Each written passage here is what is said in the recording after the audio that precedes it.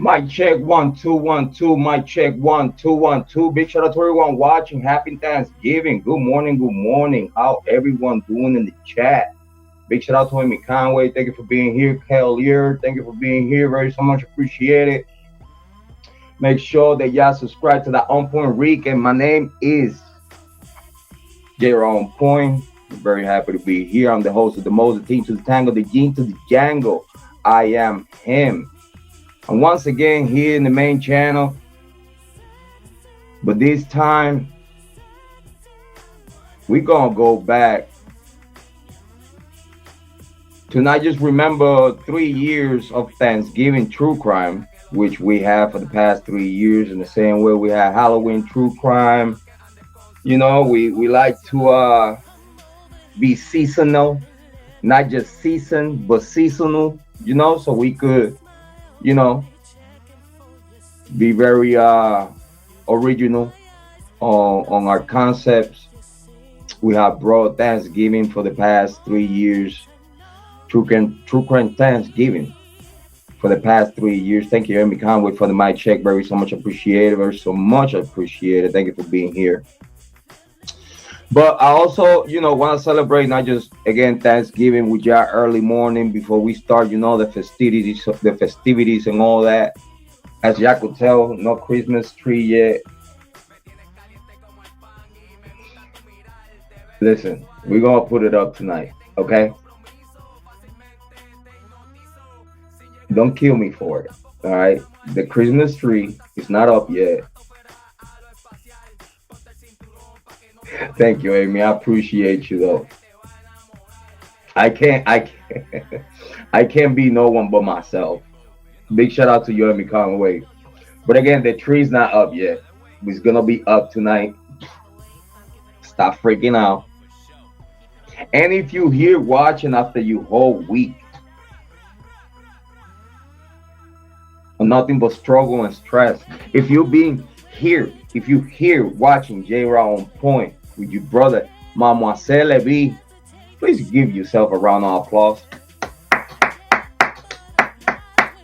Please give yourself a round. Amy Conway, pat on the back. Give yourself a round of applause if you here listening to Jrod On Point early morning Thanksgiving. Happy Thanksgiving, everyone. We here. We here. Man, it feels good though. Today's topic, justice for KIELY RODNI, 3 years of Thanksgiving true crime. And we will be talking about just a little bit because this live stream is not about that. This live stream is dedicated to KIELY RODNI, looking for justice for KIELY RODNI after 3 years of nothing but pure silence. Again, the Idaho 4 case came to the light, and it's like it did distract the whole world of the latest within that case. And we will be talking about it. Big shout out to everyone. Amy Conway said, love it, real very that. You see, I'm a true crime customer myself.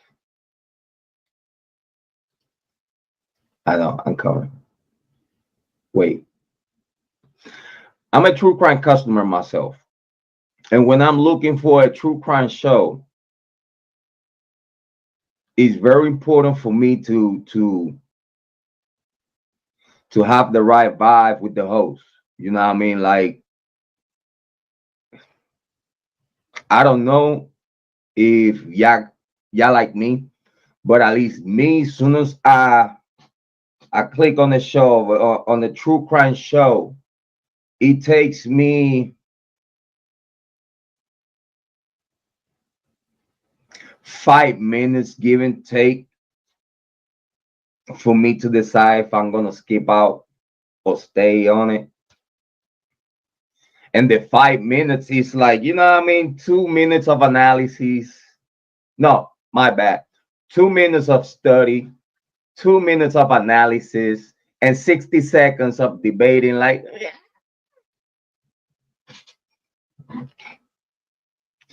so that's why I feel you on that comment when you said that you like you like the truth. You like at least people that you could tell right or wrong.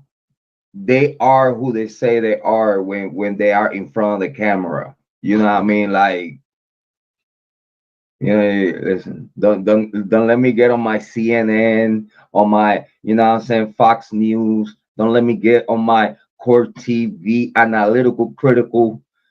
Nah, Shane, getting on those vibes. Don't, because I could do it too. Not lie like them, but you know, have a show, we all that. You know, it's like, hold on, where's Jane?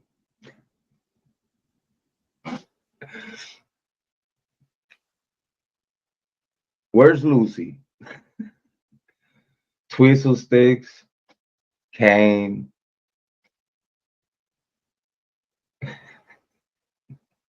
Christy Nevada, Trisha. Where Trisha? You should have known I was about to do it. You should have known I was about to do it. Uh, uh, I don't know. I haven't talked to Dago for a long time, and my neighbor, Ify, Lana, she was here on my show once. I think in the comment section, and I don't know. I always give her flowers, but I like to like pinch her nipples and shit. Like, you know, poke the bear, criticize a little bit of shit that he just common sense. You know what I'm saying? Yeah, but I support Lana. Yeah, I like in the way she bring the true crime. And you see, she's from Ohio, and I'm in Ohio, and you know, Ohio is like the capital of true crime. It is the truth. So it's like you can be bickering and being sassy with your neighbors and shit. You can't be doing that. You can't be doing that. You see, that's why yeah. You see, that's why I support Lana. I support Dago. You know what I'm saying? I I watch this show, but I don't talk in the chat.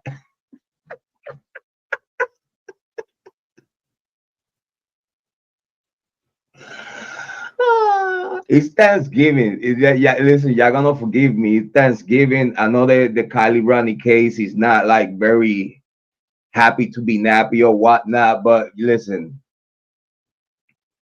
for a tough case, for a tough conversation, we need to have a little laugh before it. You know what I'm saying? Amy, we were just talking about who?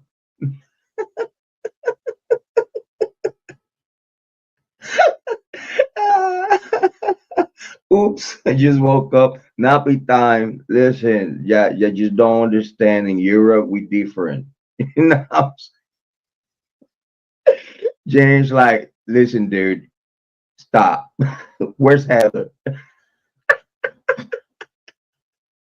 Big shout out to James. Thank you for being here. Very so much appreciated, though. Good morning, good morning, good morning. Happy Thanksgiving. Happy Thanksgiving to all of y'all and everyone that is watching, is about to watch all the way around the world. If you celebrate Thanksgiving, big shout outs to you. Happy Thanksgiving. Hopefully, you're having a great day with the family, friends, and family and beloveds. You know what I mean? And we calling all of them ups. Big shout out to Jane. Thank you for being here. Very so much appreciated. We did miss you. Thank you for being here. Who does devil eggs? Who does devil eggs on Thanksgiving? I do. Listen, devil eggs, mamma mia, pizzeria, gabagoo. I'm just saying. Some devil, yeah. The ham, the turkey, you know what I'm saying? The baked macaroni and cheese. Did I said it? Yeah, I said it. Baked macaroni and cheese. You know what I'm saying? Little bit of, you know what I'm saying? Some yellow rice, you know what I'm saying? Yeah.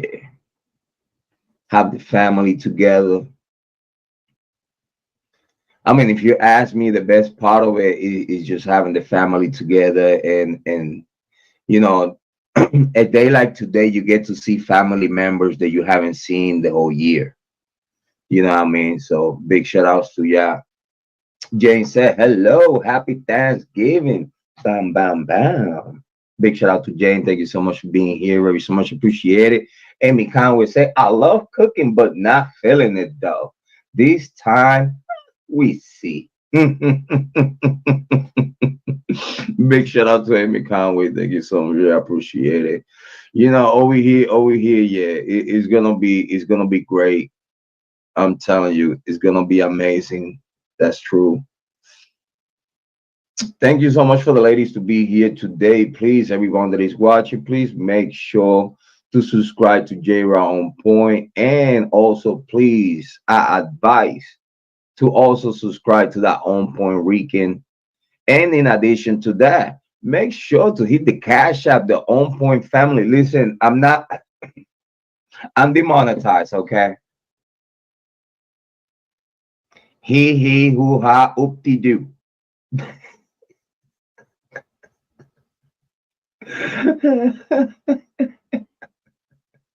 Laugh now, cry later, bitch.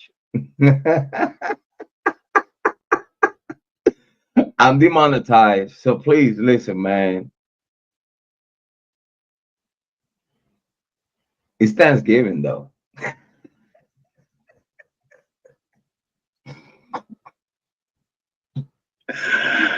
Ah, listen, hit the cash out, the On Point family. Very so much appreciated. You know, every donation that you put there is gonna go for under the tree whenever we put the tree up. So big shout out, and it hit different. Also, listen though, I don't know about you. Put a little bit of DNA on that like button.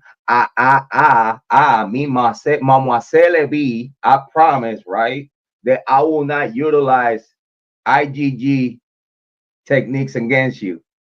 Oh, did I did this? Sorry, but just click the like, just subscribe, share the content, play cool.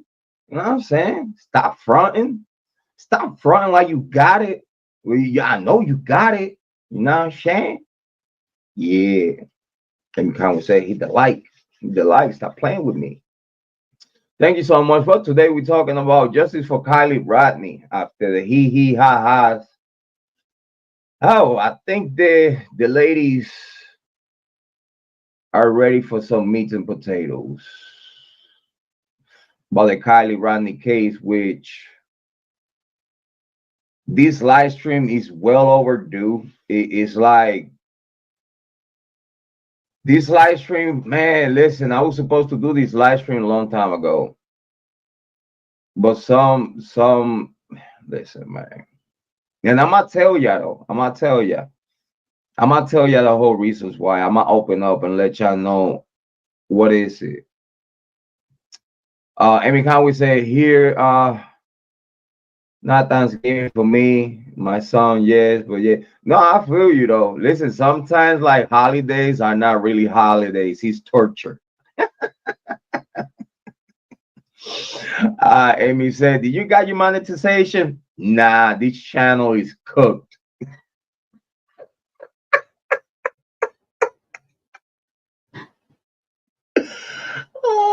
I shouldn't be laughing about this shit.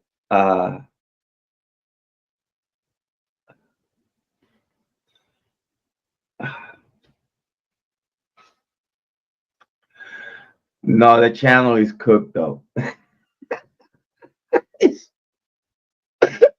I think for the only reason that I'm here is for like discovery purposes, because it's like pretty big channel, you know, 2,000 plus subscribers. It gets a little drive, you know what I mean? So I'm just, you know, make sure that y'all subscribe to that On Point Weekend. Listen, stop playing with me. You go over there. That channel is ready for monetization right now. With 500 subs, make sure you click like, subscribe to that On Point Weekend. Listen, get at me over there. Stop playing games. This is the Word Entertainment Network. I'm very happy to be here. But yeah, I'm gonna stop going around the bush.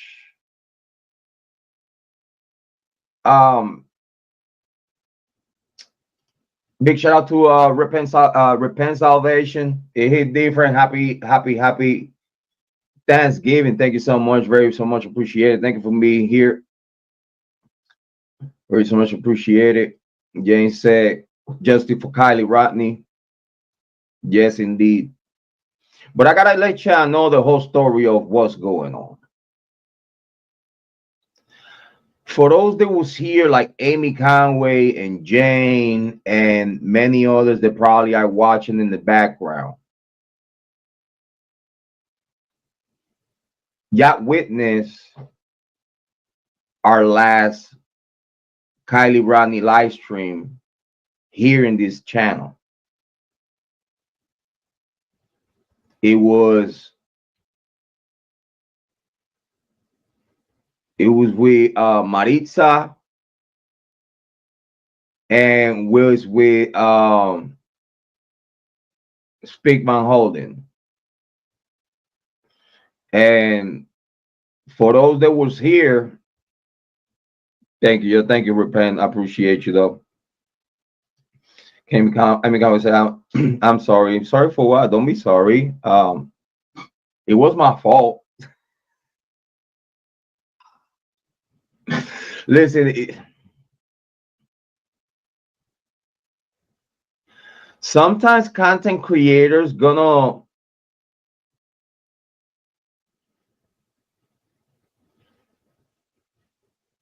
say things that are not very liked by powers to be. And when a content creator like me that knows too much, that says too much, and really don't have no gives a fucks, sometimes your channel gonna get clipped, and sometimes your channel gonna lose monetization just because, you know, they said freedom of speech or whatnot, and you know everything is allegedly and whatnot and all this other shit. But content creators like me don't make it too far in YouTube. That's why I only hope that while I'm here, or while YouTube still giving me monetization in the small channel, because this one is cooked.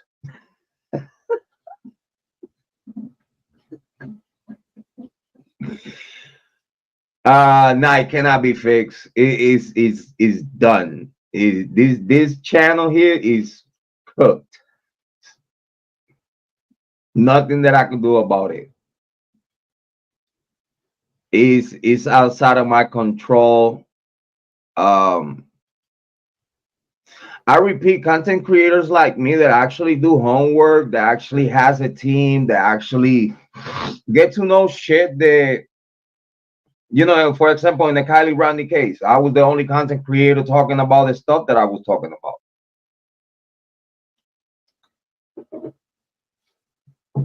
And I was right. And I was right. People don't get it, but murder cases, they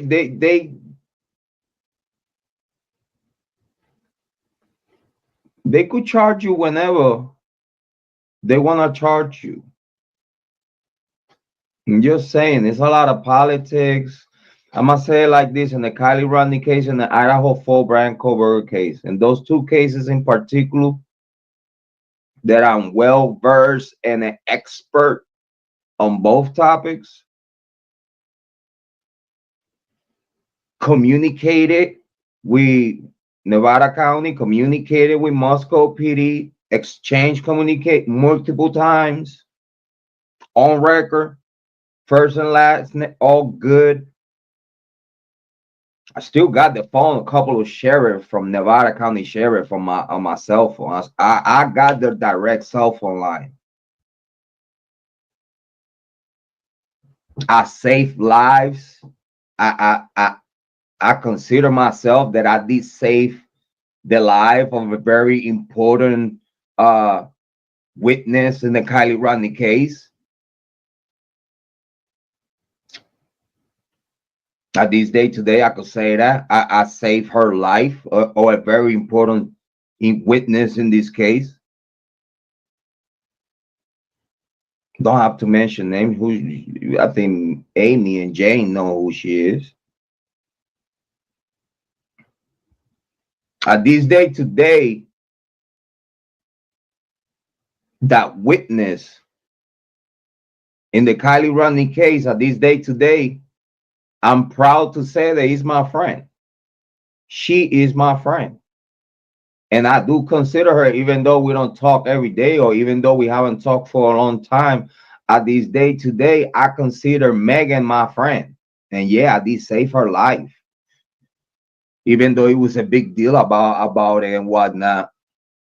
But I have to. I'm a human. When I see someone in distress talking while they live that they're gonna take their life and drive their car into the lake like Kiely Rodni and shit like that, yeah, I had to do what I had to do because I had already the connections with her local sheriff.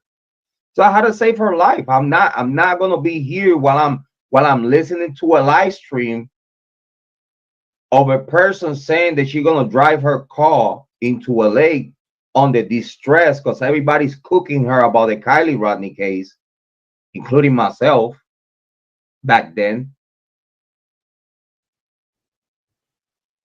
I'm not gonna put myself in a situation that while I'm listening to this live stream, a human being that I know is on distress while everybody's on the chat is instigating the shit. I know how critical this witness is in the Kiely Rodni case, and I call authorities to make sure that she make a safe home. At least her getting the phone call from her dad or the phone call from her immediate family members, because the sheriff called to their house and they call into her house to see what's going on. I think that her getting that phone call from home saying like, yo, what's going on?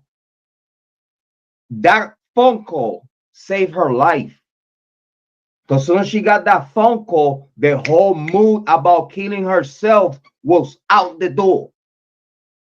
And big shout out to Meghan. At this day today, I consider myself her friend. And I'm here whenever she need me, need a friend, need to talk. Big shout out to Meghan. I consider Meghan my friend. I don't care what people talk about. She's like super duper straight with me. All right. So I'm all Kiely Rodni case. I started 3 years ago at the same time than Harsh, at the same time the ULs. We all three, the trilogy of true crime, all three of us started at the same time. My channel, my very first channel, again, know what I know and speak what I speak. I get a lot of enemies. My first channel that it was already going up there got clipped with videos getting 5,000 views a pop. I was going. Boy, hater got on my way. I had to prove a point that I'm willing to sacrifice my channel just to prove that you're a fucking liar. And I did it. At the end of the day, yeah, I lost my main channel, got terminated, but guess what? I proved a point.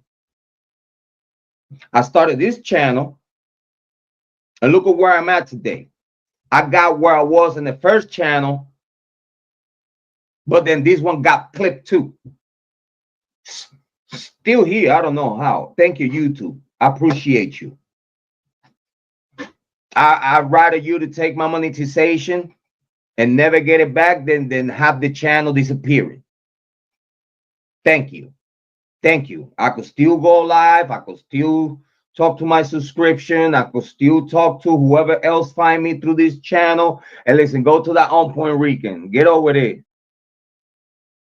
We're gonna still talk here, you know, we're still gonna talk true crime and reach out and all this good stuff over here, but at the same time, go to that on point Rican. Yeah, over there, that's where I'm at. Over here, I come for special occasions. You know what I'm saying? So getting back to the conversation,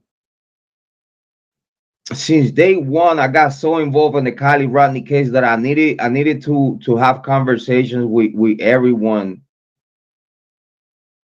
that it was from that area. The same thing I did with the Idaho 4, but the only difference that the people that you see, I learned from the KIELY Rodney case.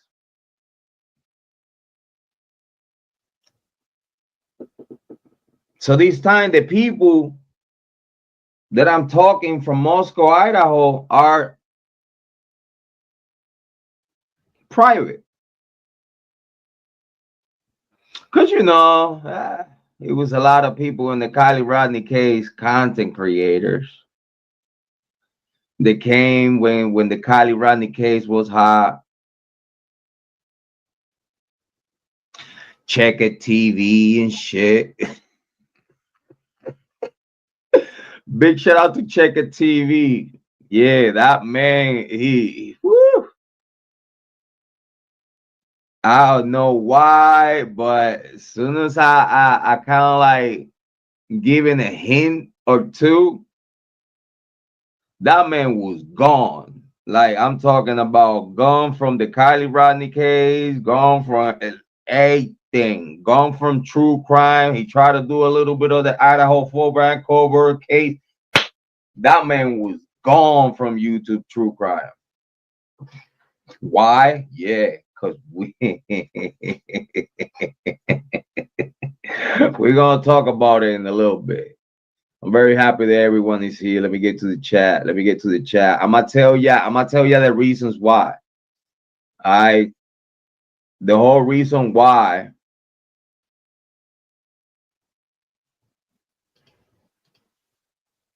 I appreciate you too, Repent Salvation.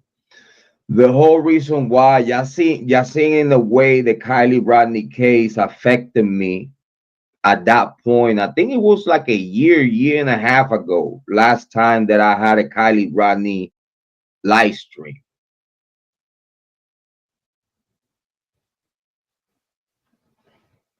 Y'all need to understand the KIELY Rodney case really hit home with me in many aspects, not just because it was my first true crime case, but that true crime case came right after my youngest child was born.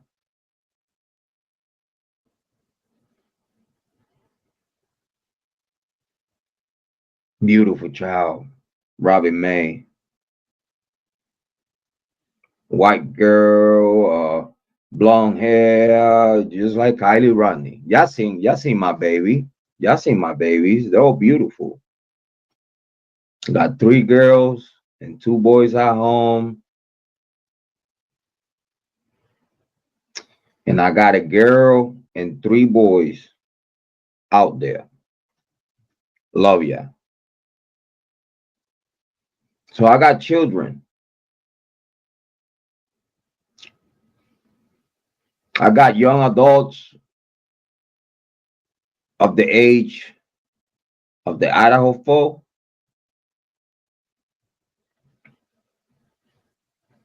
And I have daughters in my life.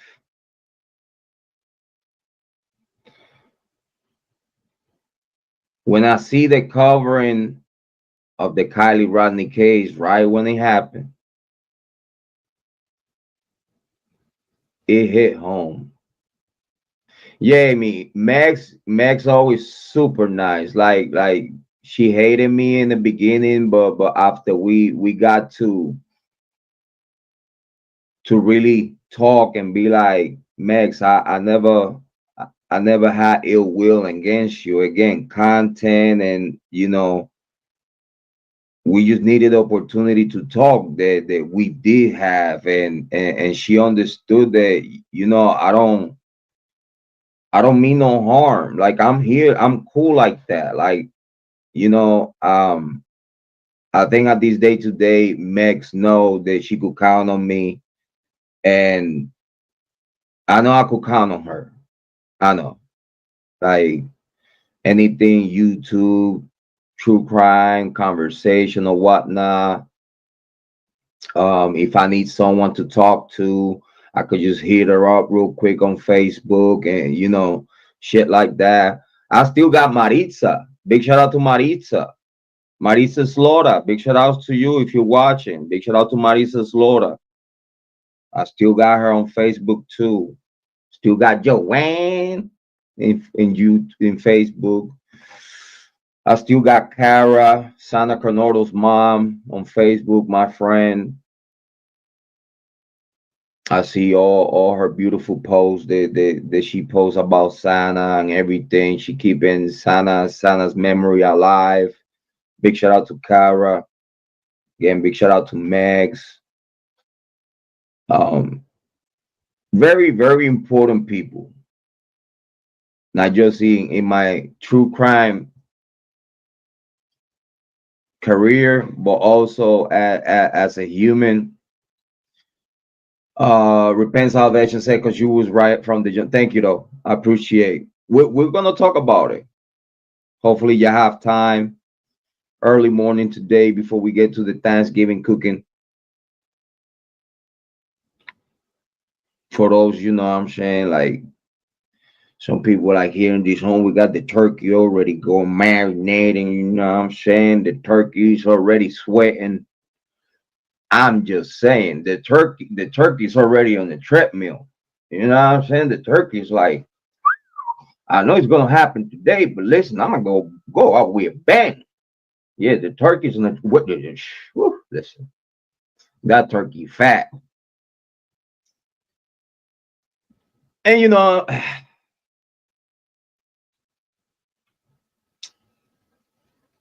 the Kylie Rodney case affected me. And when I mean affected me is emotionally. It was my first true crime case that I really not just got interested, but I got invested. I engaged with the case. I engaged with the investigators. I engaged with true crime content creators. I engaged with Meg. I engaged with everybody in the Kylie Rodney case. Big shout out to Square on Fire. Even though we agree and disagree, listen, big shout out to that lady. Big shout out to Square on Fire. At this day today, like, that lady still talks about the Kylie Rodney case, and she keeping Kylie Rodney memories alive. So we cannot talk shit about Square on Fire, because Shonda had put the work. Ain't no one could talk shit about Shonda. She had put the work. You know what I mean? So big shout out to Square on Fire. Big shout out to Tasalaji. That's a good sister. Big shout out to Tasalaji. You know, big shout out to BookTube. BookTube. I got a special shout out to Mrs. G. Listen, I have to send a shout out to Mrs. G. Yeah, I have to shout out Mrs. G. Get wrecked. Yeah, the honey badger. Yeah, you gotta send a shout out to the honey badger. You cannot mention the Kylie Rodney case without mentioning Miss G, the honey badger. You can also can mention the Kylie Rodney case without mentioning, you know what I'm saying,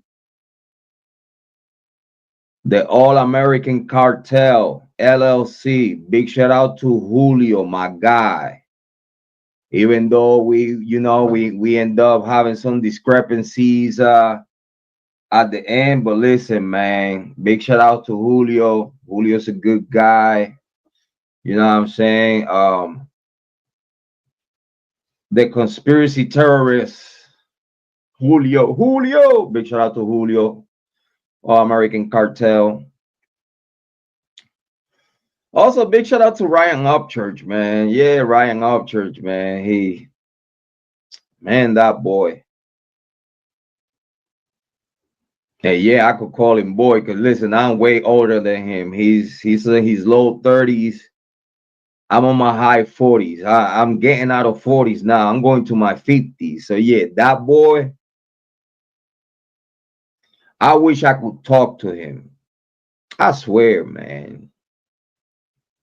I met, Captain Kirk and the Cree Squad and Ryan Upchurch through the KIELY Rodney case. You know what I'm saying? And I always listen, man, like I met Ryan Upchurch through the KIELY Rodney case. I never knew Ryan Upchurch because he was a country rapper. And I'm in Ohio, like not far away from Tennessee. Like, listen, I had two from here and it hits Tennessee. Oh shit, let me find out. Let me find out. Let me find out who pop up. Hold on, we were just talking about you. Big shout outs to Mags. Big shout outs to you though. We were just talking about you though. Big shout out to my friend Max though. How you doing? I'm so happy for you to be here. I was telling the people the whole KIELY Rodney experience from myself. He said, Max said, hey, Jessica came in, Jrod to sit on the yeah, she did got me sit on the pine cone though. She did. She did. She really yeah, she ain't nothing to play with though. You know what I'm saying? Happy Thanksgiving, Megan, for you and your whole family. I'm very happy for you to be here. Megan said, and I went back in the life and I heard what you say about me. Thank you. Listen, we love you. You listen, and I consider myself saving your life. And I mean it from the bottom of my heart. And we love you like that, though. We listen, we already spoke about that shit. You know what I'm saying? It's all love. I did worry about you that day. And here we are, considering you my friend. And you know this. You know you could count on me. I know I could count on you. You know what I mean? And I'm not ashamed of how I became your friend. For me, actually, if you ask me, as an honor of badge, it's a badge of honor, because from having massive discrepancies and whatnot, you know what I mean, we end up open the heart, and even it took time though. It took a long time. It took a long time for you. But I told you, you just got to give me one chance, one opportunity, and you will never regret it. And here we are today. Big shout outs to Max. I'm very happy for you to be here. Actually, just in case, listen, I know it's a lot of people here today. I'm very happy to have you here. You know what though? What about if I open the panel to talk about our own KIELY Rodney experience though? Because I think it's been so long. I think that it's been so long and so much has happened after it, that I think that by now, like, we could all just talk. You know what I mean? Like, we could all just talk. I know, again, it's like I said, the KIELY Rodney case is very touchy and feely conversation, but we have to, I think we have talked about everything. You know what I mean? And I don't think that it's really nothing that we can talk. Cause I think at this day today, Everything is like literally out there. Meghan said, "Happy Thanksgiving." Uh, Happy Thanksgiving. Jane said, "Happy Thanksgiving." Meg said, "Link." Bam, bam. It's right there. It's right there. Link right there. I see you. I see you. We got Megs here. We got Megs here. Hold on. Let me get my hand out. It's about to get real and chill.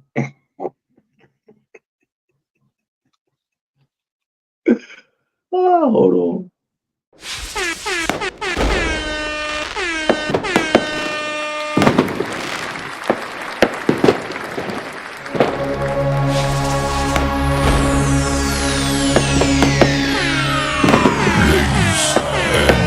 Gentlemen, may I have your attention, please? The show starts in 10, 9, 8, 7, 6, 5, 4, 3, 2, 1, go. Ladies and gentlemen, please, a round of applause for someone that don't need no introduction. Please welcome Max. Hi, Jrod. We've come a long ways, have we not? What's up, Cece? How you doing, girl? Can you hear me? Can you hear me? You hear me? You hear me? Yeah, I can hear you perfectly. Can you hear me?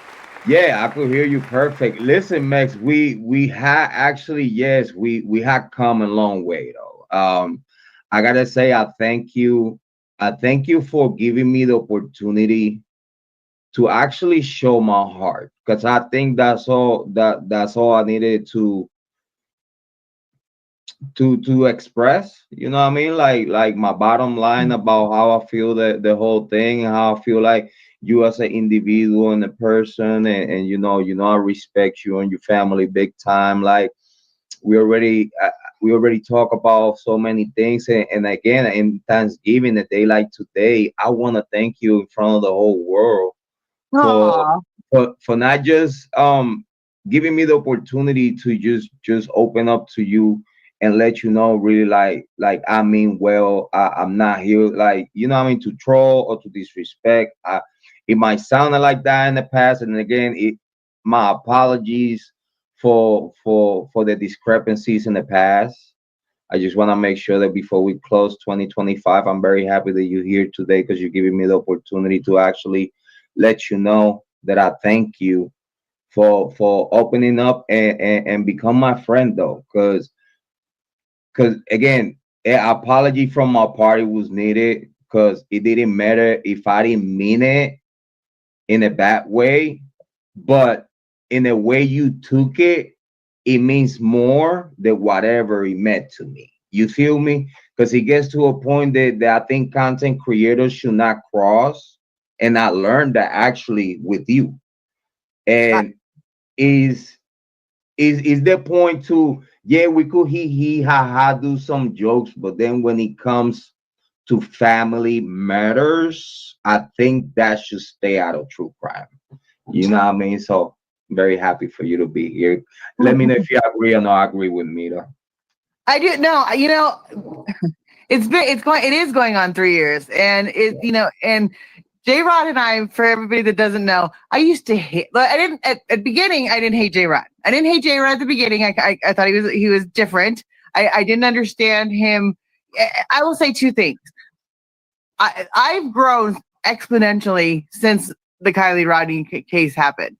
And, I think we all have. Like you were saying in your life, where we all started and where we're all at now is a big difference. And we've all grown. We've all, lived a lot of our lives on YouTube. And, I think I look at true crime differently now. And I think that you would agree, because we look at true crime differently because they're actually people now, like as opposed to people being on a screen. I actually like when I watch Dateline or I watch anything else, I'm like, those are actual people. Like they're not, they're not actors. They're not just people that are on a screen that don't have feelings. Like what you say matters. And I think that that's a huge point. And if like Jrod and I may have two different beliefs on the case. Obviously, I don't know, but some people you can agree to disagree. And I think that's where Jrod and I finally, we had a lot of knockdown, drag out fights, didn't we? And I coined, yes, for everybody doesn't know this, I coined Jrod goes on a motherfucking pine cone and sit and spin buttercup and hug a cactus. I didn't say, I said it differently, even better now, but I did before say Jrod can go sit on a cactus and spin, or no, Jrod can go sit on a pine cone and spin and hug a cactus. And hug a cactus. I tell you what, when you said that, at that moment, you said it with such a passion that was a whole bar. It was like a mic. It was at that moment, like the people that he was in the chat with you, like your chat was going. By the way, make sure everyone go and subscribe to Megs though. Let me go to your channel and make sure that we put the link of your channel so everybody go and subscribe to you. For guys, everybody, thank you very, very much.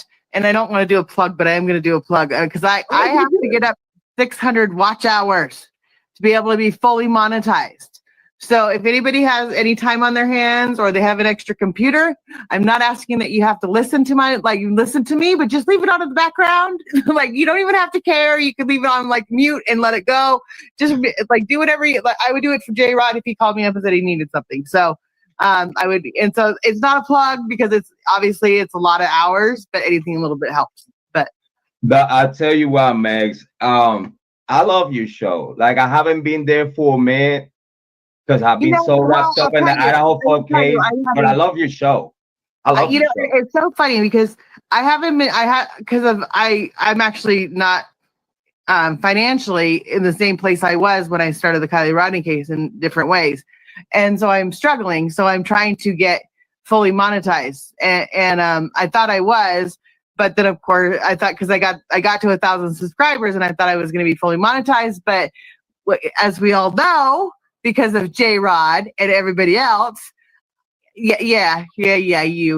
over there that's doing the party dance, that I had to privatize a lot of videos because of KIELY Rodney and everything else. And so I went through and I unprivatized a ton of them, a lot of them from but everything is, and Jrod, if you don't know this is the big thing, that your watch hours only go back 365 days. So, right. And so I have to come, and so I'm at 3,286 or something. So I'm like just short for 4,000. So I've been doing these vertical lives to try to get more, and that's been very different because I'm on camera and I get all the trolls and everything else. Because I haven't, and so everybody doesn't know that I have these fun, and truth be told, I'm kind of starting, what you're saying over, because I don't have a niche. I don't really have something that is gonna sell, like you have all your computer stuff and your lights and everything else, which speaking of, hold on, wait a minute. You got the Christmas lights? You better believe it. Boom, boom. Big shout outs. Oh, that looked nice. See, and so this is my that looked nice. I like it. Hold on. There, let me turn off that. So that looks, you got the pole. So that's what it looks like. And this is just my room, and I never turn them on, but it's Christmas season, so I can still turn them on now. Anyway, so I really don't have an itch. So anyway, and so I'm kind of taking suggestions on what anybody would like to see on my channel. If you want to do, and put a comment in Jrod, and if you want to put a comment in this video, in Jrod's comment section, I'm not doing another plug. I got in trouble with someone recently. I had to exile someone because they did too many plugs on my channel, and I was like, enough's enough. Like, like I wouldn't. Okay, anyway. I'm listening. Listen, I'm all ears right now. I haven't talked to you for a while, so this I show know, is yours and right now. I feel like this is because Jrod and so and I was like, I've never come in. I saw Kylie's face, and I was like, "What's this?" So then I came in and I saw you guys' chat, and Amy, you're awesome. Everybody, She loves you. everybody like that was nice to me or mean to me. I really don't remember it now. Like it, it's been, like I said, everybody's grown. It's been Everybody's so done. long. Yeah, everybody's done. Like and everybody knows how I feel on the Kylie Rodney case, and some people love me, some people hate me, which is why I'm here. Jane say you're pretty. Oh, well, thank you very much. I'm seeing chat. Thank you guys. Thank you very, very much. But yeah, I just, I look at it as we've all grown, and I think that the biggest thing now for, if people want to have their difference of opinion, just do it respectfully. You know what I mean? Like, I think that's the biggest thing that I can say. I'm not, people we can agree to disagree. People are going to have their thoughts or their opinions, and that's fine. That's up to them. That's just, and like I said, if Jrod and I had our bouts, I think there was actually someone that was actually that we both ran into at the same kind of time that Jrod's talked a lot about on his channel, but we're not going to say any names because then she shows up. So, and I don't really want to see her, and I haven't seen her in a while. So I'm thanking the Lord that she's not around. She watching. I'm sure she is. Hi, I'm not going to name drop like you said. Villages. Yeah, exactly. Exactly. Anyway, so I've grown a lot. Everybody's grown a lot. Some people have gone different ways. Some people have still, and some people have stopped talking about it. And, that's what I think is good and bad because, I know people want to hear about it and they, it's a controversial case. That has already been written in the books, the answer to it. Fortunately that it was an accident. And I say, unfortunately, that it was an accident because someone passed away, like that's, but the kids had nothing to do with it. You know what I mean? Like that was my biggest thing is that I fought for the children, like that was my You know what, Megan? Now that we're there, though, and this is such a beautiful topic, and I love listening to you because again, we have talked about so many other topics, and you are so literally eloquent. Like again, you put everything in perspective. And if you allow me to ask you, if we could, me and you, for the sake of the viewers and whatnot, I don't know. Again, before I said that, I want to extend an invitation to you to be part of the true crime niche and have conversations about true crime. I would love to have you on my show to talk about true crime because I know you be a good, not just opposite, but you be also a good middle ground. You know what I mean? Because sometimes I could swing to jokey joke, and when I do that, and you also bring me to the serious point when I go a little too goofy. And I seen that about you. I bring you back to earth. Yeah, and I appreciate that. And again, I wanna have an open welcome mat whenever you feel like to come in and talk true crime with us. I will. Well, I know. As soon as I get involved in a case, I will let you know. I just, That'd be great. I'm not involved. I'm not. Let me change that wording. Let me change that wording. Roll it back. Cut. Clip it. Yeah. Like before I get into, I should say into or interested in. For people that don't know this, my words matter. Like they have used it against you. Like, oh, she said this. She said it. Yeah, no, seriously, like for a week, like not even for a week, for months, like every syllable, every word, they went over it with a fine tooth comb, and we're like, she said if or and or they or there or over there, they are over there. Who's they are over there?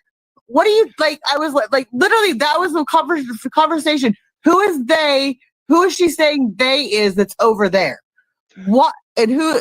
And they did this for like 3 hours. They were like, does Megs know? Why won't she tell us who's over there? I'm like, Meg, it could have been the freaking Marshmallow Man. They're just over there. Like I was just like, they're over there, wherever.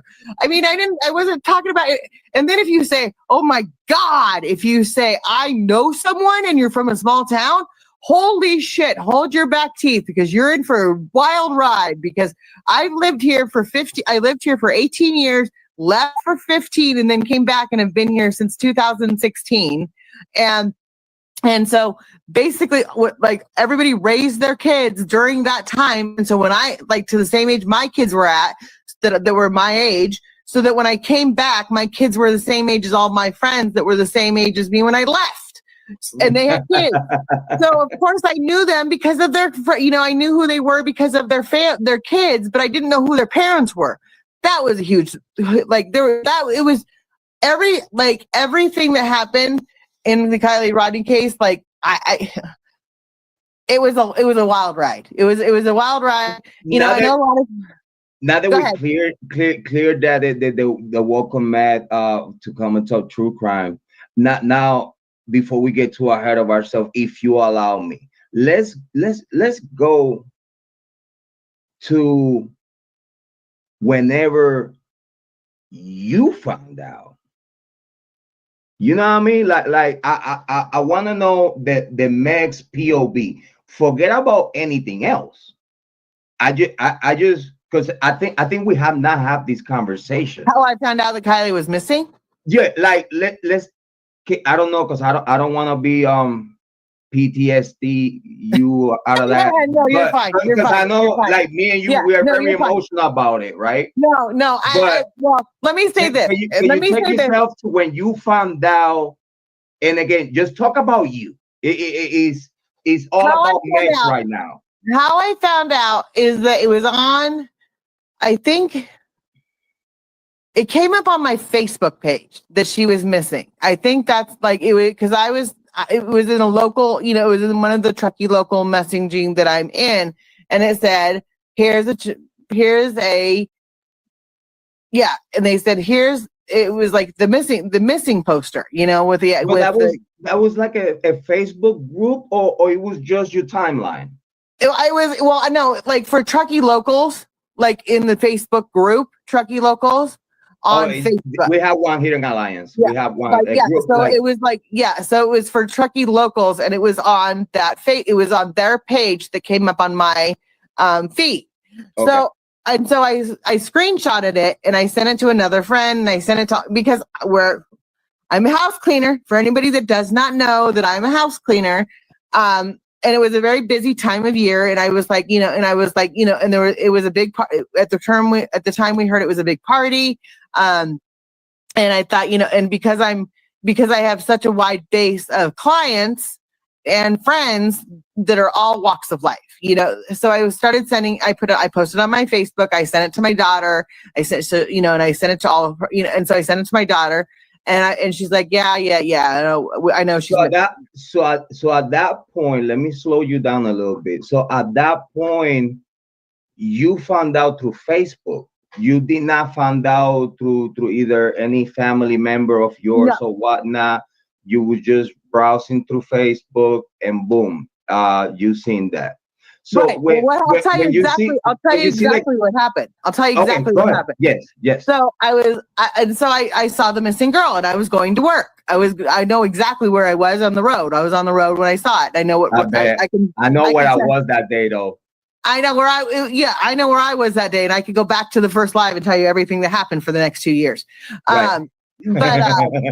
So it came up on, and so I sent it to a friend, and I just said, because he's a different walk of life than somebody else would be, and I was like, maybe you have because she anyway, I sent it to everybody I knew to say, look out for this car. If you see this car, driving around, he does boat mechanic work. And so he's all over the basin, and all of his boys are all over.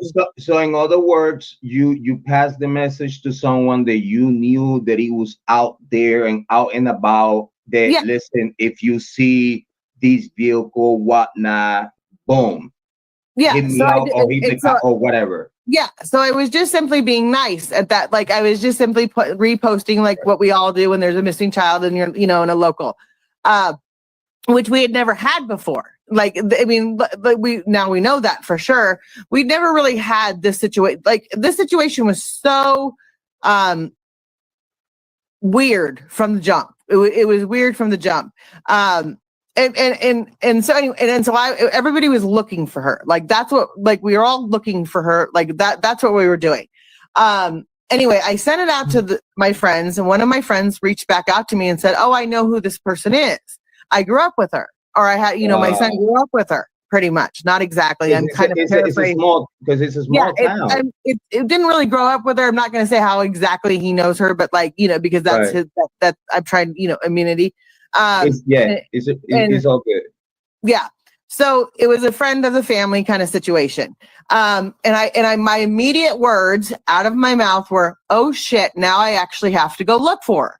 Because I was because when it's, first of all, I thought she was missing. I really, for the first 3 days, it was really just the locals that knew about it. Like, it was really just the local community that knew about it. I mean, it started on Facebook, but it hadn't hit YouTube yet. It was still on Facebook. So everybody was in the local, everybody was reposting it. Everybody was talking about it. And I got kicked off of Facebook a few times. I got put in jail. Got put in jail. Why? Because I told someone that they should go get hit by a bus because they were retarded.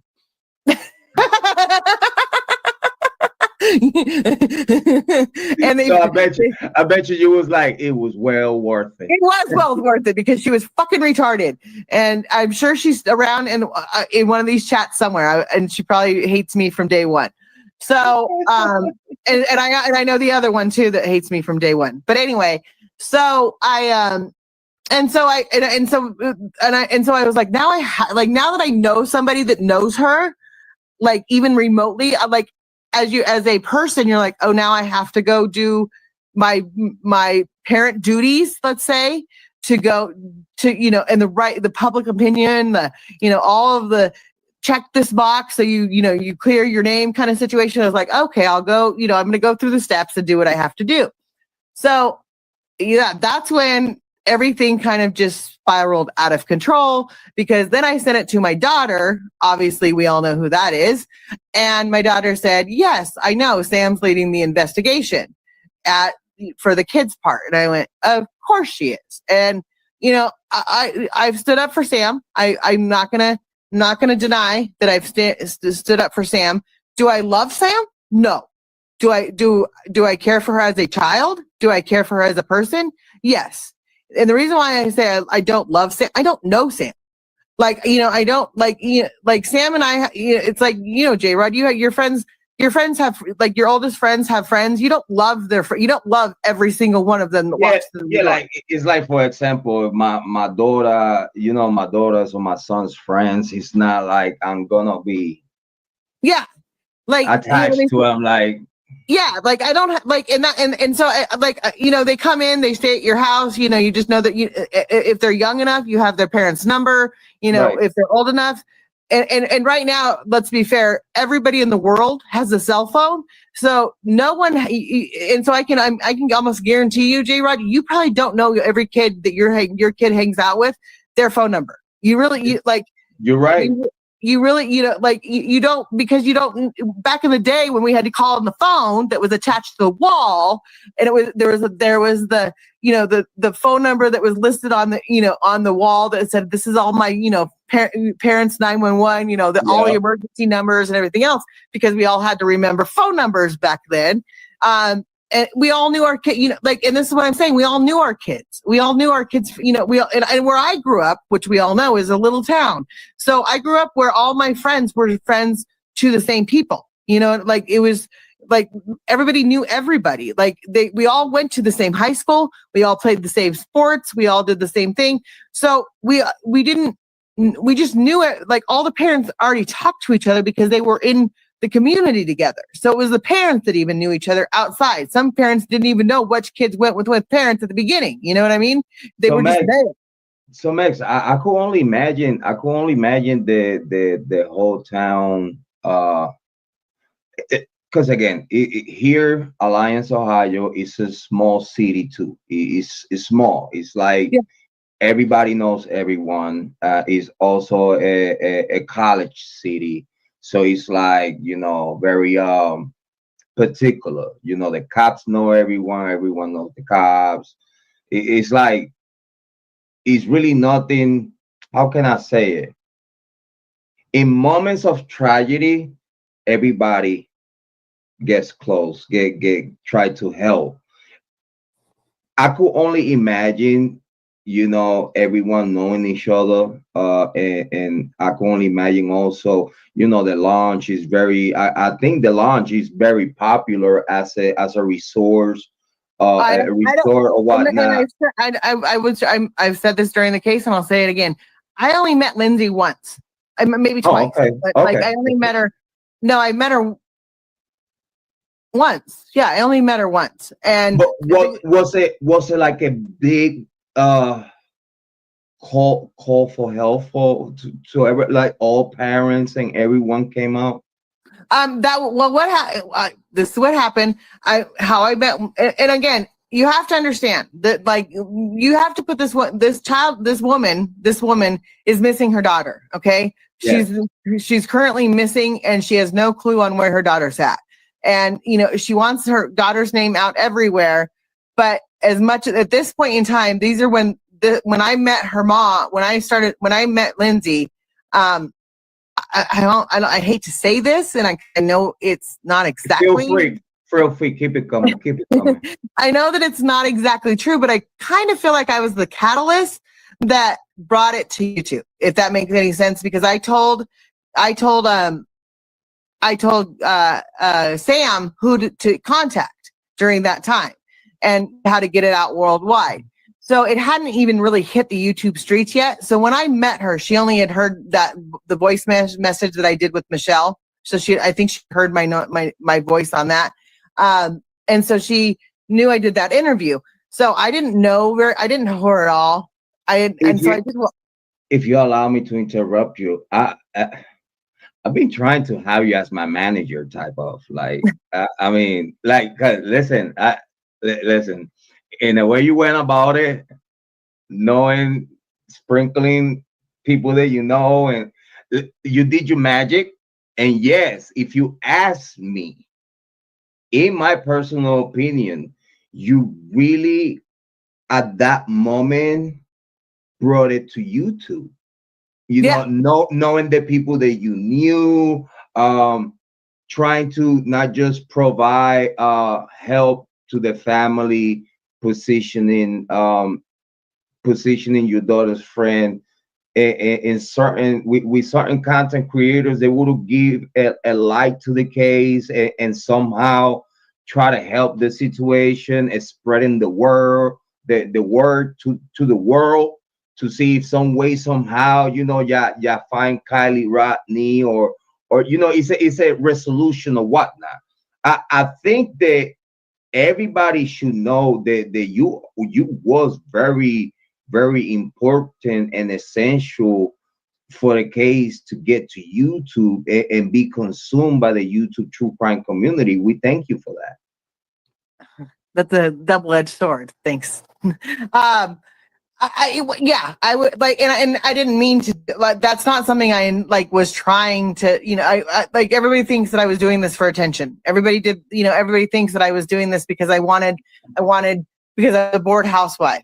No, you see, everybody at that moment have you, because again, remember, I was at the not that I was, but you know, back then I was what we could call it the other side.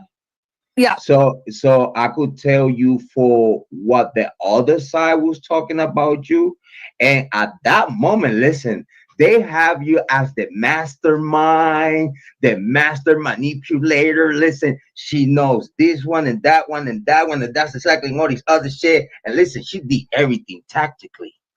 And I tell you what, when I heard that and then I got to know you, I was like, well, she's very good at what she does, and I wonder if she could be my manager. You know what I'm saying? Like, I'm sorry for being myself, but I was like, yo, that was super dope. You know what I'm saying? I just really like, I was just, I was just being me. Like, that's really what it was. And, like, I really just wanted to show the good side of Truckee, because everybody was showing the bad side of Truckee. I wanted to see, that's really what, when I realized how it was the case was going, they were basically just saying that, the Truckee way, that whole situation. Yeah. Yeah. Yeah. And, well, like, and it's just, like, we don't, when they asked me about it the first 3 times, I had no idea what they were talking about. I knew it was a slogan kind of thing. Like, I knew I'd seen it on, like, on a, like on a bus somewhere, you know what I mean? Like, it was like a slogan that you would see on a sticker somewhere. Like, it was just like, or in the, right. Like, second, let me just state this at the point in time too. And I'll answer your question in a minute. Listen, we got all night. Well, and I'm going, Jrod knows if he'll have to shut me down, because I'll just and somehow right now he's loving this, because he'll clip this and he's going to use this. Dude, I made sure I haven't talked to you since like our very last live stream were amazing. Like, I still haven't. You gave me permission to record them. I haven't put them out yet. I'm working on the editing, but the last live stream that we was like talking about different other topics, like, they were amazing. Like, they were super cool. And me having you here, listen. Jane, I miss talking to you. Jane Jane Batty, is that what that is? Jane Batty. Okay, so she asked, yep, every kid had a phone. Where's all the party photos? I don't know. I don't know where they were. All I know, and I just don't know the app or anything like that. I think I could answer her that. Okay.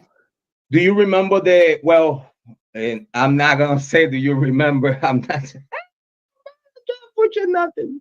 But I don't know if you heard within the conversation in YouTube about this case, that one of the rules of that party for years and years and years is being the privacy of it. And there was no Teslas allowed I don't know all of that. Yeah, I don't know all of that. I thought that you heard something about that. So it was communication that it was said within the party goers or the party goers organizers or whatnot, that no Teslas were allowed. So that means that if it was no Teslas due to cameras, it's obvious that it's gonna be a regime of like privacy, of privacy. What these kids were doing is that there was which I didn't know I've only heard of this app during this whole time of KIELY, was the Be Real app or whatever. There was I don't even know if it's around still. I don't know what it is. But these kids every day they got to take one picture and post it on Be Real, and it stayed up for 24 hours, and then it went, or 12 hours or whatever, and then it went down.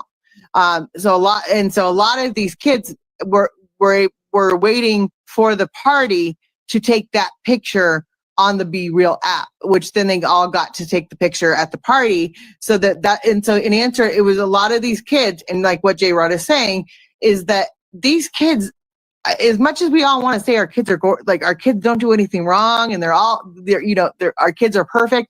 Kids are not perfect. Kids are not fucking perfect. If you think your kid at 16 years old, it tells you every single thing, you are full of fucking shit. I will tell you this right now. Like I have, Jrod has not physically talked to both of my kids, but has heard about both my kids. And I guarantee you, if my 2 kids that are that are straighter than arrows, that don't, my son is obviously, he's a boy, so he struggles a little bit more with, now he's turning 22. Can you believe he's turning 22? He grown ass man. He grown well, guess what? They don't live with me anymore, Jrod. What? I am an empty nester.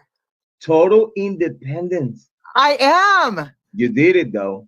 I did. Well, and in both, what's even best? They're living together, and they live in an apartment. And I said, so what? You moved out of my free house to go pay rent somewhere else. Please make that make sense. I don't understand. Listen, I think that way they could actually do what they want. Yes. Well, you know what though? In all retrospect, having my daughter live with me, like, when she was, if she were to move back in and have my daughter living with me, my apartment is not big enough to have a male and a female mom and son living in it. Let's just put it that way. When you have, and like I said, my kids tell me what I say, like they do and I say what I say. My kids, I think they tell me pretty much everything. But I find out every now and then that they aren't telling me everything. I tell you what, listen, when I was a young buck, I really didn't know nothing. I have a 23-year-old, and a 22-year-old. They're finally, now they tell me the stories of what they did when they were in high school or when they were, they're like, oh, mom. But it's now, not then. Yeah, they wouldn't tell you back then. Daisy was like, yeah, I slid off the road into a ditch. And I'm like, what are you talking about? And she's like, yeah, I had to get pulled out and everything else in the snow and everything else. I had to get my friends to pull me out. And I'm like, all these, when I say these stories, like, it's just, and Jrod sees the snowbanks, and so it's not like it was the snow and it was ice. And so it's like when I say she slid into a snowbank, the snowbanks are like 50 feet high in some, like during this time. So like when she says she slid into a snowbank, it was literally sliding into a snowbank. She didn't like go off into a cliff and she was not in trouble or didn't hurt anything. She just ran into the snowbank or got stuck somewhere. They tell me these things, and I had no idea. And I'm still learning, but 95% of what, I have pretty truthful kids, and they tell me, like I'm a single mom. They had nothing to hide from me. It was either it's yes, like yes or no answers. Like you did this or you didn't. And of course, as the teenage years, there was a couple of years where both of my kids were, so I, wanting to, be free. They were done, and they wanted to do their own thing. And of course, mom had to reel them back in. Now I'm an empty nester. I smoke weed out in the open, and I drink at home now, not in my car in front of a police station for Jrod to think that I'm somewhere off doing something wrong. I was actually. I'll worry about you. Okay. I know, and I will say this, and this is a big thing, and everybody took it so verbatim. Jrod did not make me change my medication. Let me just stress that to the max, because he did not make me change my medication. When I say, everybody thought because I changed my medication during this time that I changed it because of the bullying. People was cooking me. Listen, people was cooking me. I know. No, he did not. Well, two things. I've changed my medication several times to whatever's going through in my life at the time. If there's something, I go to the doctor every, 3 to 6 months. If it's not 3 months, it's 6 months. If they change, 3 months, if they change something, I have to go back and make sure everything's good. How you been? How you been? How you been feeling lately? I think that is a bigger, more important question from me to you. How you been doing lately? Because I haven't talked to you for a while. You know what, Jrod? I'm off of the Adderall completely. I am. Good shit. And let me just say this before it gets taken out of context and somewhere else, like they say Megan's off of Adderall. I have ADD and ADHD, and if you haven't figured that out by now, but the way I talk and and I'm hyperactive and all this stuff. I didn't take the ADD medication because I wanted to take the ADD medication. I hated taking Adderall. And basically what it got down to, and this is doctor subscribed, this is a doctor telling me this, is that because of everything that happened when I was going through the KIELY Rodney case, my brain waves changed. And because of the bullying and because of everything else. And you was a little bit more stressed out. Well, this is what it was, is that my brain waves, instead of concentrating on work and concentrating on paying my bills and concentrating on doing what I was using it for, was to function in everyday life, it had turned into the bullying and the adrenaline that was going through me at that time, because I was in fight or flight mode. That's the best way to describe it. That I was lashing out, and I was taking everything very serious, very personal, I will say. I want to say, sorry to interrupt you. I think that, in a way, if you ask me though, not knowing you that well, but if you ask me, I think that allow you to get to know yourself a little better. Oh, for sure. Like, you know what I mean? Now I know. Now I'll tell you this right now. I don't get angry. I don't fight anymore. Out of everything that I've learned on YouTube, and I can say this with Jrod sitting right next to me, right over here. I'm sorry, I'm backwards. I think he's on this side. He's on that side. It's backwards. It's backwards. Anyway, I will say this though, is that, and this is gonna sound horrible, I don't give a flying shit what that man says right over there. He can say whatever he wants to about me. He can tell me that I'm cuckoo for Cocoa Puffs, and that I'm not the smartest tool in the shed. He can tell me I'm an idiot. He can tell me all of these things. No. At the end of the day, but at the end of the day, why do I care? And I think that's really what we have to. That's what I've taken away and learned about myself. And after someone called my father and reached out to my father and sent a video to my father of the whole me holding the knife, saying, "What do you want, blood?" When I was not suicidal or not anything else. I was simply making a joke, simply pointing out. And so somebody sent it to my father, a clip of the video, and my dad, and of course, then my dad was like, "But yeah, really, yeah." That was not me. No, that was not Jrod. That was not Jrod. I know. Listen, because people are that. No, I will tell. It was Miss G. Miss G sent it. Miss G sent it to my father. Reached out to my father when her channel got taken. When I took her channel down. Oh my God, Miss G, the honey badger. Yep.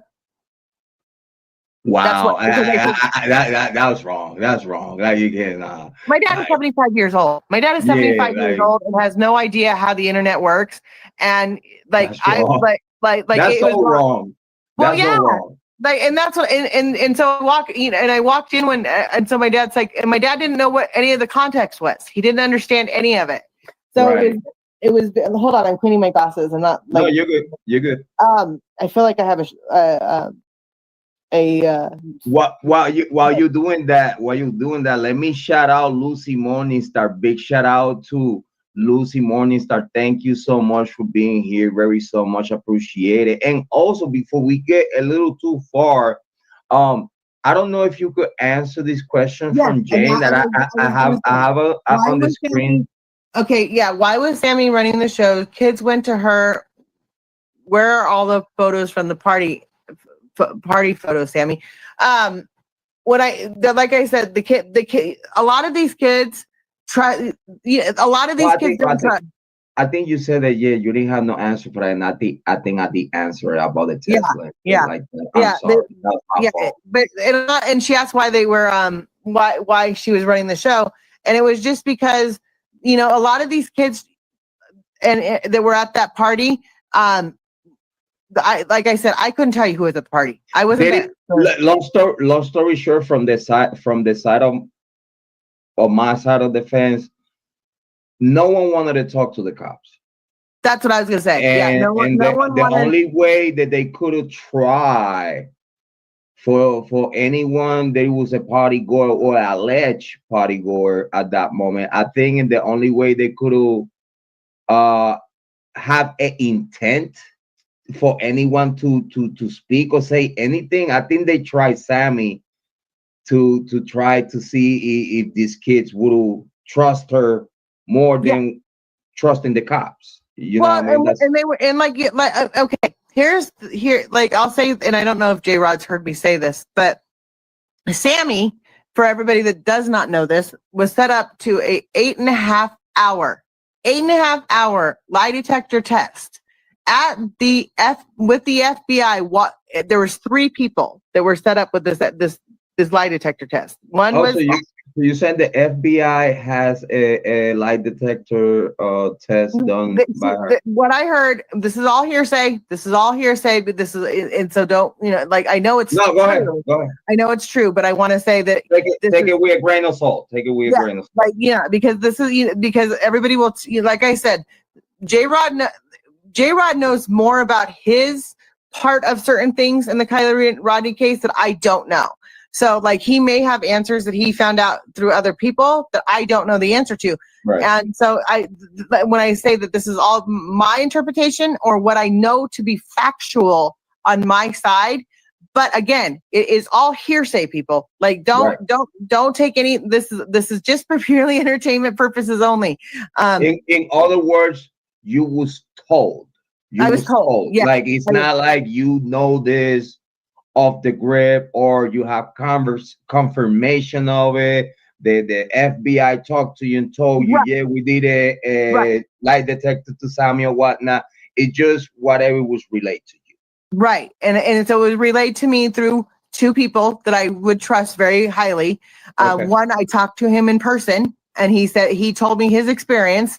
And I'll say for that gentleman, and that was someone that was also at the party. And he said, when I went to go ask a few more questions with his mom's approval, mind you, his mom's approval. That's a big part of this. I ran into one of the moms, and I didn't know that I knew the boys, but I couldn't figure out how I knew the boy. Like, when I saw them, I just couldn't figure out how I knew. And there was an incident happened 6 months prior that I had ran into these 2 boys. And so I happened to have run into my friend then. So when I ran into her again at the bank at 7:30 at the ATM, not at the bank. I didn't go into the bank. I was at the ATM. Everybody couldn't figure out why I was at the bank at 7:30 at night. And I was like, I was at the ATM making a deposit. Isn't that what you do? Right. Don't understand. So that was weird. And so I have to clarify all of these things 100% ways. I've clarified this on my channel 1,000 times, but some people still don't believe me for whatever reason. Anyway, so I went to go talk to, I was playing the what if game with this said individual. And when you play the what if game, you're just playing what if happens. So there's no, like, some people might tell that, it's one of those things where you might get more. It's no truth telling there when you're playing that, but it is, but it's not. It is, but it's not. I know what you mean. I know what you mean. Like, it is, like, someone might say something, and I went, and that was off the cuff, that I would wonder. And someone did say something that was off the cuff. And you will be like, oh shit. Yeah, and so I just it kind of struck like I wanted to ask another question, but before I could ask that question, one of the at the teen talk, I was at the teen talk, and one of the ladies said, we can't have this, or, because the kids were, they were hanging out and everything else. And it was just not a good situation what they were doing and everything else. And so anyway, so they dispersed and they all kind of went on their way. I don't think that they particularly liked that a mom was there talking to the kid that, like I was talking to Sam, the FBI or whatever. They weren't very keen on me being involved in any way, shape, or form. Not that they have any idea who I am. Like, they just knew that there was a lady that was there. You know what I mean? They don't know who I was. I was a nobody. I still am a nobody. I was just. Don't say that. Don't say that. You are someone. Well, anyway, I ran into my friend, and I had said to her that I was talking, and I talked to a boy. And if I ever ran into him again, that I would ask this question. She goes, well, why didn't you come and ask him? He's at my house right now. And I turned around and I went, what? I went, oh shit. Like, every single thing that happened, like, you know how you get that gut feeling like you really shouldn't be doing this, but you have to go do it because now it's like, kind of want to know the answer, but on the same sense, you're like, why do I feel guilty that I want to know this answer? You know what I mean? Like, because you probably, even though if let's say, let's play what if, like we saying, you probably, not say you, but sometimes people get a certain discernment of situations.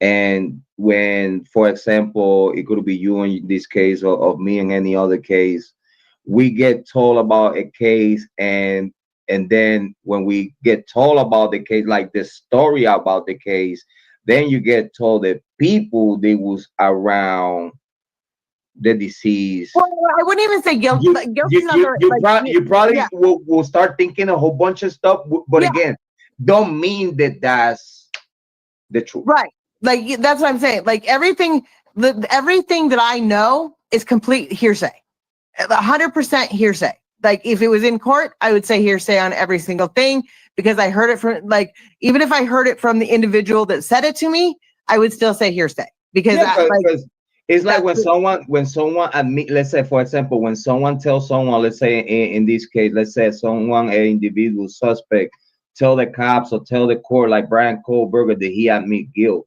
At the end of the day, even though if someone admit guilt or tell you, yeah, I did it or whatnot, it still needs to be proven.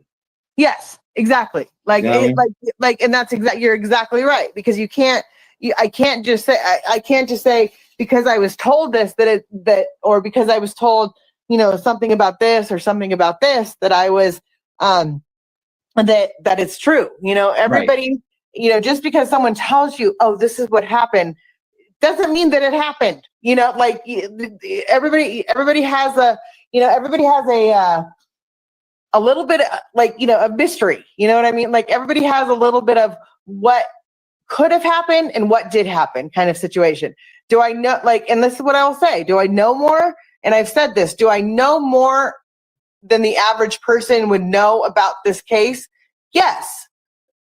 On a certain level, I know more. But that's because I know these kids and I could have a one-on-one conversation with them. Of course, you're gonna know more, for example, than someone that don't live in Truckee, or someone that don't know this person. Yeah, I totally understand what you're saying, because other people will understand, like, oh my gosh, you know the truth. Whatever you know is being told to you. Mm-hmm. So it's not like you seen it, you witnessed, like you was there. Exactly. It's not like and so everything I say, you can take it and you could say, okay, she's lying or she's telling the truth. Like, in some people obviously have that opinion where they say she's lying or she did this or whatever.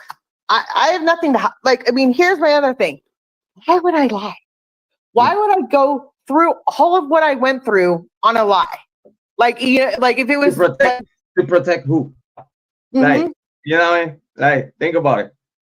Well, I've said this a million times, and if I said this a million times, if I had found out that something was done that was wrong, you know what I would have said? As a person, you do the crime, you do the time.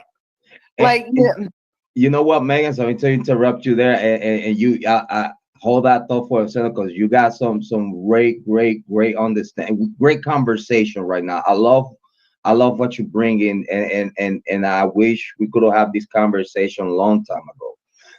Lucy Morningstar said, not even sure if that's even in the protocol. Can we agree that in a way officers went about it, it was not the norm? Can we agree with that, though? Yes. Oh, yes. 100%. Well, let me ask you this, though. What is the norm?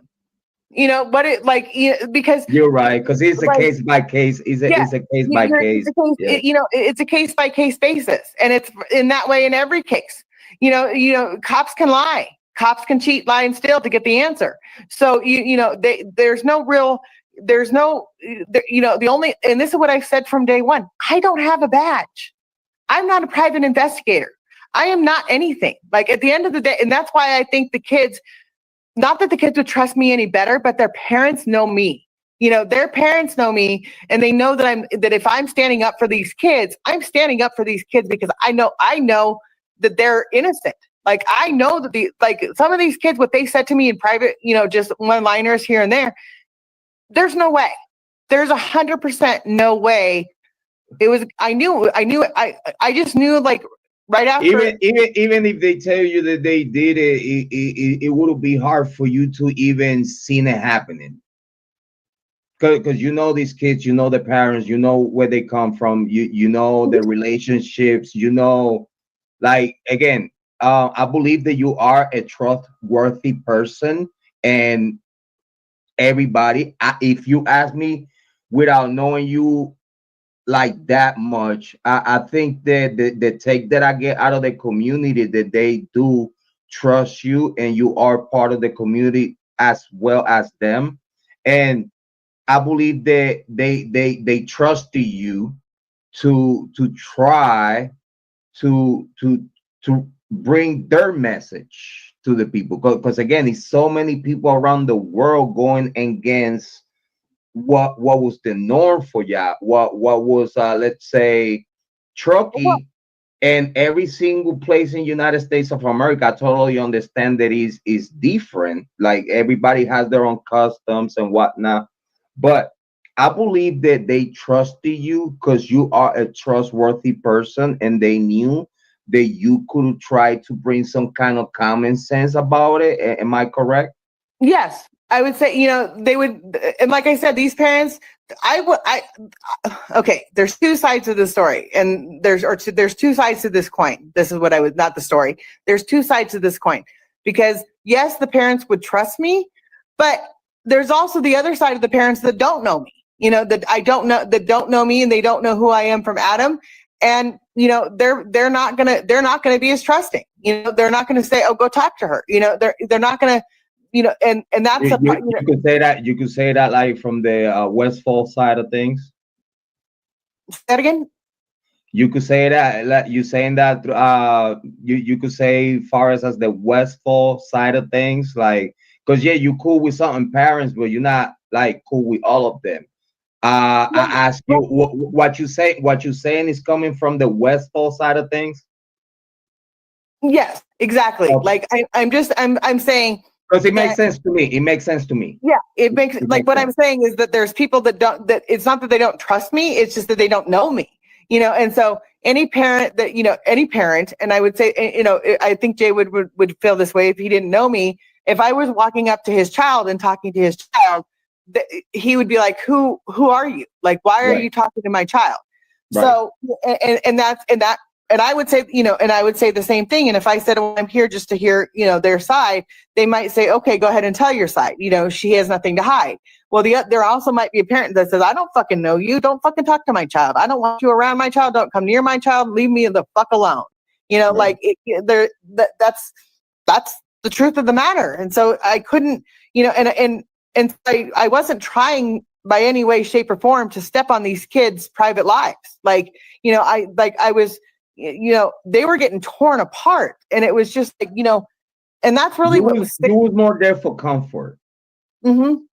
Because again, they know you through your kids and whatnot, and you got to be part of the friendly circle and whatnot. I believe you try to.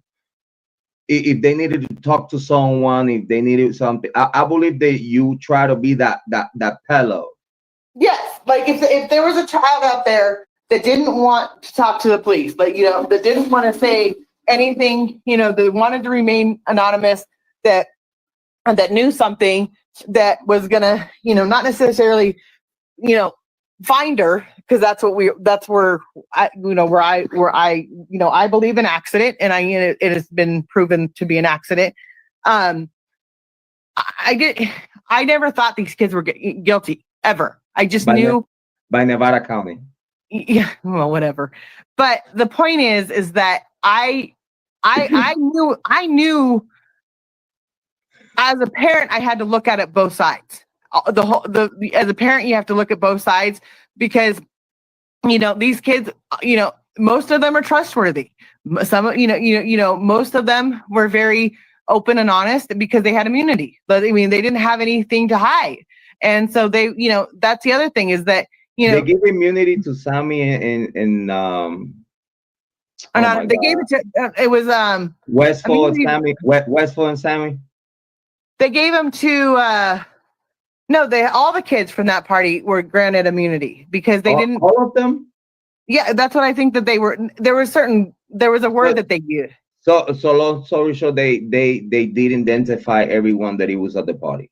Yes, they identified everybody who was at the. As far as I know, like I said, I don't know. Right. No, exactly. We were just talking over Yeah, browsing as far over it. as far as I know, that they've identified everybody that was at the party, and so all these kids, they said, they gave them. So they give immunity to all of we're talking about like other on the 18 or under 18, or that was all the way to the adults. They That were was all at the the way to party. the adults. Anybody who was at the party had immunity because they wanted what They wanted to find Kylie. They wanted to find Kylie. They wanted to find Kylie. That was, and if someone wasn't coming forward because of something they had done at the party, like they had drinking underage or they had bought alcohol or whatever, they didn't want that to hinder someone, coming forward and saying, I know what happened. So they wanted these kids to say, if there's something, they did say to this, and it was on a news conference, if they know something, say something. But so in other words, let's say for example, so due to that everyone had immunity because they only wanted to know where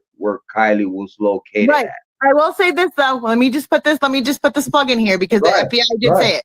Is that if anything that had happened to Kylie, if anything had happened, that the person that had done something to her would be punished. So it was immunity as far as giving information, Location. the location and information and everything else. Right. But if something nefarious had happened, they knew for a fact that person was 100% guilty and they could put it on them, they would put it on that. They said that, I'm not, like I said, these are my words, not like, I'm not saying them correctly. I have for anybody that doesn't know, I have learning disabilities and I make up words and I add words and all these things. So, and I'm not on my Adderall, and this is why I'm going 100 miles an hour. You're good though. You're good. You're doing great. We love having you here. And so anyway, it was I lost track. What was I saying? No, you was talking about that even though if they all had immunity, that if it was any wrongdoing, find that the FBI found some wrongdoing, nefarious stuff, and even though they got immunity to a certain point, but they would get charged with the crime if it was a crime there.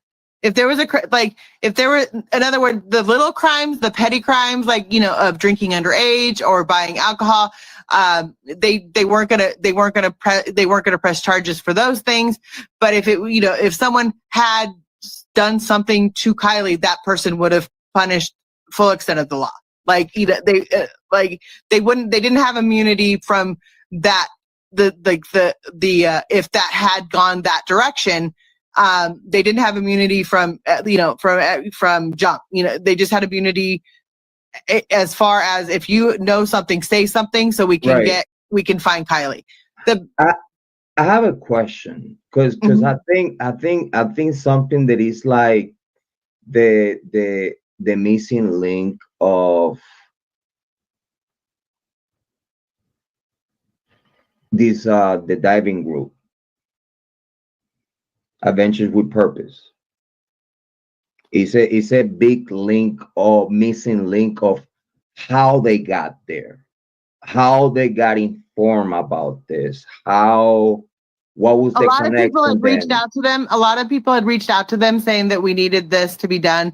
I will say this, because what I wanted to say, like it would be a case, because I wanted to ask you this: would it be a chance or opportunity of someone on the immunity telling someone, or telling, let's say, because they were being helped by Placer County Sheriff.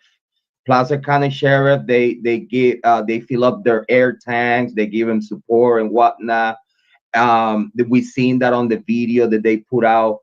But do you think that on the immunity, someone would give a hint like, yo, if we get these people on the water, it'd be a way to find her without having the kids telling what happened? Because if the kids say she's in the water, then it's gonna be a bigger investigation. Or again, due to what you just said, the FBI would press charges on if it was any wrongdoing. Do you think that someone give a hint, and that's why Adventures No, with I Purpose honestly, I were don't. reached I out, think so that way Kylie would be found by any other measures than through the kids? no, I don't. Because I think. Okay. Let me try to answer your question right. Let me think. Let me know if you want me to rephrase the question better.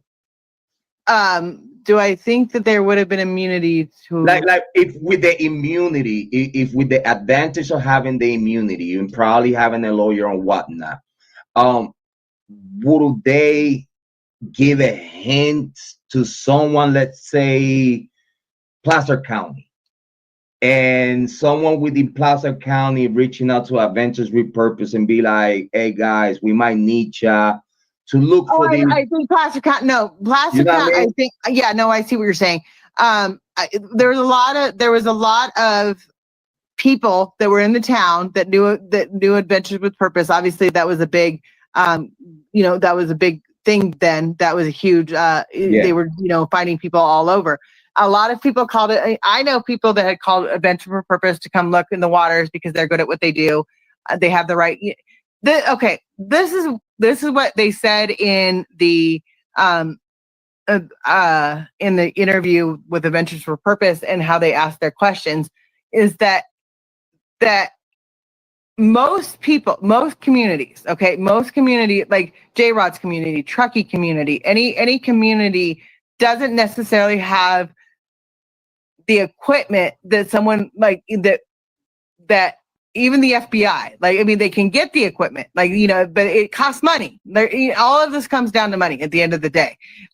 Is that, it's like a basketball. Let's use it as as a basketball team. Okay.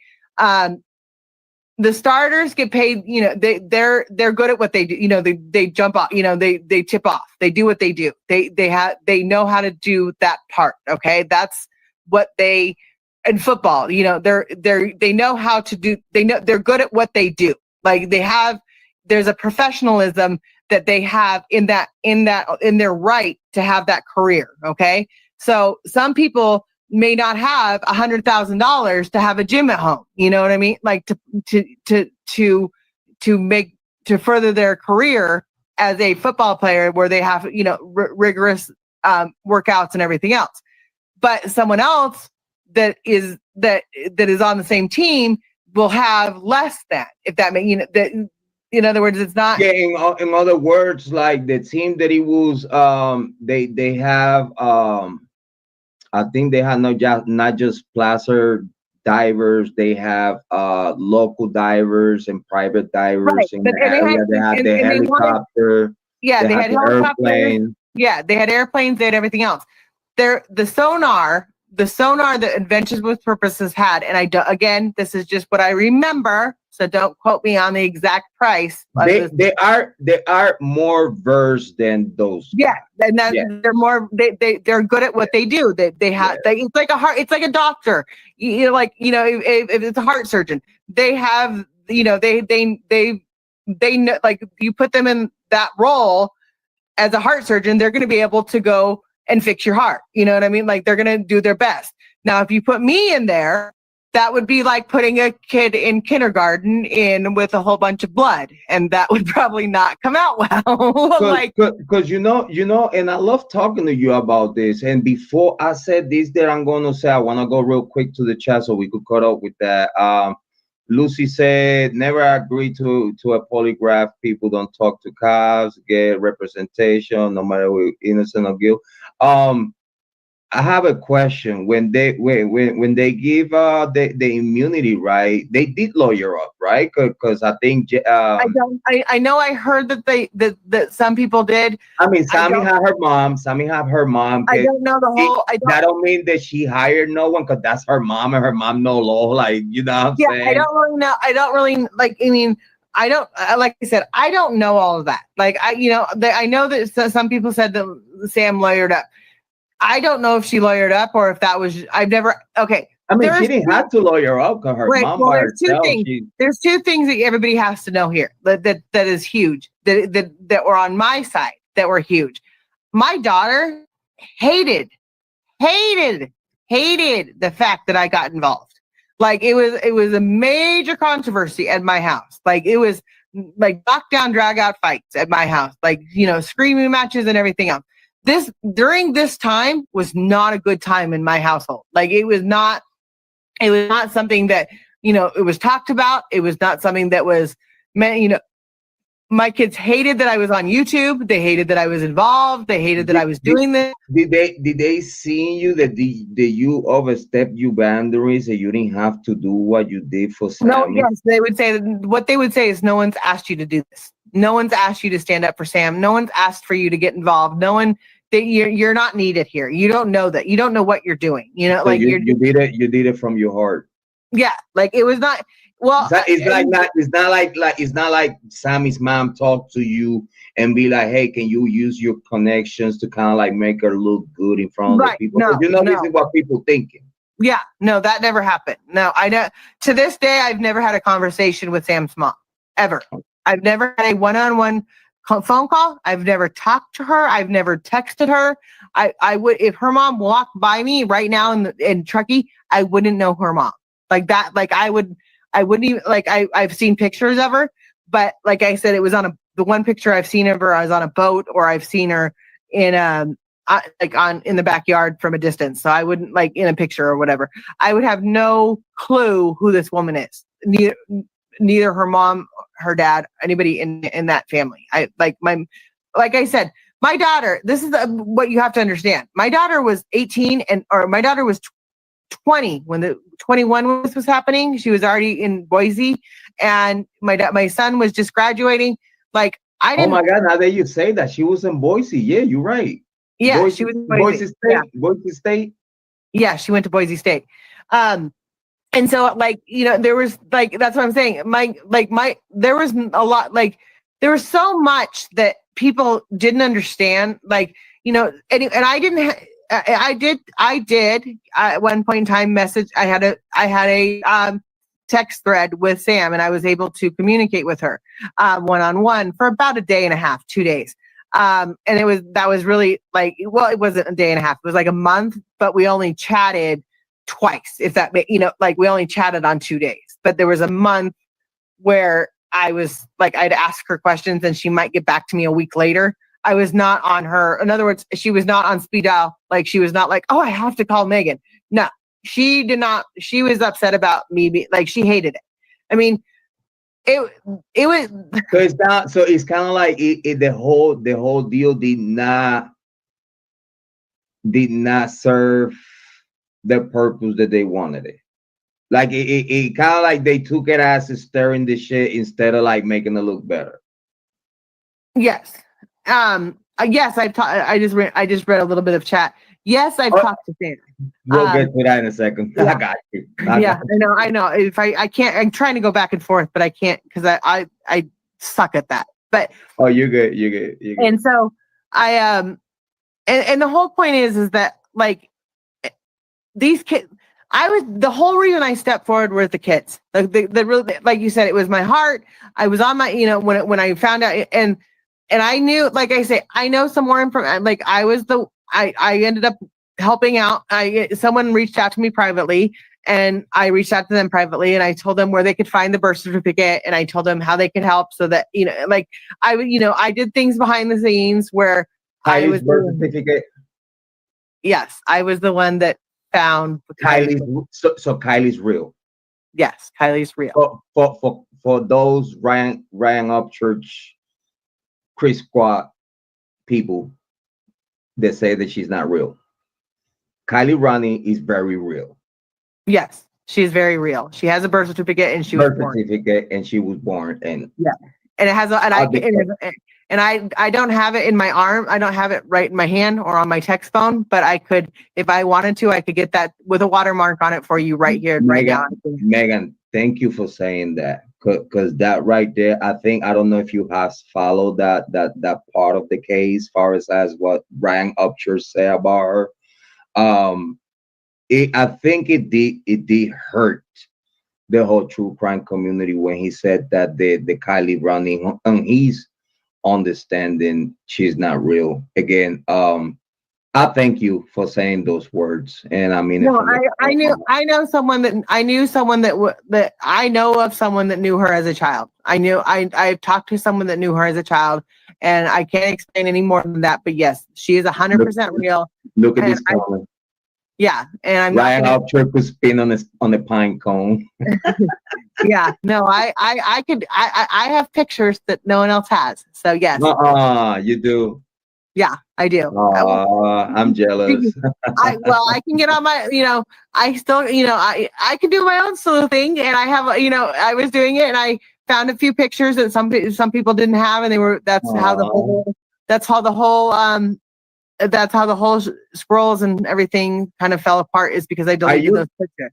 Are you planning to tell your story? Because I always I love listening to your side of things, because even though a lot of people didn't really took it the right way, or took your intentions the right way, in my opinion, I believe that you did it from the bottom of your heart to try to help. Well, yeah, I didn't like I said earlier. Why do I have to lie about? Why would I do this? Why would I? Are you gonna tell your story? Are you gonna tell your story one day? I don't know. Everybody's told me that I should do a video. Put it together. Listen, I'm telling you, I'll be one of the biggest fans of that project. I'm telling you, I'll be one of the biggest promoters. I'll be one of the people that listen. Even if you make a book of it, listen, you need to know how important you are in the Kylie Rodney case. I know you are very humble. I know you don't see it like that, but it's like I told you, like way back then. You are a Kylie Rodney case celebrity. You are.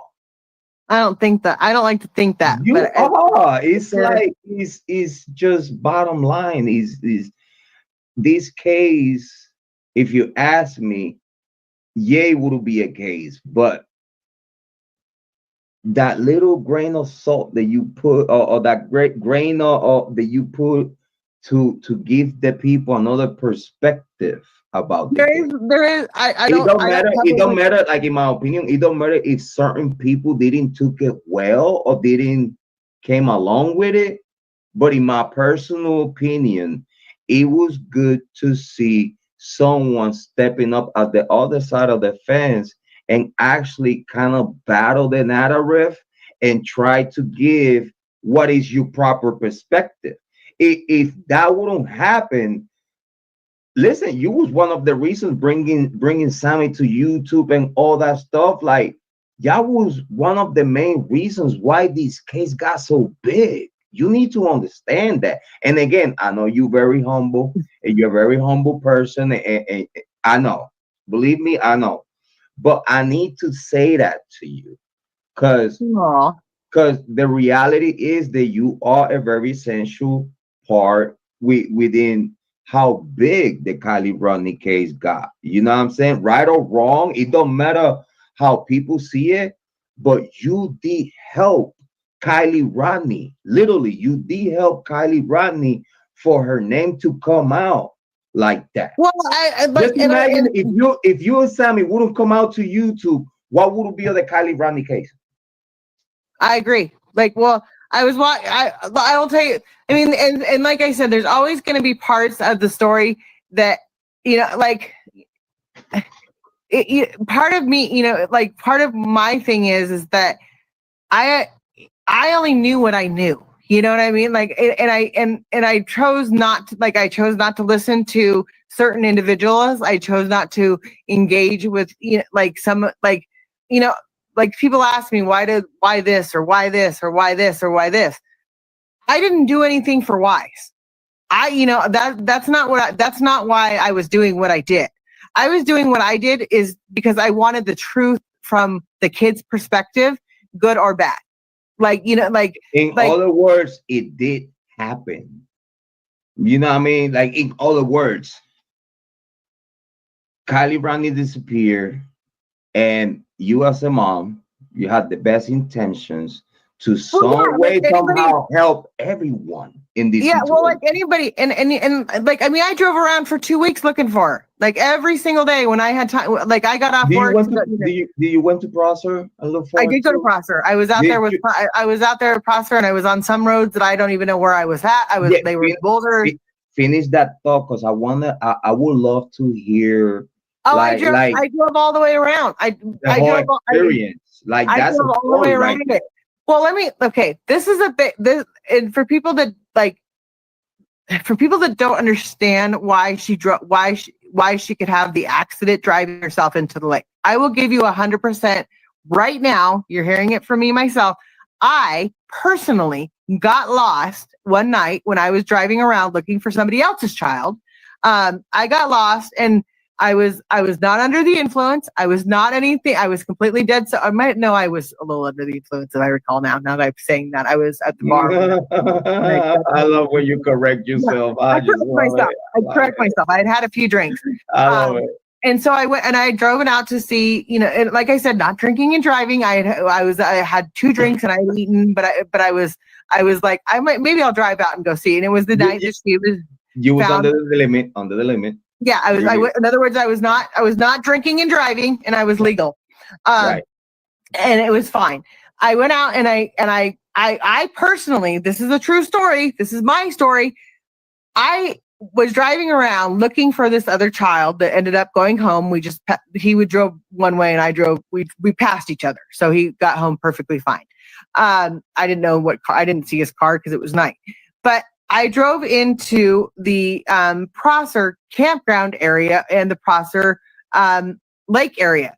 I lived out I know Prosser, not the best I'm not the best at Prosser, and I'm not the worst at Prosser. I mean, I've been out to Prosser several times. If it's daytime, I can pretty much tell you where we are. I can give it did you back in the days do your little party in Prosser? Oh yeah. Oh yeah. Like, I partied my ass off. Like, we all did. I mean, I graduated in the 90s. Yeah. Hello. I was 96. I graduated, and this is this is when everybody was doing it. So, nice. And so anyway, my whole point though, is that when I was driving around, I couldn't see any of the signs. Like, I couldn't see, like, they were dark, and I was just driving around. But I kept looking at all the signs, and they were like, all I saw was like old signs that had been turned around, is what I thought, kind of situation, or taken down. I didn't see any signs, and I was like, what is going on? So because I'm going to get myself out of these situations without using Google. When I get, I'm in my own freaking town. I don't need to turn on Google to get out of here. I can figure it out. You're like, I don't think I'm that drunk. I don't think I know I had a few drinks, but I'm not that drunk. I think I could get myself home. Yeah, you would think. So I was sitting, and so I texted somebody, and I was like, I'm going to stay the night out here. I'm lost. I don't know where I am. And he goes, have you turned on Google? And I went, no, I'm refusing to turn on Google because I'm not that dumb. And if I have to turn on Google to get out of here, I will label myself. I need to stop drinking if I gotta use you. Like, even if I had one drink, I'm not like, no. Like, this is not okay. Like, I was so in bumfuck Egypt, I couldn't find myself out of a wet paper bag at that moment. I mean, it was like, what the fuck's going on? So anyway, this is why I'm telling this story though. It had nothing to do with the alcohol. But I couldn't figure out why I couldn't figure out where I was. And this is the honest to God truth. When I was sitting here, this is 100% the truth. If you turn out your lights in Truckee, And I could go outside and do this right now for every single one of you. And I could drive down, like, it's still summertime. Well, it's starting to snow, but there's no snow yet. It is pitch black. Pitch black. Like, there is no streetlights. There is no, all you have are ground, trees, and sky. Ground, trees, and sky. Now, when you say ground, trees, and sky, and it's pitch black, and you turn on your headlights, like if you've ever been in a dark alley and you turn on your headlights in the rain, and you can only see 5 feet ahead of you, and if you're in the city and you can only see 5 feet in front of you and nothing behind you, further than 5 feet, and 20 feet behind you, 20 feet in front of you is all you can see. That's all you can see. And that night was no moonlight. No, it was pitch black. And so when I say this is the honest to God truth. I thought what was in front of me when I was in Egypt, and I thought, where the fuck am I? And I was like, oh, that's the meadow right in front of me. That's what that is. Well, I'm really, really lucky that I didn't go that direction, because you know what? It was the water. What I ended up figuring out is that I was looking at the signs backwards, because I drove by a sign that I finally saw, and I saw day use at Prosser. I was at the day use Prosser Lake, where I was basically on the sand at day use what happened was I went in from the backside, and so I went in, let's say, from the south as opposed to the north. You know what I'm like? So I was looking at everything backwards. So I was flipped completely I was in my head. I thought everything that was on the left side was on the right side. I thought that everything was on the left side, like everything on the right side was on the left side. I was completely backwards. So when I thought and it was pitch black, I didn't even know where I was. So if I had driven that night right into the wall, I would have done exactly what Kylie did. I would have drove myself right into the lake without knowing it. Like, so that. In your opinion, and again, we want to make sure that the people need to understand, because we don't want people to start hating on you because your own opinion of what you believe it could have happened. In your words of what you believe that it could have happened, do you think that either she was under the influence, like what you believe? Like I'm gonna give you the start for you. What I believe, and this is my belief. This is my theory. This is what I feel like happened. And and like I said, this is in my own head, just like Jrod has his own opinion, just like everybody has their own opinion. My opinion means nothing. Okay. In the grand scheme of things, I could be right. I could be 100% right, or I could be 100% wrong. Like, it's just what is my opinion. I think what she probably did, and like I said, this is my interpretation of it. I think that she was under the influence a little bit, and she knew that she needed to sober up a little bit because she was going to miss her curfew. And if her mom was already asleep, her mom wouldn't know that she'd stayed out past longer than she was supposed to. So I think she pulled away because there was something going on at the front entrance, which we all know about, like the fight that was happening there. I think she went the other direction to kind of cool off, to kind of smoke a cigarette, to kind of, listen to some music, to just kind of, have some downtime, like, like away from the party, to sober up so she could drive home. And I think what happened is that she climbed in the back seat. And when she climbed in the back seat, I think she was in park, and she either hit her when she climbed over. How many times have we all done it? Thought we were in park and we were in neutral, and you like all of a sudden you're in your driveway and all of a sudden you go backwards. You know what I mean? Like all of a sudden you're like, why am I going backwards? Oh, I'm not in park. You know what I mean? Like, yeah, I remember. What was that? It was a take about how that could have happened, because when they seen the vehicle stopping at the top of the hill, it stopped like for a second. It was like a second, and like it went in, like it went in. It was 3.5 seconds. It was 3.5. It was 3.5 seconds, and that's what I'm saying. And 3.5, I think it was. Yeah, 3.5 or 3.6. It was something like for that car to stay. So you think that, like, as soon as she parked, she tried to go to the back seat, and she didn't realize that, let's say, it was neutral. And by the time she got on the back, it just slid off. Hold on, I had to answer a text. Hold on. Sorry if I went away. And Jane said, Meg, something is not right about the Kylie because she drove into the lake at the party. Come on now, someone had to knew something. No, and I understand what you're saying. That you know what I mean, but he's that's why I have to shrug my shoulders. Like I said, everybody's gonna have a difference of opinion. I understand. My opinion is that she didn't know. That's why I always said the car must have been in neutral from day one. I just said that from day one, and everybody goes, "How did she know it was in neutral?" Sometimes, and this is just, I don't know there's a saying about it. Occam razor or whatever. Sometimes the easiest answer is just the answer. You know what I mean? Yeah. Like it's just, the common sense answer is just the answer. There's no one that was making it out to be a bigger deal. You know what I mean? Like that's what it is. I don't know. And I totally understand that because also, Occam's razor could be misleading because if the information that he was given was a lie, then the Occam's razor is not going to be accurate. Because again, it's like the most common sense that it could have happened through the information that is being given. I totally understand what you're saying. Yeah. And it's everybody, like I said, everybody's gonna have their opinion. I can fight with this is what I got to after Miss G's situation. You fought like for 2 years straight. I did. You did. And everybody kept saying, "You're so strong. You're so strong. You're so strong." Hey, you are. You went through some crazy shit.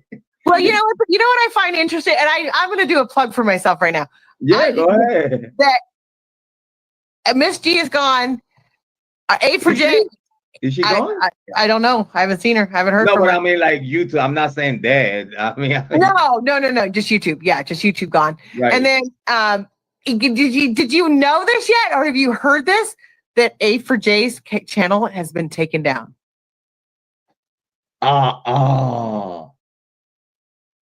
That's crazy.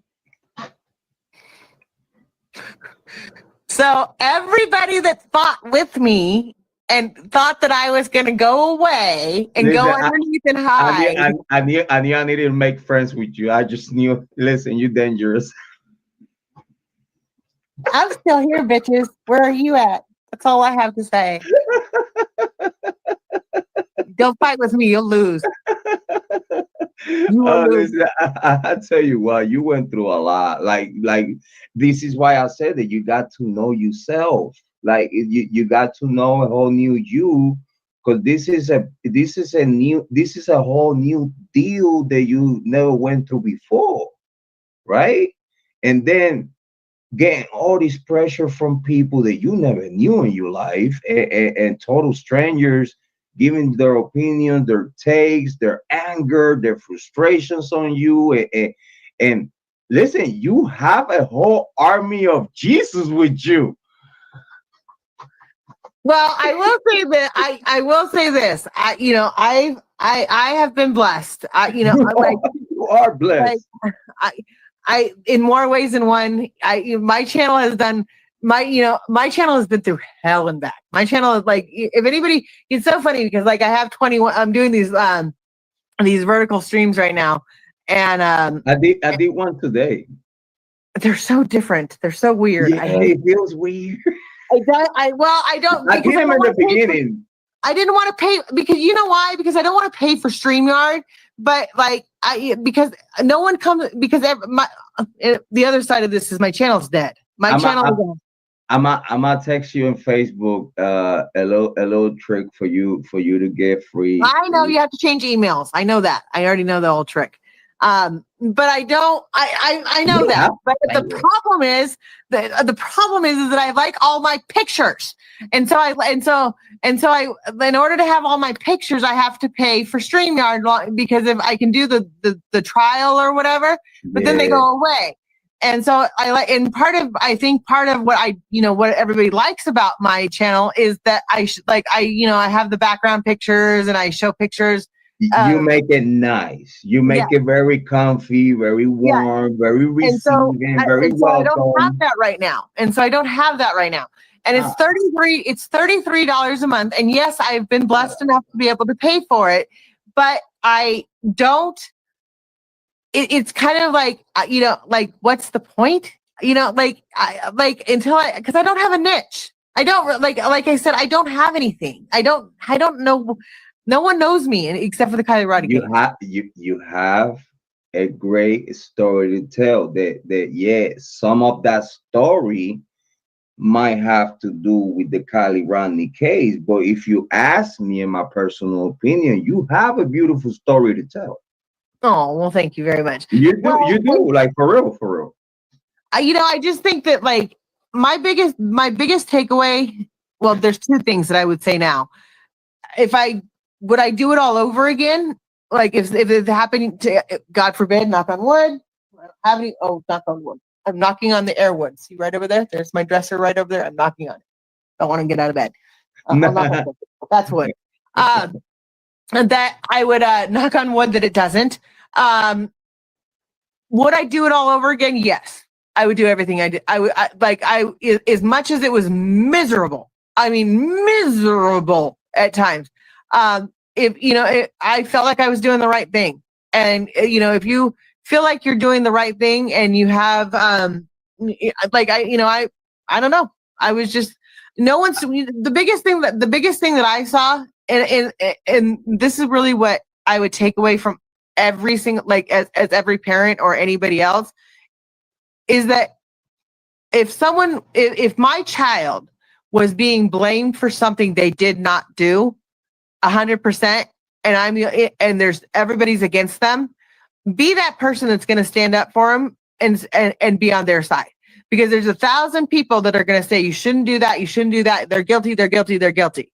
But unless you have 100%, unless you know sealed and delivered, you don't know. You really don't. I think at the end of the day, though, it lit a fire that you did not know about you. You know what I mean? I think it did. You did learn about you, how strong you are. I learned a lot. Like everybody wanted me. Like everybody's like, you should be a private investigator. You should do this. Okay. This is the other thing too. This is the other. If you want to be a private investigator, you do that. But listen, if you ever want to manage a content creator, I'm willing to give you a regular bottom 20% on everything we make. Listen, on everything we make. Just this is a starter jacket package. I will give you 20% of all income, including merch, if you take up on my managing. No, I'm not. That percentage could go higher. It depends how far we go on our limits. But I would love to have you as my manager, because I know you know people. I know you know how to talk to people. I know that you ins and out in YouTube. And listen, I'll give you 20%. Just think about it. Just think about it. Because listen, I'm trying to get somewhere in life. You know what I'm saying? Like, well, I think I could use some help. I've learned my lesson. Well, this is would I do it all over again? Like I said, yes, I would do it all over again. But on the flip side of that, it would take a lot. It would take a lot for me to do it again. To know. If we give you the option to do it again today, you probably pass. In my opinion. You know what I would say on this aspect? I would say I will help whoever's fighting for that person. I will fight. Like there needs to be a new front runner, and I don't need to be it. You know what I mean? Like right. Like I don't need. I've done me. We've done me. Like if there was someone else that wanted to take the reins and and had the same perspective I did, like I did in this case, I would absolutely help that person, and I would be 100% supporting of her or him. However, I don't know. You'll do it again. You would have done it again, do you? I probably would do it again though. But my opinion is no, because I seen you going through it, and believe me, listen, dude, I was there on that live stream. That there was a couple live streams. Yeah, it broke my heart. Like that one there, like everything. When I was listening to you that day, everything that I thought of you went out the fucking door. Because now I was more worried about a human being than anything else. And just so you know, it was my first time ever that did listen to someone on the stress in the way you were that day. And it really did hit home because I have known family members that it being in distress like that. And as soon as I heard you, and what it bothers me the most that day, that it was people in the chat instigating you. That did piss me off. That I was like, yo, I need to stop this shit because no one is gonna stop this shit. Some way, somehow, I need to do something to stop it. I don't care what they call me, what they say, but I was so worried about you that day. And again, I have witnessed how hard it was for you. You know what I mean? That I had to come out my box to do something that I never did, before, just to make sure that someone is just to make sure that this one person that I'm listening to is not for real drive herself into the lake, because it would be pretty fucked up if I'm literally listening to you and you literally do that, and I heard the car doing blah, blah, blah, blah, blah, blah, while I'm live. Listening to it while I'm seeing people instigating you to do it on the chat. I was like, nah, heck with no. I wouldn't be Jrod Point if I wouldn't try to stop you some way, somehow. You feel me? Like, I know you hated me for that, but again, I hope you knew and you know. I knew that I was in a dark place. I was in a really dark place that a couple of times. From me to another human. That's it. It didn't have nothing to do with Jrod. It didn't have nothing to do with Meghan. It was me as a human. I couldn't let that happen. If that was in your mind to do it, I don't. You know what I mean? I think I was just blowing off steam. But yeah, I was. There was actually one other time that I was in a really that's when I went I don't think I've told the story publicly, actually. And you probably already deleted the live stream. I know you did. I did. No, but you probably either have it on private or you just deleted it, probably. Oh, I might have. No, I don't have it. I don't have it. I might have unprivatized it. I don't have none of you crisis live stream or stuff like that. I don't have none of those. I only have the good ones between me and you and the panel. I only have good. A lot of my live streams. I mean, what people didn't understand is I was living my life. I was literally living my life minute to minute on YouTube. I literally. I tried to stay ahead of things as much as I could so that I would brace, so that when it got brought up, and everybody always thought people were coming and telling me these things. Well, there were obviously people that were coming and telling me things, but I'm my own person. I know when I get tagged. I know where I know what's happening. I knew the players. I knew who was coming at me. I knew how to find out what they were saying. People thought that you would have cracked under pressure. There was one time that I did crack. But you know what I'm saying? That crack and say something compromising about the case. You know what I mean? You know what I'm saying? Like that was literally, I think, what certain malicious people were actually going for. Because again, they still think a lot of people still think I know the Holy Grail. I know what happened to KIELY Rodney. Okay, and I've said this before, and I don't mean it negatively, and and everybody gets mad when I say it. I never met KIELY Rodney. I couldn't, and that was also a point of, I know a lot of people have love KIELY. A lot of people do. and I'm not taking that away from him. But how could but there's times where I've heard, and again, this is all hearsay, but people were like, if this was my daughter, I would have done this. If this was my daughter, I would have done this. Let me just tell you, if you're in the situation that I was in, and that everybody was in for those 2 years, there's no book. There is no here, this is how you should behave. This is how you should do. Yeah, it's no guiding book. It's not no magic manager book to tell you what to do, though. Yeah, like you and you're mentally and it comes down to, it's like abuse in a different way, because mental abuse is just as bad as physical abuse. Yes. And when you hear something like I heard this one time a long time ago on Dr. Phil, and for every 1,000 you're an idiot, it takes 1,000 attaboys to fix it. So if someone says to you, you're an idiot, it takes 1,000 attaboys to fix that one negative thought that is put in your head. So if you think that I enjoyed, like I say, I'm not, everybody would tell me I was strong. I turned off. In a lot of the sense of everything, and I'm still, and it still affects me to this day.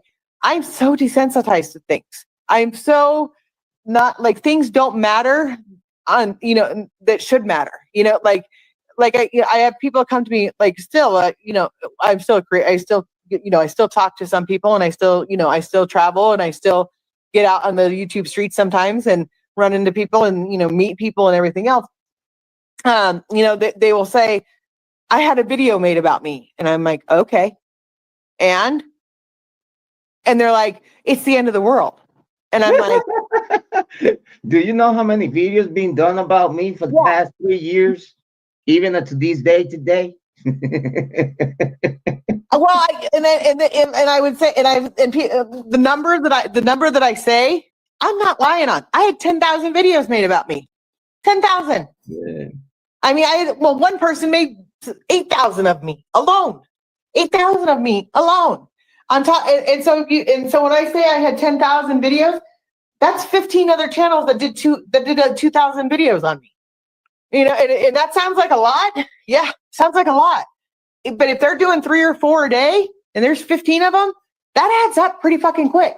What's up with that that lady? What's her name? Oh my God. Not try to give her too much promo. Oh my God, what was her name? Dan? AFJ. Oh yeah, Army for Jesus. She's crazy. Yeah, did you see she tried to talk about the Idaho 4 case and trying to what was that though? She's trying to say that in some way, somehow, the Idaho 4 has something to do with the KIELY Rodnni case, and she's talking about the connection of your daughter and Boise and all this other shit and whatnot. Ain't that some crazy shit? That's crazy. Listen, I'll be listen. Me having 22 kids is crazy. Meghan, you know me. If it was anything about that, I would be right on top of it. And I'm over here and I'm watching her videos, right? And I'm over here looking at it, and then I'm like, oh, you ran out about things to talk about, did you? Did you? Meghan is not talking about you no more. Now you don't have nothing to say about the case because Meghan is ignoring you. Oh yeah. No,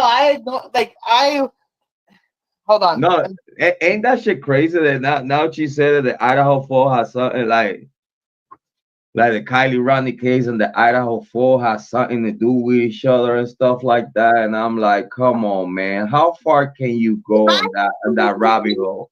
If I have 23 kids, I look damn good for having 23 kids. I'll tell you this right now. Oh, there you go. There you go, girl. She said you have 22 kids? Yes. She told me I had 22 kids and that I've been pregnant half my life and that I have adopted.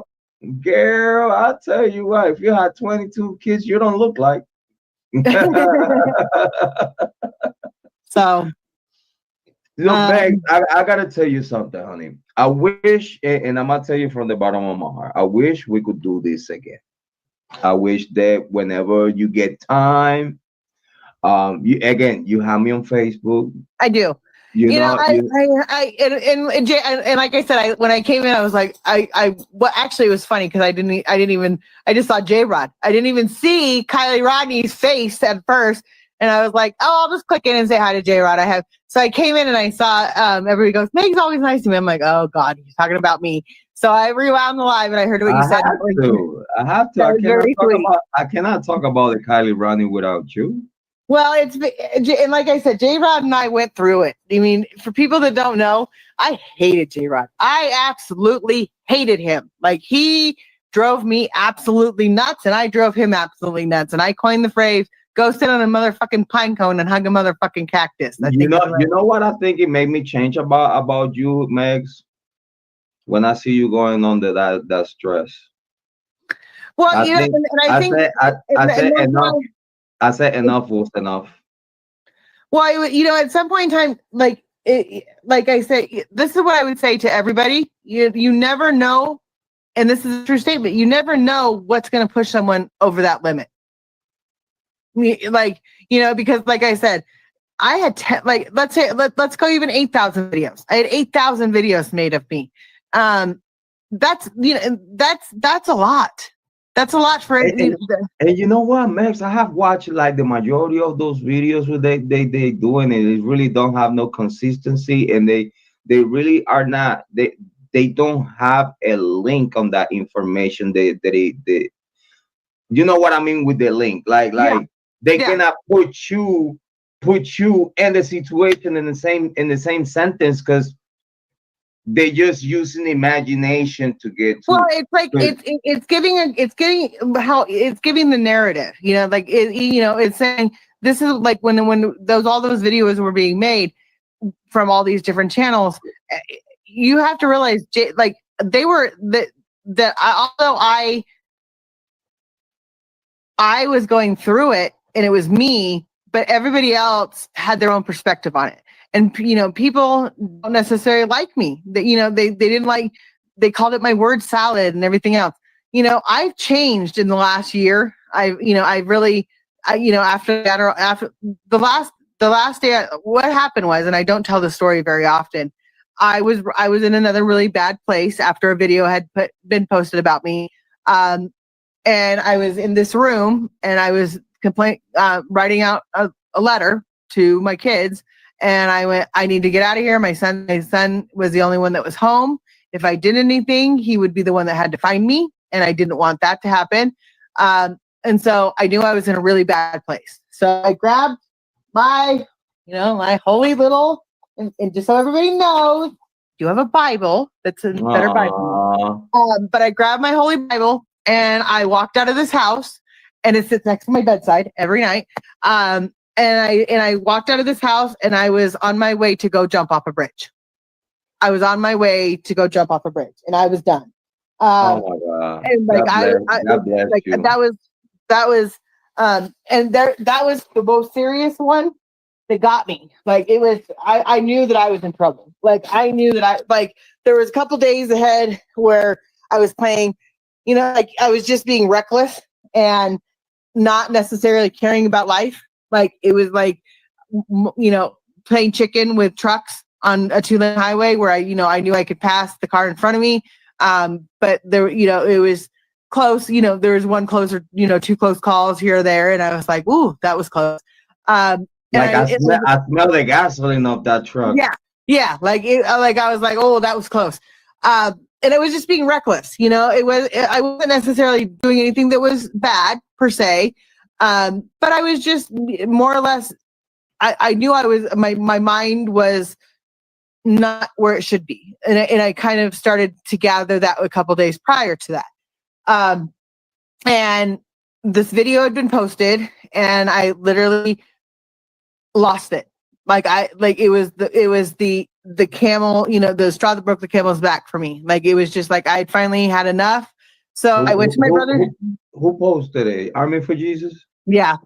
And I went to, and what happened was, and this is why I say, I don't talk about this publicly very often, but I went to my brother's grave and I screamed at my brother in the ground, like just cried my eyes out for 20 minutes and just, just screamed, and I was mad and I was frustrated, and I was like, and I was close to my brother, and I was like, I need to go and be, where I some clarity. I wanted some clarity.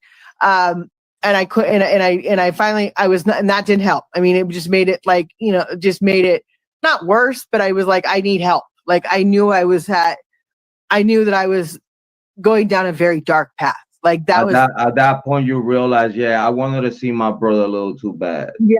I'm about to do this. Yeah.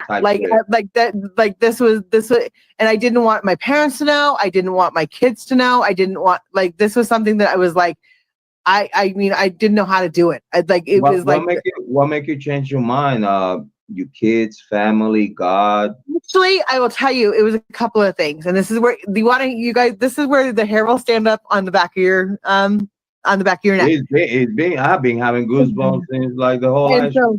And so I was walking away from, I was, and my phone rang, and a person called me out of the blue, and I'm not going to say names because you know who he is. He called me out of the blue and said, "What's going on?" And I went, and I mean, he knows who he is, and we've talked about this publicly on his channel, but I don't do that. No, you're good. You're good. You're good. And so I said, and he goes, "I don't know why I was told to call you. I don't know why I was supposed to call you, but something just hit me that I needed to call you." And he, at that point in time, had probably maybe once had talked to me on my cell phone. Like this was not a messenger call. This is not a Discord call. This was not a third party call. This was to my cell phone. Right. Which is and anybody that knows in YouTube land, your cell phone and your phone number is your private information. Like that, like you don't, like, if you don't give out, you don't give out your cell phone. Like you don't just give out your cell phone to just anybody. These are people I trusted wholeheartedly, and this is woman. Anyway, so he called me and said, "What's going on?" I told him where I was at, and he goes, "Dude, I don't know." He was like, "I don't even know what to tell you. Like, I don't. You need help. Like you are in a bad way right now." So then I walked into my I went right to my doctor's office because I was like, I need to go talk to my psychologist. Like that's where or a therapist. I was like, psychologist, therapist, someone that could talk to me right now because I need to be numb. Like so I went into my psychologist, and I said, "Is so and so here?" And they said, and I was bowl full of tears. I mean, I was at it was death walking is what I was. I was death walking, in all intents and purposes called. And so this lady out of nowhere, I have no idea who she is. Don't know who this lady was. I don't know where she came from. And she just walked up right next to me and said, "I don't know what you're going through, honey. But I'm going to pray for you." And she did a prayer for me in the office right then and there. Oh my God. And we prayed, and I was like, and then the doctor came out, or the nurse came out, or whatever. The lady that would to go see my psychologist said he won't be available. It was like 11 o'clock. And she's like, "He won't be available till 1:30. And I went, "I can't. Nope. Cannot sit in this office. I will I will tear it down. Like I will, if you put me in a room right now, it's going to be destroyed. The anger that was inside of me, the sadness that was inside, I was ready to I had no control over anything. I could have just sat there. When I say that they would have been destroyed, I could have sat in the corner, and just held been in a ball in the corner and cried for an hour and a half, for 3 hours straight, which everybody would have been checking on me and everything else going, "I don't know what to do with her. I don't know what to do with her." And so I said, "I can't do this." And I turned around and I walked out the door. The nurse followed me to my car and or not all the way out to my car, but outside the door to the walkway. And I turned, you know how they say when you look back and you see to see who's behind you, I'd look back and she was standing right behind me coming out the door, and her face just went, "I don't know if I'm going to see this woman again." Like that's what was on her face. Like this woman, I don't know what to I don't know what I can do. Like her hands were tied. She couldn't see me. The doctor couldn't see me until 1:30. And so, and I wasn't a danger to anybody else. Like, I wasn't a danger to myself. They didn't think at the time.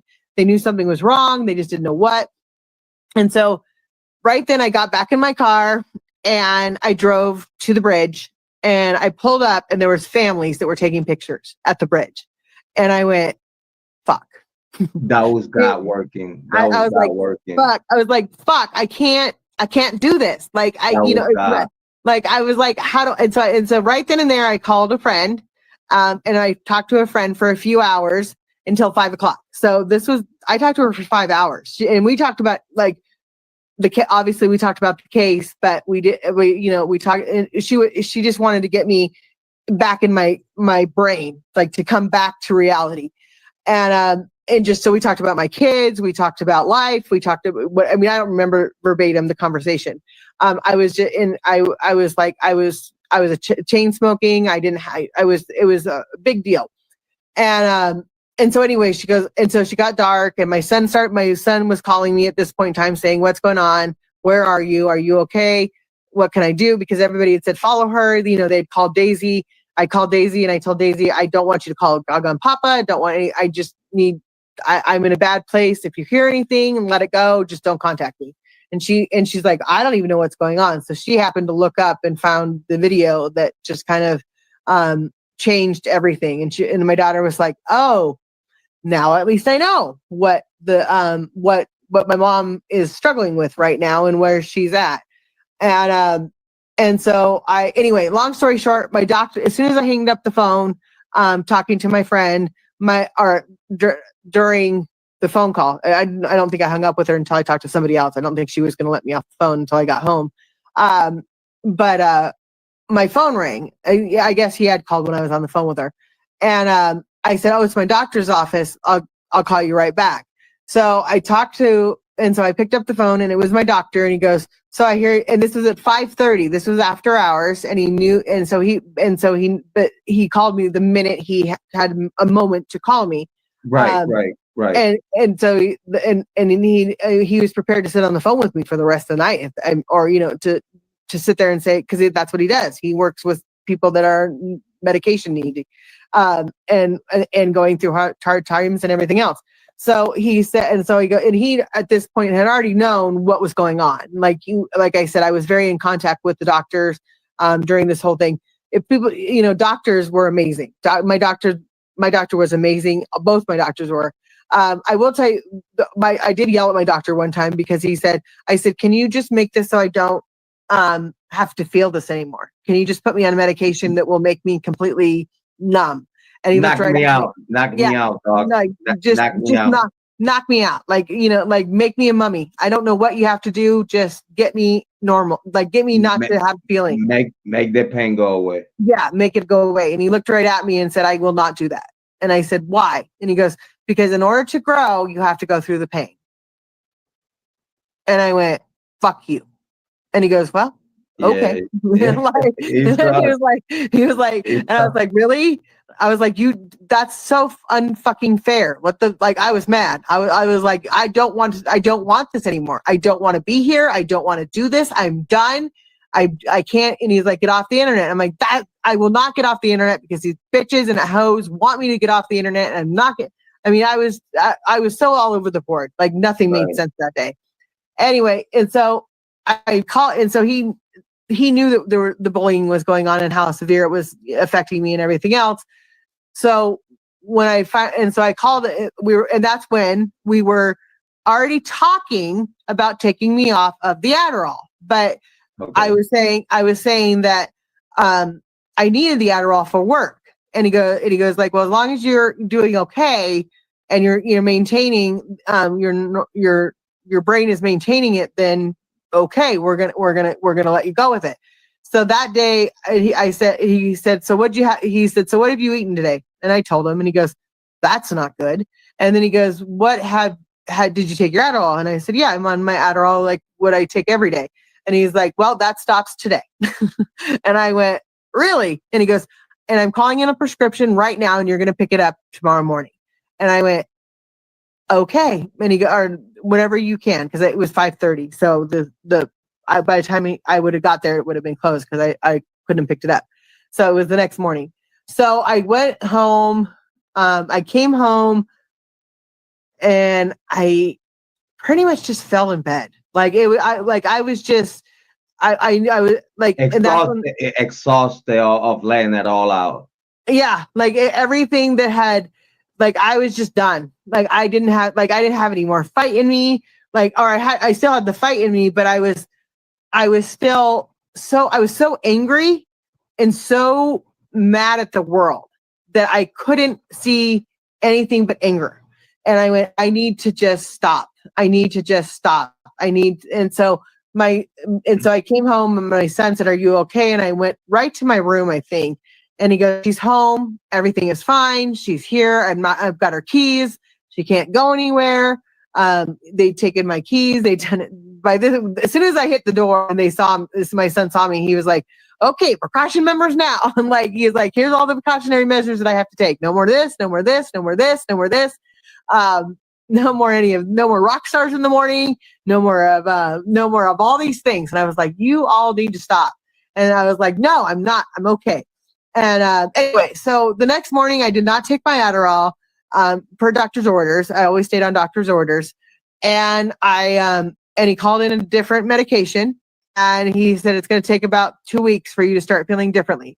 So I really kept to myself. I just, I stayed with my friends that knew that I was struggling, that I was mentally not okay. I was still making lives, but I was doing it much less, I think, at that time, because everybody was at this point in time thought everybody knew I was writing my suicide note out online. It was I don't know if that was at the same time that this was happening, but I don't know if you remember. You heard, I think Jane and Amy Conway heard me saying it, that I was worried about you, and I was like, "Where's Meghan? Have anybody seen her live streams or seen her social media or whatnot?" Because it was at one point of the case that you disappeared, and we were all worried about you. I think, and so I disappeared twice. I one at the very beginning and then one in the end, because I needed time. Yeah, I think it was the one at the end, because the one at the beginning I kind of like knew. I went on vacation with my family for a week, and I tried to forget about everything. And that's when I tried to move on and everything else. But yeah, there was and so I started, and then the big changing point, I'll tell you, the big changing point was, my dad, because I went to I wasn't hiding all of it from my father. But I wasn't telling him, I'm 46 years old. I don't need to go home and say, "Daddy, I'm going through this. Please help, please help, please help." No. I made my bed. I had to lie in it. Like, this was on me. And so and there was no one could stop the train. There was no one, it was derailed as is. The damage was already done, and you needed to deal with it how it came. Yeah. So my dad looked right at me and said, and everybody had said this 1,000 times to me. And this is why I say it's the most important thing is that say what you mean and mean what you say. That's a thing that I say often. And my dad looked right at me and said, "I don't care. I don't care what they say. You're my daughter. I know the truth. I know, the kids weren't at the party. You weren't at the party. You know that you didn't know Kylie. I don't know Kylie at all. And I don't care. Why do you care?" And right. I went, "Huh." And he goes, "And I love you anyway. You're my only daughter. Your brother's gone. You are the only one we have. And you are our," and did the whole, "You're my daughter." And yeah, like it don't matter what the internet will say, like nothing's gonna change. The love of a father. Yeah, amazing. And like I said, everybody would say, everybody was telling me, "You did nothing wrong. You're awesome. You did all this good. You did all this good." And they would say the same thing that my father had said to me. "Why do you care?" I mean, people said, "Why do you keep watching? Why do you keep doing all these things?" And between the medication and my father, it was like a calm came over me, and I was just like, you know what? I can fight. The hardest thing that I had to fight for was my sanity, like me to judge because people were like made me doubt myself, and that's really what like frustrated me, is that I was like, Well, when I gotta tell you straight up, Megans, and because I think you need to hear it. None of the information the Army for Jesus, Army of Jesus or whatnot, that lady, none of the information that lady brought to the table, it was none of that show either makes sense or accurate at yeah, all. Like, well, I just gotta let you know, because at least you know me, that I'm very analytical, very critical. I do pay attention and listen, and that's why at some point I felt, I don't know if you heard it, but I know Amy and Jane know. At one point, it got to the point that after the bottom line of my investigation and everything that I knew and whatnot, I had to come to YouTube and tell all my audience and the whole world, like, I exempt Meghan and her family from all wrongdoing in this case, because it's nowhere in this case to find no wrongdoing coming out of Meghan or her family against KIELY Rodney. Like, it is yeah, didn't took part on none of that shit. Like, not you, not your daughter, not your son, not your family members or whatnot. And that was clear in my investigation.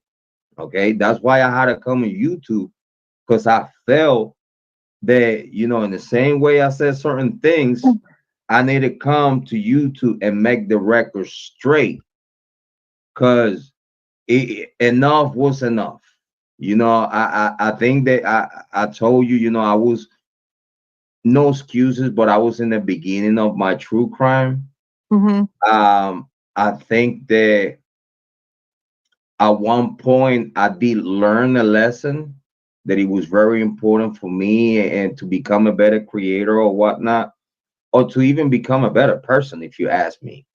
um it was at one point of the whole KIELY Rodney situation, and you, that I knew enough was enough.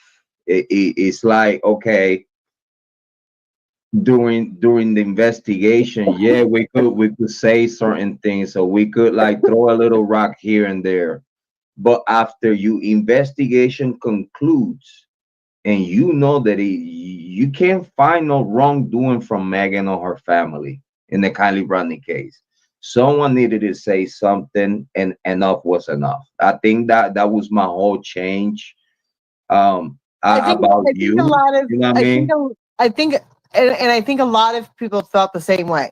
Like there was, it's like I said, you don't know what is going to be the last thing that you're going to say to somebody that is going to put them over the edge. You never know what someone else is going through. On top of everything that was going on YouTube, I actually had my real life, that my job, my all of these things that were happening behind that I wasn't putting out on Front Street, my kids, my life, my job, my And everything. people in YouTube saying all these random Yeah. conspiracy And it was like, theories. and so and so when I say, and like money situations, like I had other, I was financial reasons. There were, this took a lot out of me. This took a lot, it was taking a lot out of me. And, but I'm in a much better place now. And, I'm not, like I say, I don't have my trigger switch. I still have my trigger switch when it comes to you, Jrod, because you know that I will put you in your spot Oh, immediately. listen, I changed. Listen, I'm a new man. I have changed. Well, and that's really what like, this is what and like I say, this is what people like. I've tried to explain it to some people. We're going on, like you say, it's just 3 years on Thanksgiving. This is we're coming up on 4 years. Like and when I say we're at 3 years right now, this is like it's basically saying like someone that's in freshman is the same person that's in high school or a senior. You know what I mean? Like, you're not the same. When you come in a freshman and you're acting dumb, you're acting stupid, you're acting all of these things. But by the time you get to senior, you look back at your freshman year and you go, wow. Yeah, I'm like that person. Wow. Like, look, I was like wilding out. yeah, I was wilding out 4 years ago. Like, why do I had that hairstyle like that? I thought that was cute. What was that? Like you just, you grow, you move on, you learn, you move forward. Yeah. And so like when I say to people now, I go, that was 2.5 years ago. Like, like it's been done. There's nothing that's going to change anything. At some point, people need to let it go. Well, and they do need to let it go. And that's the biggest, because it's not going to change anything. Like they can sit there and scream at the top of their lungs. Yep. Like I said, Miss G can come here as many times as she motherfucking wants and sit in Truckee, California at the fucking, at all these coffee shops or at the thrift store and talk about Kylie. I can guarantee you half the fucking world now is like, if you ask them in Truckee about Kylie, they either go, I'm not talking about it, or they go, who's that? Like things, people have gotten married, people have had kids, people have moved on, people have gotten divorced, people have had, they've moved out of town. Oh my God, Lindsay divorced her man. Oh, I don't even know all that, but I don't even know all that, but that's what I'm saying. There's so many. I'm trying to get you to come on, give me something. No, I don't have anything. I don't have anything for you. I heard about that. The Lindsay broke up with her man or whatnot. Lindsay reached out to me on IG and shit to try to talk to me. Oh, interesting. Yeah, I know. And I was like, no, I'm good. Thank you. Have a good day. I don't want to talk to you. Like, and it's weird because other content creators will be like, oh yeah, I want to talk to her and this and that. I was like, nah. You know what, Lindsay? When she reached out to me, I was already kind of like, because it's like I told people, the Kylie Rodney case, they affect me emotionally, and this is why you have not seen me. Like, I think it was like a year ago that I spoke about the Kylie Rodney case the last time that I did, and I was crying. I was drinking my tears. I was pissed off, frustrated, hating the world just because the reality of the only people that it could change anything is the FBI. And again, I realized that the politics and the shit that it comes out of the Kylie Rodney case is too many people in places to be. You just people in places to be. That is, nothing's gonna change, and it is what it is. Which I understand now. When you said that back then, dude, is really nothing gonna change. Like, the only thing that it might change here is if the FBI literally put a rabbit out the ass and be like, well, we knew this, but we fixing it now. Like, is the only way that if anything would change in the Kylie Rodney case, and that would be if the FBI would ever find any wrongdoing on anyone. I guess that, like you say, they told them, yeah, we give you immunity, but if we found any wrongdoing or malicious intent or whatnot, things are gonna change. Which I appreciate you sharing that, because like that right there makes a lot of sense, and it fills a lot of holes that were like certain questions that it was unanswered. You the answer is saying that. You know what I mean? Like, which I appreciate you. And like I said, appreciate you for that. You know what I mean? You have to remember too, cops aren't going to tell you that, they're not going to come out and tell you everything. They're not going to come out and say, they're not going to come out with bullet points and say, this is what we did on Monday. This is what we did. They're not going to give you the case here. No, yeah, they're not going to hand the case to you and be like, here, you guys figure this out. No, they like when I ran into the FBI at the 7-Eleven, I'll tell you, when you have a 6'6" man that's in full body armor, full body armor that has not full body armor. I'm sorry, wrong wording. Full dress attire that has the bulletproof vest on, that has its gun on its safe, that has about 6 radios on them right now, and they are in their shit kicking boots, and they are, they've got their bully stick, they're walking through, and there's 6 of them with FBI on the back of in a 7-Eleven. I guarantee you, those guys are scary. Those guys, they are. They don't, they are not, and that's why I say, when Sam told me that they had done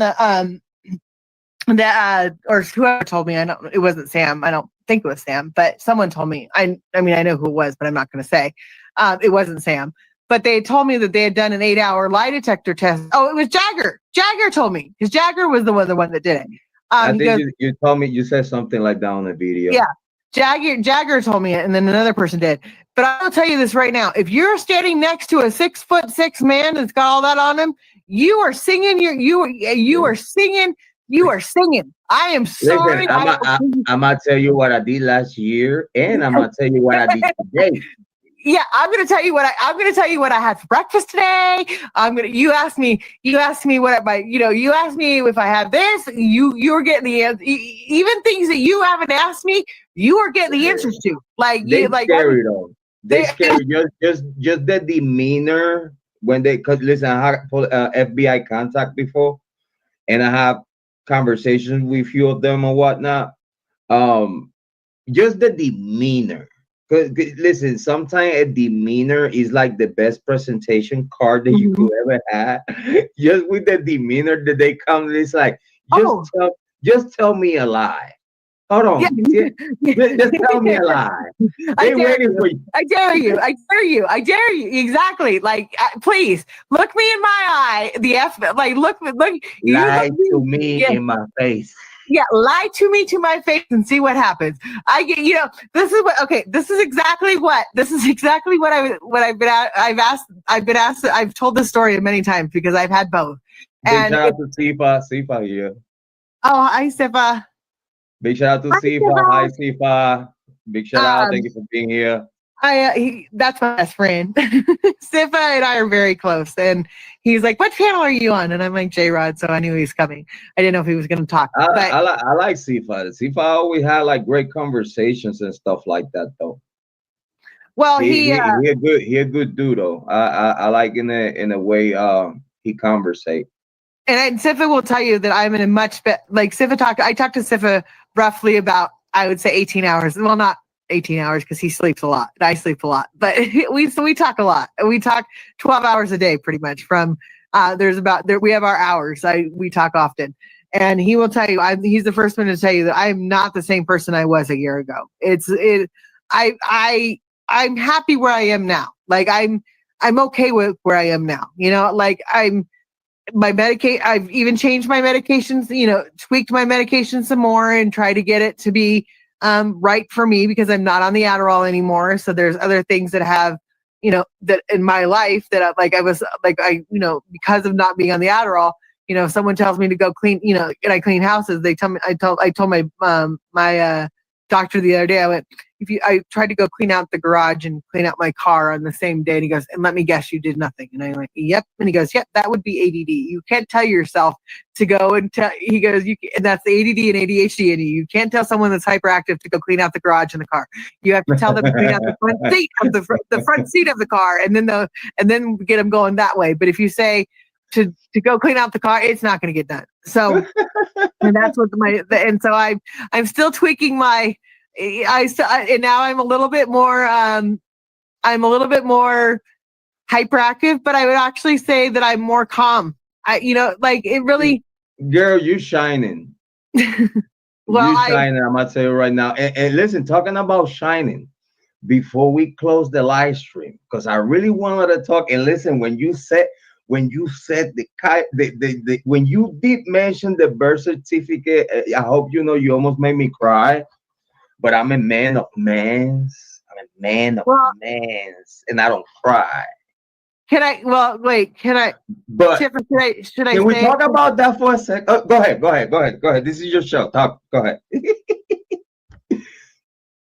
I'll give you. Well, it's already been outed. You just don't know it yet. I'm the one that gave Sifa the information to find the birth certificate, and Sifa, because of his, yeah. So that's how he found it. Listen. All right. I need a take from you. I need a take from you. Okay. Because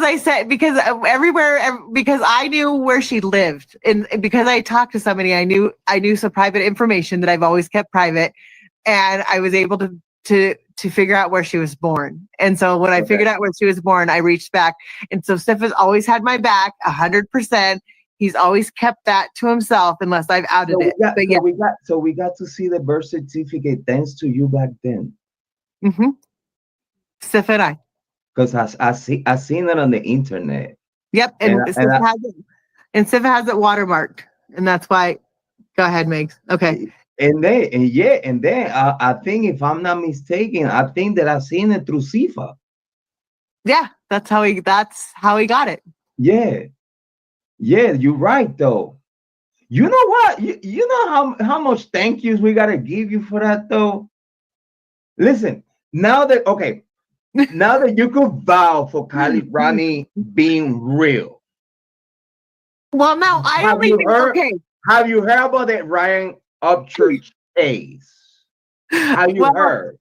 I knew where I think, because of my job and because of where I work, I was able to pinpoint certain information that other people didn't have.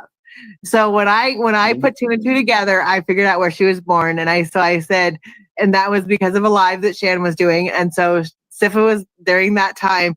Sifa had reached out to me at the very beginning of the case and wrote me his testimony. Sifa was always so like. Sifa's absolutely amazing. Politely, like, bringing the case to a level that it was more digestible for people. You know what I'm saying? Like, I think Sifa's always had my back. Sifa's always had my back from day one. I think in the way Sifa was doing it, it was a lot of people that could have really digest the information easier through him than through other people. Mm-hmm. Well, no. So I reached out to Sifa, and I reached out to Sifa and said what I knew, and I knew that he was good with the computer, and I was like that he'll be able to figure it out. So about 24 hours later, there was a birth certificate. And you know what though? Now that we talking about that, right? I don't know if you have heard anything about the Ryan Upchurch case, federal court case, and the lawsuit that the family members of KIELY Rodni have put on him. But if you have not heard much about it, let me give you a little insight real quick. Just a little sprinkly over the top before we leave. It seems like after so long in the middle of the exploratory findings to get to trial within this case, right? It seems that the discovery that it was brought up against Ryan Upchurch was so hefty. Like, we're talking about, for example, let me make it clear for those that don't know. You're a famous person that you are connected. You also have seen, because he was talking on the video, like, I seen one YouTube true crime show, and just because that one YouTube true crime show, and I'm like, bro, stop. We talking about, we had legacy media, international channels, the whole world is talking about KIELY Rodni. It's not this one YouTube channel. We talking about for the whole world, even news media outlets and stuff like that. Listen, dude, for the cops to be looking for her, she have to be real. Right. So I had pictures of her. She was absolutely real. Yeah. And then the thing is that the evidence and again the maliciousness of because again Ryan Upchurch is trying to, and I wish he was here though. He go to channels with like 10 subscribers and go and talk to people with 10 subscribers over there. But then all we hear, that, you know what I'm saying? We got at least 2,000 plus, and we talking about something that's relevant. He never want to show up. I don't know why, but it seems the discovery against him shows maliciousness. Mm-hmm. It shows maliciousness. Like it was not like you said what you thought, because it was certain details and information out there that you could utilize to give yourself an excuse for saying what you're saying.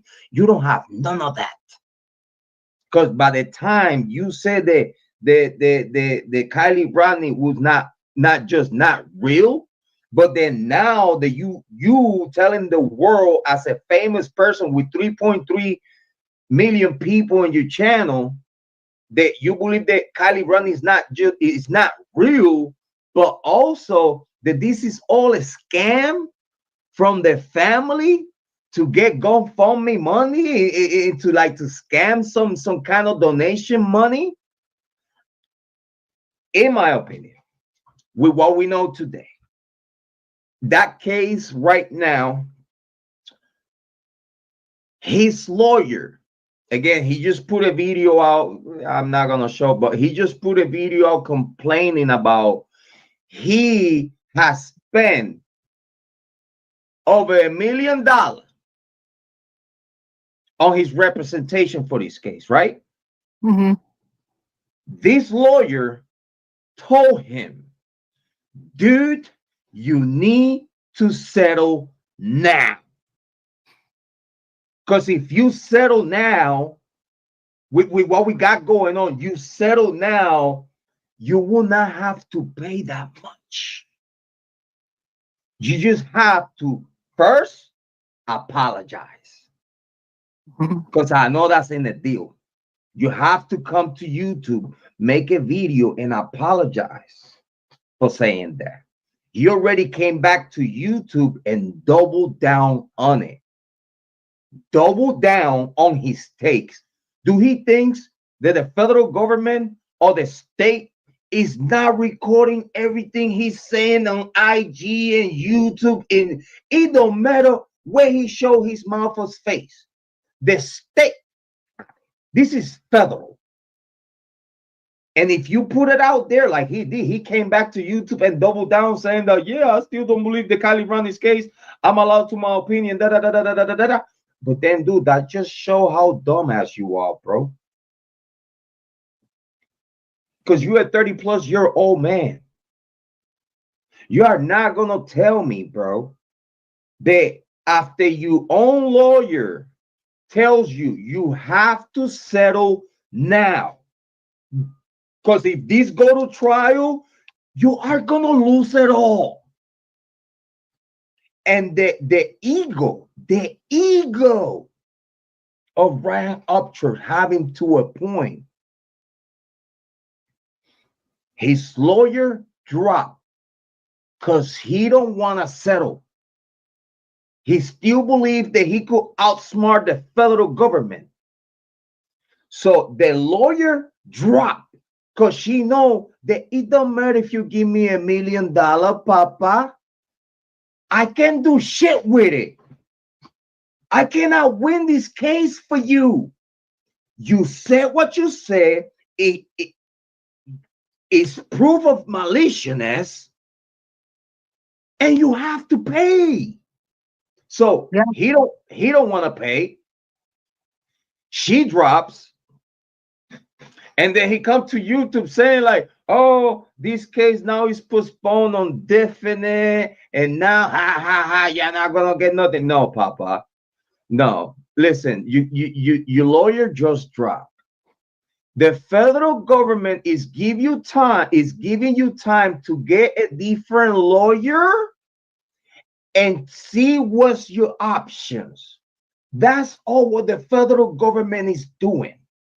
They only giving you time for you to get a new lawyer. Then now you have to restart this whole thing. And at the end of the day, the new lawyer is going to tell you the same thing that the other lawyer told you. You must pay. So then now you spend $1 million on a lawyer that told you you must pay. You don't want to pay. You don't want to apologize because you have to come to YouTube and admit that you was wrong. You don't want to do that. So then now what you do, you don't cooperate with your lawyer. The lawyer see that you're not cooperating with the case to settle this matter. So if you settle now, even though you are admitting guilt, what you paying is way below the margin. But now, if you want to go to trial because you ego and you want to take it to trial, when a federal lawyer already told you, dude, you are not going to win this. 9 times out of 10, when you pay $1 million to a lawyer and the lawyer tell you you are not going to win this, it don't matter which lawyer you find. Yep. It'll tell you the same thing because it's the federal government. Yep. Well, like I said, I don't know much. I've stayed out of everything at this point. Like, this point it's very what in your opinion, what you think that Bryan Upchurch should do to because the only thing they asking him to do is to just come to YouTube, admit that you was wrong, and you might have to pay miscellaneous money. Do you think that he should just settle for a little bit of money, or he should take it to trial? I would think that if he really cared about the family, and he really cared about Kylie, and he was really here for not the publicity of it, he would absolutely do that. If he was really in it, really in it for the right of the child, then he should have made it right. Like you said, if you've said something wrong and it can be proven, then if you really cared about the person, if you really cared about the case and you really cared about like the family, like you say you did, and you wanted to put up your car and you wanted to put up all these things and you were a standstill man, then you want to stand on your word and apologize for when you say something wrong. And I think that more people would say, I respect him for saying he was wrong than keeping to going that he was right when we all know he's wrong. You know what I mean? Like more people would say, well, at least he can, it's like kind of like a man, when you walk, like the bigger man walks away from the fight, sometimes it doesn't look like it's not glorified. It's not anything, it's not like, oh, this is great. This is good news. This is what, you have to do. It's your common decency. It's common courtesy also. Yeah, that's what I was going to say. Common courtesy, common decency. When I've done my shit, when I've said things that I obviously have said, I've said some stuff. I'm not perfect. I'm not an angel in the case like you say I am. But there was times where I said some nasty things. I absolutely, when I was in my bitch mode, I would say some horrible things. And, and I would get called out by my friends and they would say, no, like, that's not okay. And, even if I was because 9 times out of 10, when I was mad, I was just lashing out. Like, I was fighting back and I was trying to, I wasn't trying to win, but I was trying to keep up with the flow. Yeah, I was trying to keep my head above water, right. I was if someone was calling my name out, I had to go. We all know, how the true crime is. We eat I have a friend that says the true crime eats their own. Which you also know. It's a doggy dog world around. It is a dog. It is well, and you all, if you can find something in someone's past, that's what the true crime community loves to do, and work it to their advantage. It could be as simple as a ticket that they got because they were jaywalking when they were 16 years old, and they could burn them at the stake for that. In the true crime, in the true crime community, it's a dog eat dog world, like you said. It's And there's like you say, if you're gonna play with if you're gonna, I was playing with the big boys. I was playing, I didn't just take on little channels. I took on Perplex. I had to go and, I was on Kirk's panel, and everybody asked why I went to Kirk's panel and why that was the big, that was my big interview on, Kirk's panel. And, I really went to Kirk's panel because if you ask me, you best interview with Michelle's. For real. Because it was like the first one though. I can't remember what it was, but Michelle. Oh, yeah, that Michelle. I'm sorry. Yeah. I thought Michelle. What was her name? Michelle. Oh my God, Michelle. Oh my God, but she was a sweet person. She was very sweet to me though. She Michelle. I can't remember her last name right now, and I say it. We've said it before, but not. I thought you meant the other Michelle. No, the best interview that was when I did the ICMail interview, and then I did it on Sutton. Sutton is the name. Michelle Sutton was her name, but she. Yeah, Michelle Sutton. Yes, you're right. Yeah. And like I did 2 interviews, and those, I did with Michelle and with I did a lot of interviews, but Michelle and Kirk were my 2 that I tried, after hours of trying to get it, trying to get my point across and trying to say I'm not evil, I'm not this person that everybody thinks I am, and that Kirk, I thought was going to be the best place, but it turned out to be a disaster at the end. But you see, if you ask me though, when Kirk, listen, I was on that live stream when you was at Kirk's. I was supposed to go to up on the panel, and as soon as Kirk put me up, brought me up to the panel, he took me down right away. I don't know why. I guess. I don't know. I have no idea because I have never talked a day of my life with Kirk, so I never got to find out why Kirk has such a hate for me. You know what I mean? Because he seemed that he was hate because every time I was posting the video about Ryan Upchurch, he was coming on Ryan Upchurch's defense and talking mad shit and all this other shit, and I was like, dude, listen, you ain't too old for this shit. Try to bow and bow and try to defend another grown ass man that is not even your family member type shit. That's gay to me. I literally said that to him. That's gay to me, bro. Don't try to act like you are Ryan Upchurch, guardian angel and shit. Who the fuck are you, bro? But that day they were all setting you up for failure. All of them would try to set you up for failure. They were asking some questions that they were trying to get you to say something. Listen, I knew in the back of my head, I was like, yo, this is gonna go bad. I know that for a fact. When it was just Kirk and I, it was fine. It's when I told him I had like you and I are doing right now. I'm okay with 1 or 2 people on panel, but once it gets to be 6, 7 deep, it's just too hard. It's too hard to. It's too, like you said, it kind of does set you up for fail because because now it's like you're sitting there going, okay, yes. Okay, yes. Okay, yes. Okay, right. Yes. No, right. Yes. No, yes, no. And then, before you know it, you've said yes to something that you mean no to something. You know what I mean? And then they run with it. And it's like, I didn't say that. Right. And you know what, though? Something that I got to say, and when you said that it seems that Ryan Upchurch was only looking for clout with the KIELY Rodni case, you know what? I totally agree with you. Because if he had any good on his heart, and he was actually in the true crime community, with for the right things, right?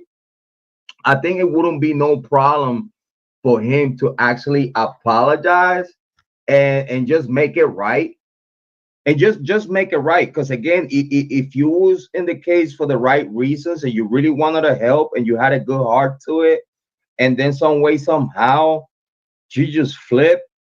In my opinion, I see it as right now, as we speak, the only thing that Ryan Upchurch got going on is the KIELY Rodni issue of the lawsuit and the war that he got with Cahoon. Is the only two things that he got going on in his life, and his manager, and all his friends turning their back on him. Which, if you ask me, it looks bad on him, because this is people that you kept around for years, and then now you're not friends no more. And we're talking about that the common denominator is you. That's all what Ryan Upchurch got going on. Nothing but drama with the KIELY Rodnni case. Cahoon, the war that they got going on, and his friends and his manager leaving him. He don't have nothing else going on. No music, no project, no tour, no show. He just took all his videos down from YouTube, but then brought them back up, which that killed his algorithm. So if you ask me, I don't know how this man is making his money, because it seems that nothing is being reported since like long time ago. Yeah. So like again, like I said, if he was from, like I said, I did have one or two conversations with Upchurch, and everybody said I had that he was making fun of me after I talked to him in the chat and everything else. I don't have anything against him, but if he know, like, we know that KIELY was real. Like, I know who she was. I've seen pictures of her, and I know people that knew her growing up, and so therefore, if he really was in it for KIELY, he would come back and say, I was wrong. Like, I just make the wrong the right. Like you that's what you do, is if you make a mistake, you fix it. You do the right thing. And you know what's crazy? That if he really had doubts about KIELY Rodnni being real, why he couldn't ask Doug? Mm-hmm. He get the Hellcat to Doug, right? The 100K and the Hellcat gave it to Doug. I think the 100K he gave it to the owner of Venture for Purpose, giving the 100K, and then he gave the Hellcat to Doug. So long story short, you are connected to these people that found KIELY Rodnni. You Right. couldn't call Doug and be like, hey Dog, is your KIELY Rodnni real? Yeah, bro, I seen her with my own eyes. Or call Nick Wren. He got their phone numbers. You couldn't call Nick Wren and be like, Nick, what you saw under the water was a KIELY Rodnni, and he'll tell you was KIELY Rodnni. So what's such a problem to know the truth, even though if he had bigger doubts? How about you asking someone, or even now that you are within the situation that you are on in a federal lawsuit, you couldn't tell your lawyer, listen, I need the birth. If this young lady is real, I need you to find me her birth certificate. Don't you think that lawyer already didn't found it? Yeah. That's why he have to pay. Because obviously her lawyer was like, dude, here's her birth certificate. This is all the proof that she's real. And then now you don't have no excuse for saying what you're saying, because when you said it, it was the whole world. Not just one true crime show, not just one person. It was the whole world recognizing that this was a real person, a real issue, a real life experience that didn't have nothing to do with GoFundMe or some kind of scam situation. Right. Which at that point, he'll have to involve the police within the scam for that to even happen. Yeah, exactly. It like I said, if he was a man of his word and he was a stand-up guy, he would say, I messed up. Guys, when you say something and your word, and guy in the, it's like in Alaska, their handshake is their word. You know what I mean? Like, yes. In other words, there's kind of a unspoken word between individuals that are, are backwoods or whatever you want to say, that really, that's their word is their bond. And, I'm sure that in his world, what he says, and there's probably a lot of yes Ryans more than there is a lot of no Ryans, but, countrymen only have his word and God. Yes. And that's what I mean by that, is that, they have their word, and they like what they say is what they mean. And I think that like that would show a lot of, a lot of little boys that are young, like, that my son's 22, that listen to his music, that are going through life in any way, shape, or form, would benefit from that. If you make a mistake, you own it, and you have to pay the price. I mean, that's what and if you say it to 10 million followers, it's not. And I think that's the other thing about the Ryan Upchurch, is that, when it was all of us just saying it, like you and I that are peons compared to Ryan. No offense to you and I. No, you're right. You're right. Like that, we don't mean anything, But when you have someone that has a following, and that a celebrity, a certified celebrity, yeah, like has the check mark, like has right. that has the blue check mark and everything else. He gets invited to places that we don't. Yeah, exactly. Like we're not, and you know what? I don't want to go to those places. I wouldn't want to be there. I would want to watch the shit show, but I'd want to go home at the end of the night. I'd be like, I'm done. Like I'm done. I'm done with this. But I think that's why, and that's my opinion, and only my opinion on why I feel. And like I said, I've never had a conversation with anybody like about it. Personally with Lindsay or anybody in the family. So I don't know their feelings on it, but I would assume that if a celebrity says my daughter doesn't exist to 10 million followers, that, and that this is all a hoax, that's gonna rub me the wrong way. Again, me with my, at the time, 700 followers, they're not going to care, they're like, oh, who is she? She's nothing. Right. You with your 2000, with Shannon, her 5,000 or whatever, we are not even on the same category. Yeah, we're not on the same level though. Yeah, we're not even, and that I would say means a lot. And that's why I think that it's not necessarily the hurt anymore. Oh, hold on. Oh, she'll be back. Big shout out to Megs. She'll be back.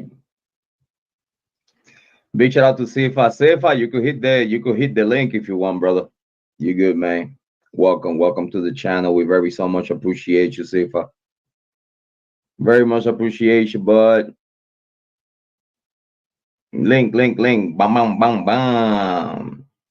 Link it was, hold on. Right here. Hold on. Bam. Bam, bozo. Hold on. Right here.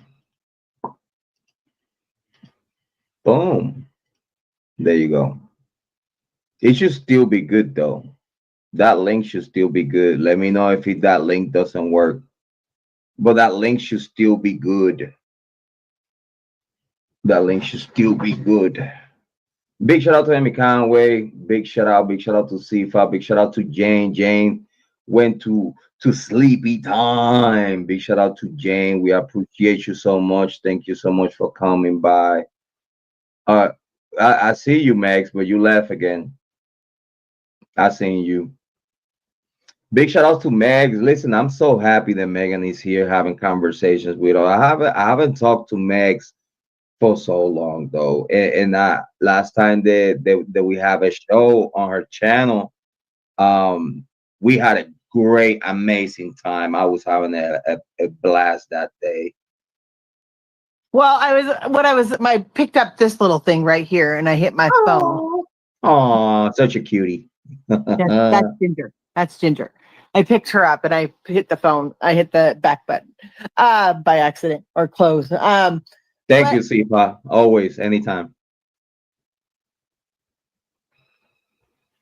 I really appreciate you treating me with respect. Yeah, no, Jrod and I have come a long ways. I came in here telling him to go sit him on the fucking pine cone and spin and hug a cactus. No, I just think that like it goes a long ways. That's really, you know, and I think that's what the family wants. And like I said, that's just my opinion. I don't. If you ask me, I don't. It's not about the money. If you ask me, because I mean, they could use the money though. But if you ask me though, I don't even know them. But in my opinion, it's not even about the money though. I think it's more about, like you said, I'm sure they can use the money. I'm sure, you know, right. the money, you know, they lost their daughter. I mean, there's no money that's going to bring her their daughter back. But there's no, and like I say, my song was, you know, I made a few songs here and there that were not exactly wonderful, but some people didn't love them, but it was the truth. You know, I think that a lot of this is like, you just have to, it's the principle, like, you know, I think that they just wanted the apology though. Yeah. And that's exactly what he wouldn't want to give. He'd rather to spend money that he could use on something else to then what? No, that's called, what I feel like that is that he has so much money that he doesn't care. He doesn't, you know, it's kind of like he could lose it all. He loses it all. He loses it all. Like, you know, that's just that just goes to show what you put out on YouTube. You know, like I said, even with our, you know, with your 2000 and my 1000 right now, or, you know, whatever. Right. What we say, what you say can make a difference. And what you don't say can make a difference. And it, you know, it doesn't matter necessarily where you came from or where you're going or whatever, but it's just, you know, you have to work through it. And I just think that if he were to, you know, like you say, I think it's my daughter, you said something that was horribly wrong, and you need to, you know, and it's defamation, and it, you know, and it was mentally hard on them, you know, because here they're looking for their daughter, you know, like they're when he said it was such a bad timing when he said it. Yeah, 100%. And then, and that's the thing is and that's why, and I don't, like I say, I don't know if he did it for clout. I don't know if he did it for attention. I don't know, I don't know I don't know Ryan. I have no, I've talked to Ryan, which I never thought I would ever be able to say that I've talked to Ryan Upchurch, but I have. Which also he would be able to ask you if KIELY RODNI was real. He has so many opportunities to know if KIELY RODNI was real from people that knows KIELY RODNI or found KIELY RODNI under the water.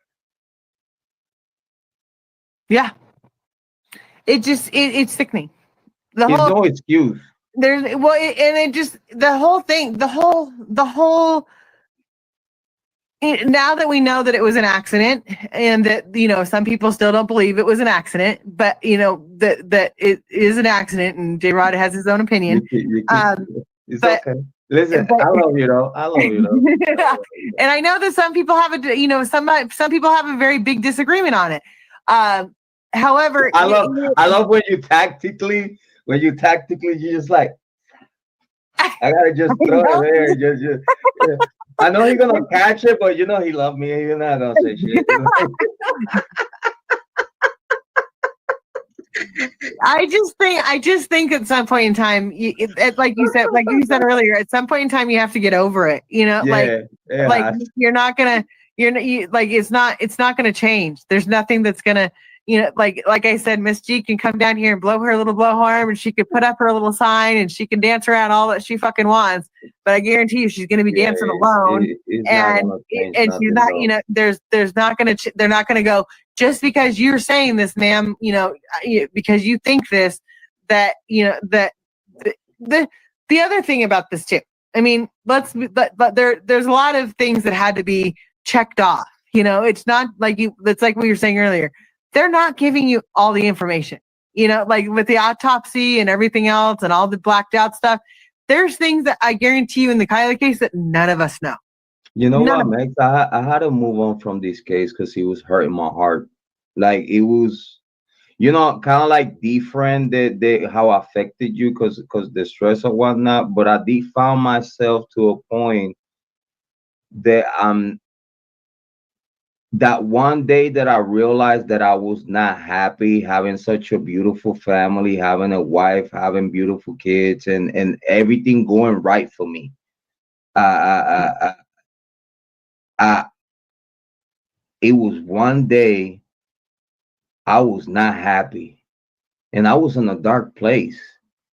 I was not feeling well, I think, and my daughter, Heisha Lee came out of nowhere, and she touched my face. She said, "Daddy, are you okay?"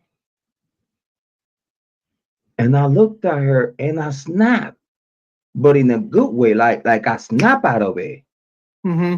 Cause I was so Well, like I that's was just like so my dad. here. I Yeah, that's was just like, so here, and when my daughter just moved my face and said, "Daddy, are you okay?" I snap out of it. And I was like, "Baby, I'm okay." And that day I realized I was too emotionally involved with a case that I don't have no control and no say so on. yeah. And I have a beautiful wife, beautiful kids that are looking forward to see their daddy happy, see their daddy at home and do the family activities and the good spirit and stuff like that. And it was like that, but it was kind of like it was dimming. I felt that my like I guess my heart and my soul at one point I was like so frustrated, I guess, and so like in a funk. I guess I was just in a funk. And when I snapped out of it, I realized like I need to stop talking about this case. Let me just cause I feel so emotionally attached to it. I need to stop. Mm-hmm. I need to stop. I need Well, to and just that's a big, put it in the that's hands kind of of, God. Put it on the that's hands of kind of like, God, and that's kind of like that's kind of like what I went, like your daughter doing what you did is kind of like what my dad did to me. And it's like, like yes, yes, it's very like, like what, when you realize what matters, it does, it puts into perspective of like what's going on in front of you. Like, I mean, that like, we all say we all need to go outside and touch grass. We all say we need to go yes. outside and we need to live our lives and we need to get out, we need to do our thing. But, sometimes like, I think that especially when we were all in the thick of it, we did lose sight of reality. Like when like I say with that truck, like I said, like you said, I could smell the gasoline. I could smell the brakes. I Yeah, could smell the brakes on that truck. That was a little bit too close for comfort. right. Like I think something's not quite right. I think I need to check myself like I need before to I take a my, break. I need to take a time out. yeah, I need something because something wasn't clicking. It was just my, like you, I like it and there's no, and I think the biggest thing is that you don't even, like, people say that they're in a bad place, or like you said, you were in a bad place. I don't even think you realize, like me or you or whoever that is, that you're in the bad place that you're in. Like you until you realize, until you kind of take a step back and you go, I don't think I'm in a good place. Like you think that's where I was at for a long time. I was just on autopilot, and I was just kind of like, Megs, you have to be aware yeah. for you to realize. You know what I mean? And Well, sometimes, and that's why, like my doctor said, like when my doctors, when I looked right at him, they said, just make me numb. Just make me so I don't have any feelings. Make me so that I can't argue. Make me, like make me so that I'm just a lump on a log that sits there. on a tranquilizer, and, and that's not healthy though. Well, that's what and then that's right when he looked at me and said, "No, I won't do it." And I went, "What? Why?" Like I just looked at him like, "What the fuck? What are like, you here for?" I'm the client here, you know that, right? Yeah, I was like, you realize that I'm saying I want drugs. Like I need drugs right now. Like and you're the only one. And I didn't get it off the street. I'm coming to you, and you're still not helping me. Go fuck off. Like I was mad. I mean, in my own head. Am I paying you for this? Yeah, like what exactly? Like, wait, why? What are you doing here? Like, wait, how are you helping me right now? I was like, no, that's not how. No, you have to feel it. I was like, no, I don't want to. But I really did have to and that's what I'm saying. Like, I think we all, like what you're saying is that we all got to that point, in our own, yes. like I had my drama, you had your drama, someone else had their drama, and like I was saying, we all had our drama, but we all had our own personal grievance, our own personal life issues happening too. And I think that we like I said, people got divorced, people have moved on, people are no longer on this platform. And that's a huge thing, is that, the KIELY Rodney case took it by storm. This was huge. It was a huge, the names, the serene, where it was from, every bit of this seemed like a Lifetime special. You know what I mean? It just seemed like it was going to be a Lifetime movie and all that kind of stuff. And at the end, there was going to be either the person got arrested or it was going to be an accident. Like there was going to be an ending. Well, I still to this day, I used to love to watch like 48 Hours Mystery and Dateline and all that kind of stuff. I still don't watch it. I still can't watch it. And it pisses me off. Like when I said, if I ever got myself interested in a case again, I like the way it was, like, where it was, I wanted to do it again. I don't know if I could, because I look at people differently now. Like I look at them. You know that I haven't finished the Adventures with Purpose documentary. I have not finished it. Like, and it's not that long, but it gets to one point of the show that I just can't watch no more. Well, and it gets to a lot of what happened back then. We watched it like on pins and needles and everything else, but now we look back and it's like at the time it seemed like the world was ending. Like this is what we were meant to be doing, when in reality we are just people. We are just people that are nothing to anybody. And when I look at if I were to turn on my TV right now in front of me and I were to look on Dateline and watch Dateline Mysteries or whatever, and the first thing comes up is a missing girl at the lake, is like I can't do it. I physically can't listen to it, because I sit there and I go, look at the Idaho 4 families. Look at everybody that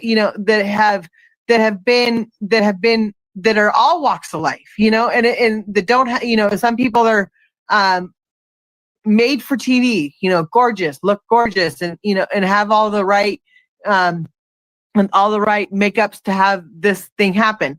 But then there's other parts of you see other parts of those families that are not cookie cutter made for TV. You know what I mean? And it's like, their lifestyle's not what it should be, and Meg's is tied to the trauma you experienced from the bullying.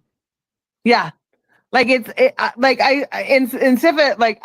and I have had many conversations, good and bad. Where it's like because he's been through a lot with me through this whole thing, and he's seen me at my worst, like behind closed doors, and which a lot of people saw me. And that's the other thing, is that a lot of people saw me at my worst, but the outcome, the background of what I was going through in my head, I didn't even realize it. Like I didn't know, because I was in fight or flight. And so I didn't know if I should argue or if I should be happy. I didn't know. It's like what you said, those freshman years in YouTube true crime. It was like those freshman years. Like even me, I did not know how powerful could it be something that I say. You know what I mean? Yeah. And I realized that, and I was like, I don't like the feeling. Like, you know what I mean? Well, Like, I totally understand that people gonna be like, Jrod, why you such a hypocrite when you cook me chill with no mercy and no doubt, but it's two different things. Megs and Michelle are two different things. Like Michelle was crazy. she okay, I'll put it like this. Her daughter came to you to tell the whole world what her mother did to her. Right. So then Megs is not Michelle. Cause again, you have never heard Meg's daughter say nothing foul or bad about her mom. The only thing that you hear about Megs and her family is how much they love each other and they protect each other. So it's a whole different conversation from Michelle to Megs. Like you realize with Megs that she actually has a good heart, that she actually doing certain things that some people will say naive or whatnot, and this and that. But at the end of the day, she don't have like no one could say that it's a proof of maliciousness or any wrongdoing there with Megs.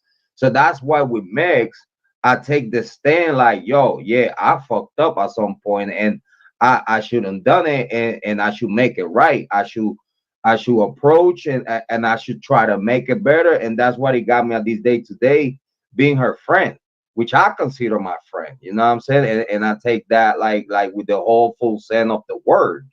Like at this day today, I can say I consider myself a friend to Max, and why I consider myself a friend because I know that if I ever have to do something for her, or she ever needed my help on something, or she tell me, hey Jrod, I really need you to do me a favor if you can, I'm doing it. Yeah. So and that's what a friend is all about. Like you make yourself accessible to help this one person that you cool with. You know what I'm saying? Well, and that's like, and that, like you said, we don't have to talk every day. We don't have to talk. We Right. don't have to, like, I don't have to, you don't have to call me every day and go, hi sis, how you doing?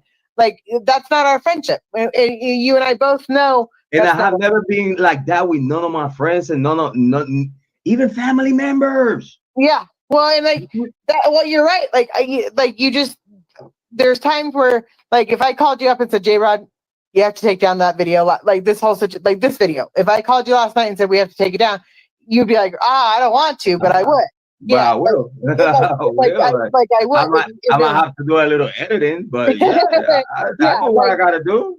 yeah, Shit. like I mean, and I would never ask that. But the point is, well, I think I have asked you, and you told me no, and that was when you said I was a murderer. But no, but listen, I did not put the video up. Huh? I did took the video down.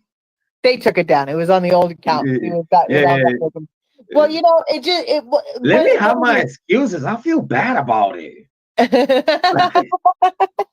You know, it really, like you said though, we've all grown. You know what I mean? Like we're not the same people we were 2.5 years ago. And like your kids have gotten 2 years older. You've had you've had life. You've had like things have happened, and in all of our lives, good and bad. People have passed away. People have we lost Judy, and we lost a few other along the way. Judy, we lost Judy. We lost now recently. We lost Mark. Oh my God, my buddy of mine. Oh my God, Tommy Jude. We lost Tommy Jude in the Idaho 4 case. It's a lot of people that have passed away though. Well, it just puts it in perspective. It really does put what's important in perspective. Yeah, you're right. You're right though.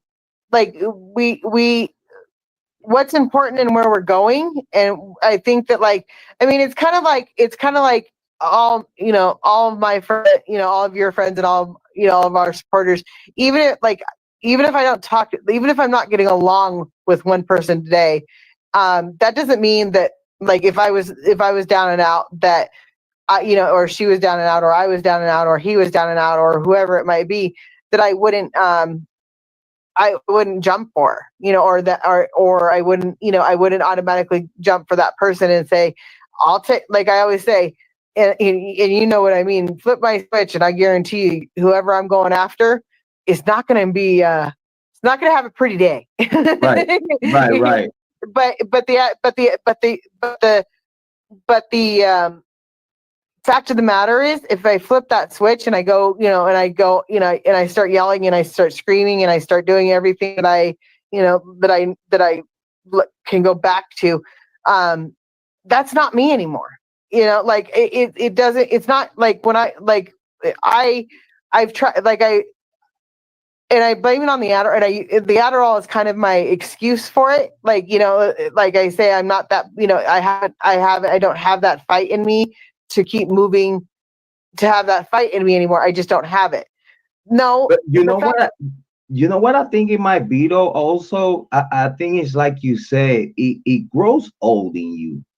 You know what I mean? Like the how can I say it? The bickering, the defending or fighting back, or when at the end of the day they're not even telling the truth. Yeah.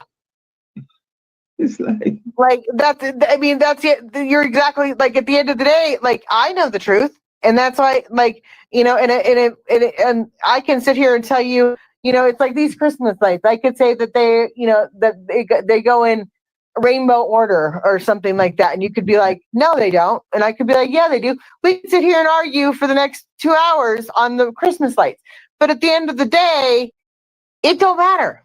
It don't matter if those Christmas lights are in color or if they're not in color. It doesn't matter if they're all yellow. It doesn't, that's what they are. And it doesn't matter. It doesn't, like, your light's red. It doesn't, no matter what, no matter what I say, those lights are going to be, like, I could tell you they're green. And you can be like, no, Megan, they are blue, or they are red, and I'm like, no, they're green. Megan, you know what you teach me? You forcibly teach me that it don't matter what we say, it's not gonna change shit. No, it's not gonna change shit. And I learned that through you forcibly. like, and you know what? When you said it the first time, I was like, ah. But then you said it again, like, couple of months after, and I was like, dude, it's starting to make sense. It's really like we give too much thought and too much of a fight to things that sometimes don't even deserve it. You know what I mean? I don't know. The KIELY Rodney case, he's so much home to me. I guess because when the news that she died, I just had my youngest daughter, like, literally like a month and a half before KIELY died. So I don't know if it was too many emotions going on or whatnot. But I gotta admit, it did hit home though. It did hit home. You're absolutely right though. Like, every single person in the world has a soft. Well, I shouldn't say every single person. Make it right. 75% of the world cares for kids. That is their Achilles tendon. If it's not your kids, if it's not, it may be your animals or whatever. But we all have a soft spot. Everybody has a soft spot for kids. And I think that, like, that's what, like, and that's why all these cases, some of us get very intertwined in it, is because some of us don't have anything. They don't have kids, or they don't have anything purposely going on in their life at the time. And so they want to make it where they want to make something be relevant. They need something in their life to make them wake up every day. And I think that that's what the KIELY Rodney did a lot. That's what the KIELY Rodney case did for a lot of people, is it gave all of us something to either hate on or like on. A lot of people bonded out of that case though. Yeah. and a lot of people, and a lot of people came forward. I mean, for me, I mean, when I don't share the stories, but when I first came, when I was first doing all of this, I like I say, I still have the messages and I can still find them to this day.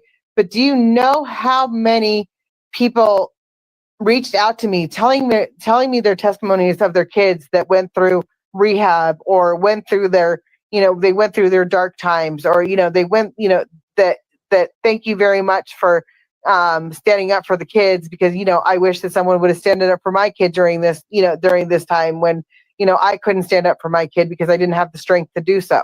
Right. Like that.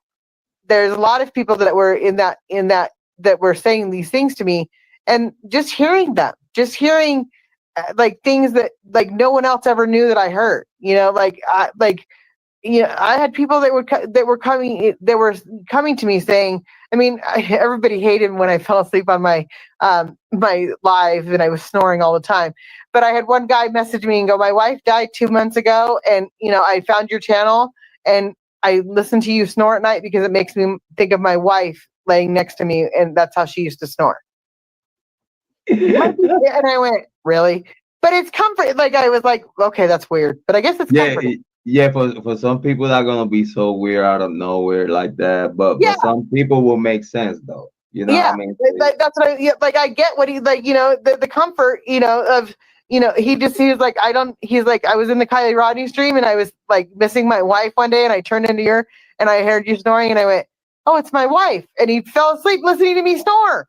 And I was like, and he told me, he's like, thank you. And I was like, well, that's weird, but okay. But you know what? Like, sometimes you don't know how much of a good you do for people, and you don't even know. You don't even know. You know what I mean? Yeah, like I mean, it's for like you said, for hearing like the situation when anybody else would have thought it was weird, but I understood, because he was like, he said, I'm an elderly man, and I don't, I was married to my wife for 46 years, and she passed away last month, and I was having he gave me the whole testimony, but the point is that it was it was like, thank you for snoring online, and I went, really?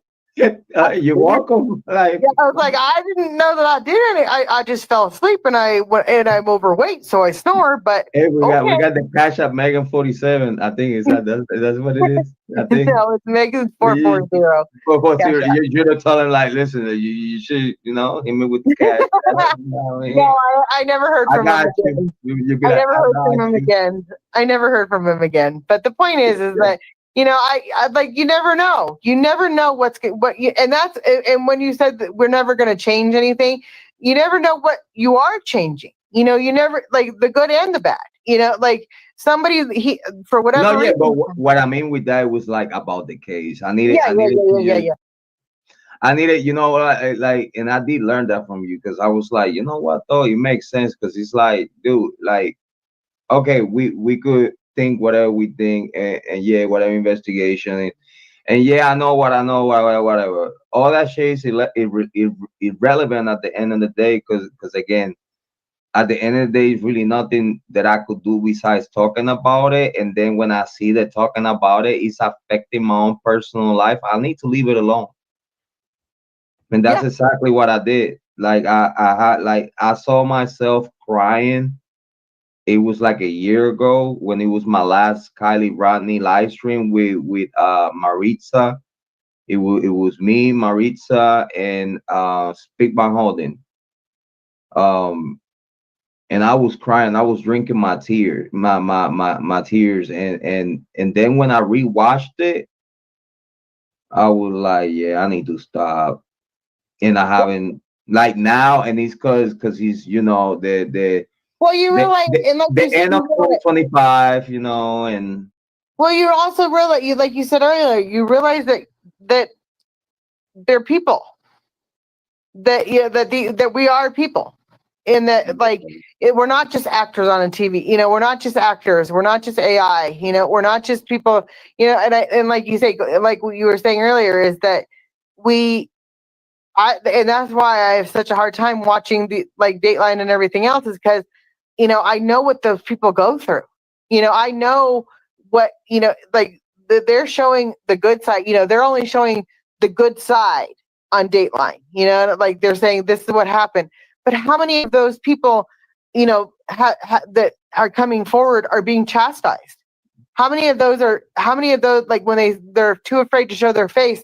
Why are they too afraid to show their face? Who are they afraid of? What are they, when you all go, oh, show your face, just show who you are. Well, now I look at them and I go, if that would be, that would probably be my biggest frustration, was that I didn't give a fake name the first day. Like I just said my name because I didn't know, and I would have rather have said anonymous. If you knew it, you should have get yourself like what you might call it, a celebrity name. I know. You I know should what I have. mean? I could have come up with like stripper name or anything. Like I could have been Candy Whistle. Melissa Gallardo. Like like famous actor from Brazil. Like you don't know me, but I'm him. Yeah, like I could have had. But my biggest thing is like anonymously now. I get it. I get why people want. You didn't thought about it. You just wanted to help. That's Yeah. it. Well, I You tell did not people, know. You I did drove not all the know way. that the I people drove all. would react like that. You know what I mean? Jrod, I can remember the day, and it was such a weird day because I was driving around looking for Kylie, and I drove it around the whole lake, all the lakes. I drove it around all of Prosser, all of Boca, and I was out there driving around, and I drove around the whole lake, and I finally looked at the water and went, could she be in the water? Like it was just. I could only imagine the feeling. And I was just like, it took me like 2 or 3 days to get, could she be in the water? Like, is that where this is? And I sat there and I went, why are we not doing anything with the water at this point in time? Why are we ignoring the water? How you felt when they found her? Like knowing that you literally thought about it. Oh, I cried. Yeah. I cried. I mean, when I first found out, I cried. I mean, my friend texted me and they said they found her, and I cried. It was, I looked for her. Like, I really, really, like, yeah. I honestly tell you this. And it sounds bad, but it's the truth. I mean, here I think this little girl is 16 years old and a prodigy in her own right, and she's going places and everything else, but she's got a little wild streak in her, and she wants to go have some fun. So I really thought that she, in my heart of hearts, I'm like, she's off having fun somewhere. Right. She's already missed her curfew, and she knows she's going to college, and she knows that she's in trouble, and she's probably going to lose her car, and she's probably going to she's going to get grounded until she goes to college, and all these things.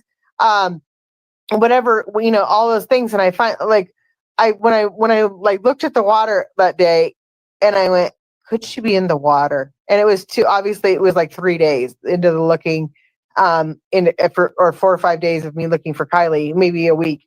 And I bet you would be like, why even gonna think that when I see you see divers and you see Well, you know what I mean? Well, no, and they well, the biggest thing was, and like you all say, it was only the water. The biggest thing, there were so many things that had worked against normal everyday life at that point in time, because we had a huge winter that summer. We had a nice winter before, so the lake was 100% full.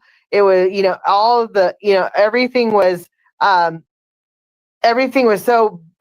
big, everything was blooming, everything was big. It was just, everything was at its peak of growth for that time of year. It was hot. It was hot August nights. There's so many things that could happen, or could maybe happen, or whatever. I mean, like I remember. Megan, you see the lake, because you were saying that the lake was like healthy type of, like, on the crescent and stuff. I seen it right after. I don't know if they did lowered the levels purposely or whatnot? No, what happened was is that Boca drops significantly, or Prosser. They will like that there because there it's a reservoir. So all that is drinking water that goes. Now I don't know the water rights. I don't know where it all goes, and I don't know. Right, right. I don't know anything about that. I know people have gone through that, but it is the drinking water. So it's very and it's filtered and everything else to where it goes and all that kind of stuff. But it's a reservoir, and so what happens is it evaporates. So it will draw, and so and they let out water, or it will let out the water if needed to be let out and all this kind of stuff. I'm not saying that particular lake. I'm just saying all the lakes, and they will let out the water if they're too high. There's a rim level where it's supposed to be at, and so it gets to a level where it won't flood and all that kind of stuff. So, and out there it can't flood because it has other places to go. But so the water was just, it was very, it was right at the end of summer, so it hadn't started to drop. So I think that, and I think that all of the, this is my opinion only, not what I don't think that they thought this. I just think that they were like, well, if we have it, we're going to do we're going to look in the water, but we're going to make our primary searches everywhere else other than the water, because it's such like you said, they would call AWP in. They were going to come in and see what they could do and everything else. But the water had dropped significantly. I think I heard it it dropped like 9 feet. And so, or 7 feet or something like that. Because I was thinking that if AWP wouldn't found her, y'all wouldn't found her anyway. Oh yeah, within about 2 more weeks, I believe the water would have dropped, and so that's what I'm saying. I don't know if there was a conversation in the back, in a back room in the FBI and all that kind of stuff, where they were like, well, we can search for as much as we can search for, and we're just going to have to keep waiting for the water to drop and see, if the car, if that turns up.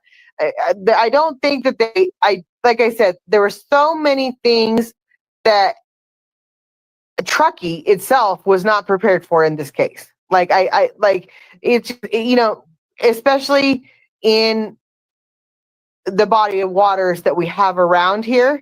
I think that like Tahoe, Tahoe, where you guys have seen the pictures that I take pictures of, that's 600, that is 1,632 feet deep. Damn. Yeah. Damn. They're 1,630 or 32 feet deep. That's a lot.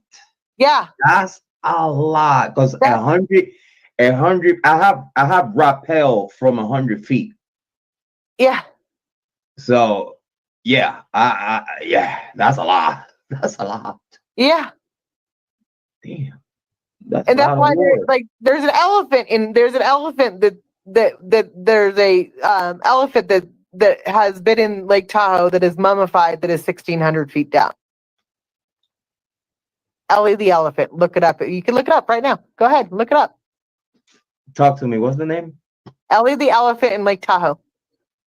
Ollie the elephant, Lake Tahoe. Okay, Lake Tahoe. Ellie. Okay, got you. Like ELLI or ELLY. Ellie. Okay, got you. Like Kelly, but Ellie. Ellie. Hold on. What was the name? Ellie the elephant. Tahoe. Lake Tahoe. Lake Tahoe. Got you. Tahoe.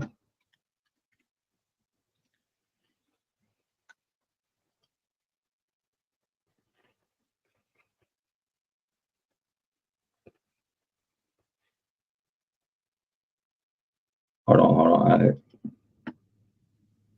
You could just put elephant. Is there an elephant in Lake Tahoe?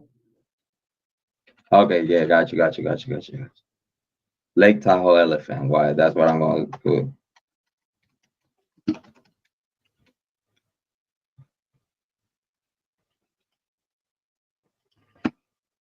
Elephant.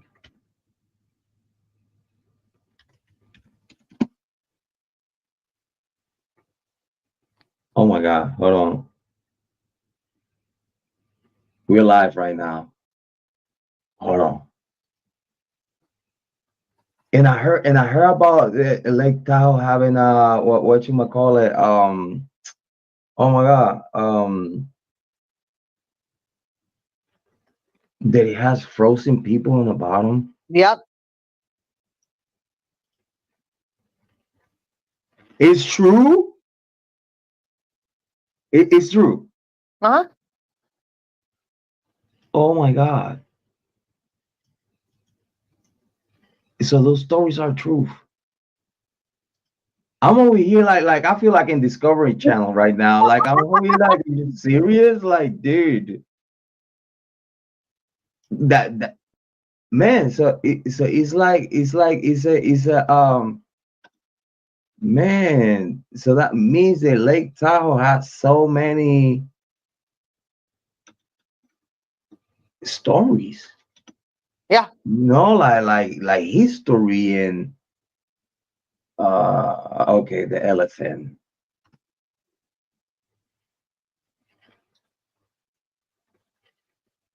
Sunken elephant. Is it sunken elephant? Yeah. According to locals' lore, a traveling circus was transporting animals across the lake in the late 19th century when a storm struck. Come on, give me the whole story. Now you got me here wondering. I need to. I will. I am. I need to. I need to. I love story. I love American history. Like I'm very. I don't know. I guess just nosy. I like to know things, you know. But yes, I'm definitely gonna read about it. Cause also I was reading about the what was that the guys that it was on the mines Yeah. like what you call it, it was like the people that he was working on the gold mines or whatnot. Yep. But well, mob people back in the day used to put bodies in there because they could disappear. Yeah, that's the because it was so deep there. Yeah. Wow, such a beautiful story. Not I gotta say everything is a beautiful story, not just your story with the Kylie Rodney case, but everything is very nostalgic. If you ask me, I think it's lessons to learn from the Kylie Rodney case, not just for content creators but also for viewership.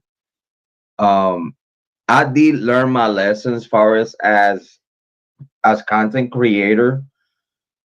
I'm a little bit more mindful about, you know, even when I go and give my opinion on my takes and certain content creators, I don't go that hard like before. Like I rather just stick it to the information instead of going personal. You know what I mean? I think that's what you have to go for. I think that after the Kylie Rodney case, you have to stick to facts and Yeah. not have it be personal because, well, and I think we all did that. And that's when it comes down to like we're all not clean fighters, Jrod. We're not We like to play dirty. I yeah, like to play dirty. we're we are catty bitches. We are like if I come if you call me if you call for me, I'm gonna call for you. It's like you don't step into my world if you don't want to stay. If you don't want the heat, stay out of the kitchen because once you come in Yeah. here, you're gonna get it. Um, we're not. And I think that that's what personally. There's like a lot of digs that were made that just didn't need to be happening, because, and like, I don't know this for a fact, but I've heard, rumors or whatever from my daughter, that this is not over for Sam. This is never going to be over for Sam because like we were just saying, those videos are still, of her, being called a murderer and everything else are still up. Right now right now it may not, she's doing whatever she's doing and it may not affect her, but and it may or may not have any issues with it, but if she ever, tries to get a job and they say, they look up her name, those are the first things that are going to come up. And it's just like Kylie's brother. If he ever wants to reach, let's just like right now, he's been through 2.5 years, and I think he was 8 at the time, so he's 10 now.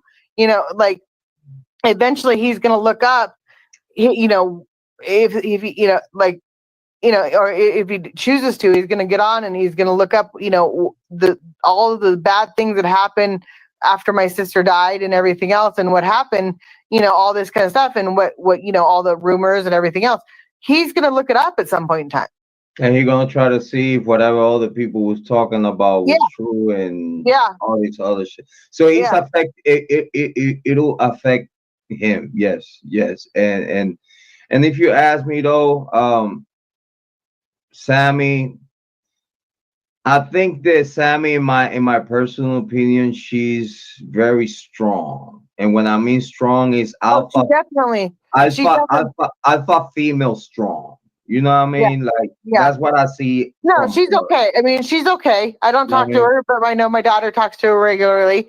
I don't talk to her, but she is strong. But again, the people, and it's not worldwide. It's not like it's not like you said. At the time, it was right here and it was big, and everything was happening. So it's not. And people. If she does come back to Truckee, or she comes back to work, ever comes back, which I don't think she ever will probably come back to Truckee. She's not gonna. She may or may not. She, I don't know, but it's not a forever sentence. Like she, it'll die, it'll go away, and things will get better. But I mean, it did though. I think if you ask me, in my opinion, the KIELY Rodney case did die down for multiple reasons. But if you ask me, the biggest reason of why it did die down, in my opinion, is because multiple people seen themselves going through the same thing. Oh, 100%. And I feel that that's what it was, though. Yeah, that everybody realized that, it changed a lot of our. It brought out the worst in all of us. It really did bring out what we didn't like about ourselves, and I think that's where it gets frustrating, because like we just said, in ninth grade, if you do something in ninth grade, you don't want to necessarily have to relive it in 12th grade. You know what I mean? Like, I've been there, I've done that. I got the T-shirt, don't need it again. Thanks though. Right. It's just time to move on. It's time to stop. What more can we say? So but it does. The KIELY case is gonna always have an effect on someone, and it really does. That had an effect that was affected by. So I'm just thankful that it's over with. I just told my mom and dad yesterday or the other day. They go, "How's everything going?" Because they know that I'm trying to. I had some stuff happen on my channel, which was great news, but I had a big donation done to me. Nice. I had a life-changing donation sent to me, so I had to call my mother. As a matter of fact, to go, what do I have to do about this, Mom? Mom, this is legal. I did. I called her and I went, "Can I accept this?" And is this legal? And where do I? What do I like? I was like, I don't know. And I had to, when it's $100 here, $100 there, it's one thing. But when I got into these digits, I went, couple of digits. When there's the digit that passes a certain quota, let's just say, of donations, I went, I don't think that this is normal. So and my mom actually said she was proud of me today. So, but I'm very happy for you, though. I'm very happy for you. No, it was someone it was actually someone that doesn't know the whole KIELY case. So it actually, but it's just known what I've been through, and it is very, has watched my channel in the last year and got to know me and everything else. But I'm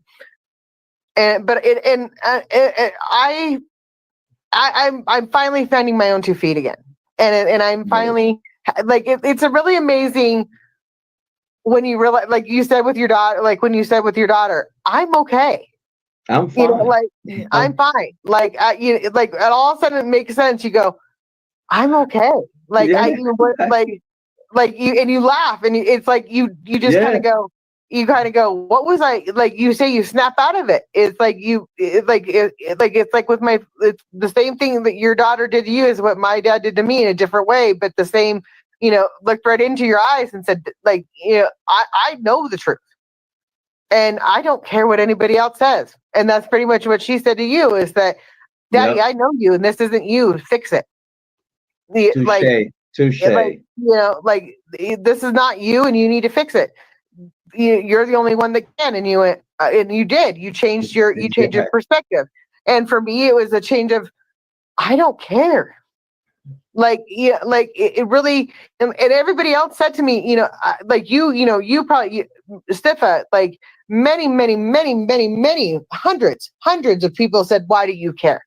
Why do you care? Why do you care? Why do you let it bug you? Why do you give them the reaction? Why do you do this? And I was like, part of it, like, I don't want to say was entertaining, but it was because it, like, had nothing going on. So therefore I wanted, I was like, it was giving you a kick in the butt. it was giving me a whole bunch of shit. But, No. but it was very hard. It was very, like, and when my dad looked right at me and with just like, it just gave me a big hug and said, you're my life, and you're why I'm here, and you're what I do for my family. And you're my daughter, and that's all that matters. And I don't care what Army for Jesus says, and I don't care what all these other people say, and they're devils to me, and I don't care. But it took my dad and my mom, like me, breaking down in front of my family to finally, tell them what was going on. And it was like, I finally, it's like, it was like I was 16 years old again, and I had to go home and, like sit in the bad chair and go, well, yep, I did this, and this is what happened. And now I've done this. And now I've and their look of disgust, their look of, what the hell have you gotten yourself into? And their look of, you what? Like confusion and everything else. What? Like you're doing what? What? Yeah, like what's YouTube? Like, let's start there. What is YouTube? And I was like, What's all this shit about content creation shit? Yeah. Like what's YouTube? You could do lives on YouTube? I was like, I mean, talking. I have two parents that can barely figure out how to turn on their soundboard on their TV. Like, I can barely figure out how to turn on my own TV, let alone like know anything about what was going on. And my mom still says, my mom had a few one-liners last summer, and because she's just now getting to she was just like, it was starting, she was questioning everything. Like, she was going, when did this happen? Where was I? Why are we here? How did this, what is going, why do you know Sam? You didn't tell him nothing. No, I didn't. It was, well, why should I? I'm 46 years old. Like, you're not going to call your mommy and go, "How, mommy?" At 46 years old, I kind of put my foot in the quicksand and I'm dying. Mommy, I've been a very bad girl. Yeah, I did something wrong, and and of course they kind of knew about it, but like, because everybody was talking about it, so they already knew. They kind of knew about it, but they're like, I mean, my mom asked me.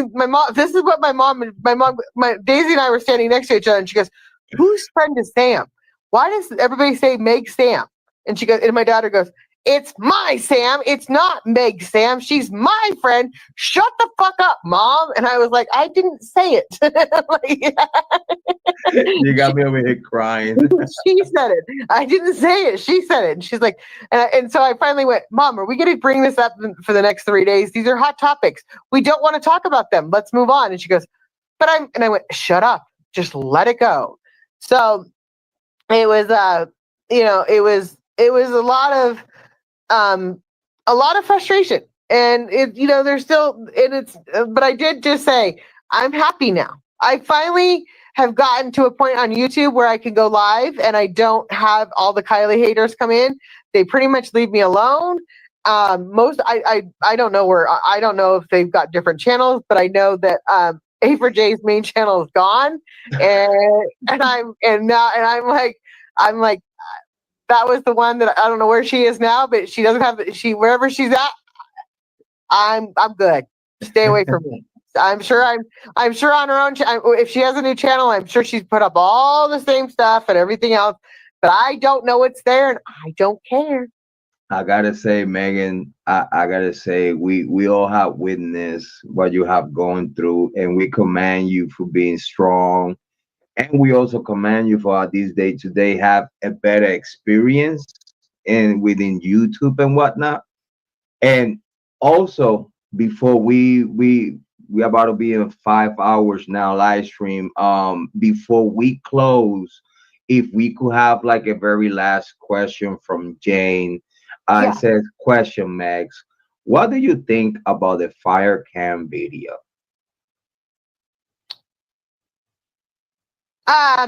Well,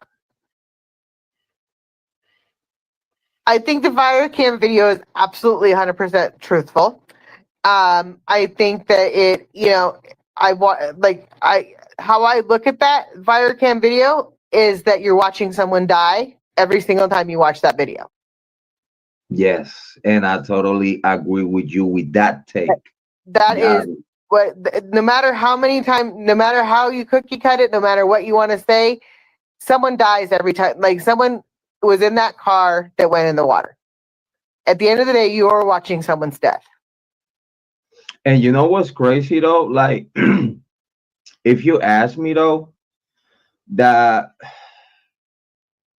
the fire cam video, even though a lot of people say this, and I will say about the fire cam video, about 3 months prior to Kylie missing, and I didn't even think about it during probably for a year. It didn't even connect with me.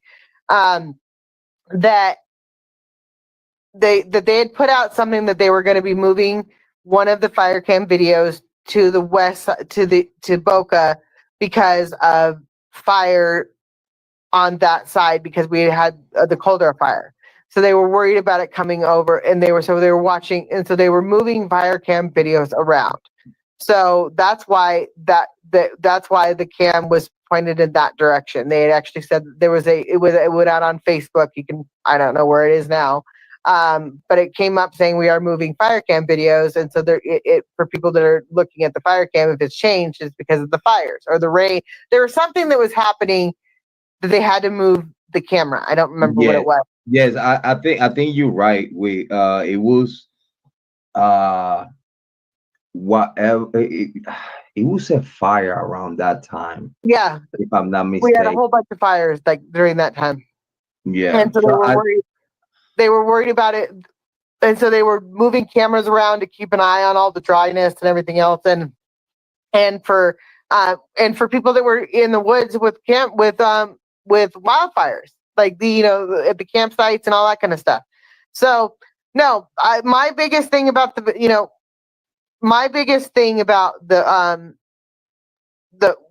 way that was the way that everybody kept watching it over and over and over again on their channels. Do you realize that if Lindsay was watching these channels, she had to watch it 150,000 times of her daughter dying? Yep. True that though. And I tell you what, it's a bad experience for everybody overall. If you ask me, I think we all we cannot compare our situation with theirs, because they definitely lost a child, and that there. Listen, that's a pain that I can't even imagine, because I could only tell how, because my mom died when I was 2, so my grandma raised me. So my whole life, I realized how much my grandma suffered for the death of my mom, and I witnessed that. days of my grandma just sitting there on the porch, just crying. Nothing Right. has happened. It just her. She just sitting at the porch, looking at nothing, crying. So I could only imagine the pain. Imagination is not enough to, Right. and I gotta say, And that's the kind of thing that I say that what we do matters. Because like, so everybody was just like, people are watching it and going, oh, there's a car that goes in the lake, there's where the car goes in the lake, that's where the car goes in the lake. Well, change that to a different perspective. That's where a child died. yeah, yeah. And It's you know not what's just, crazy? it's not That, just a car. It's you not know just what a car going in the lake. There's a person that died in you know that car. you know what's crazy though? The and the fire cam footage. Um, I gotta say, I thank you for giving your opinion.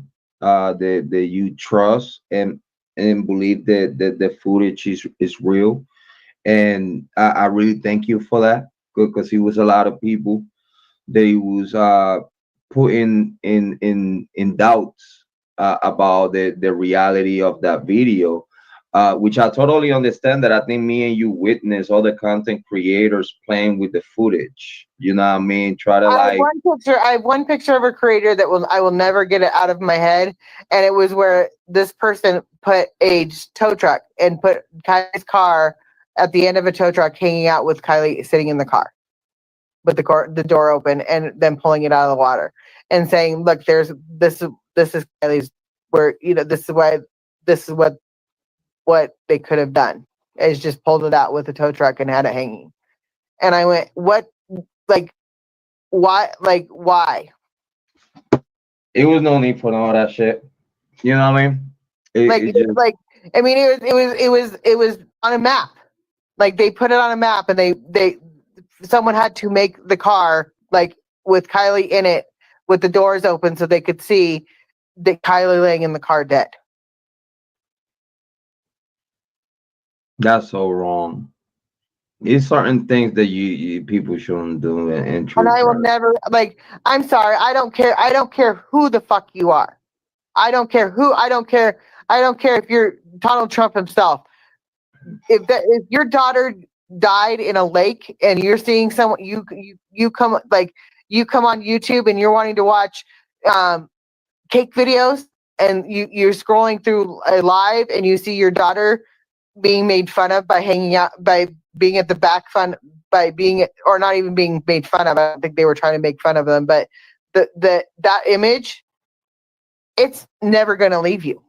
Yeah, it's not fair at all whatsoever though.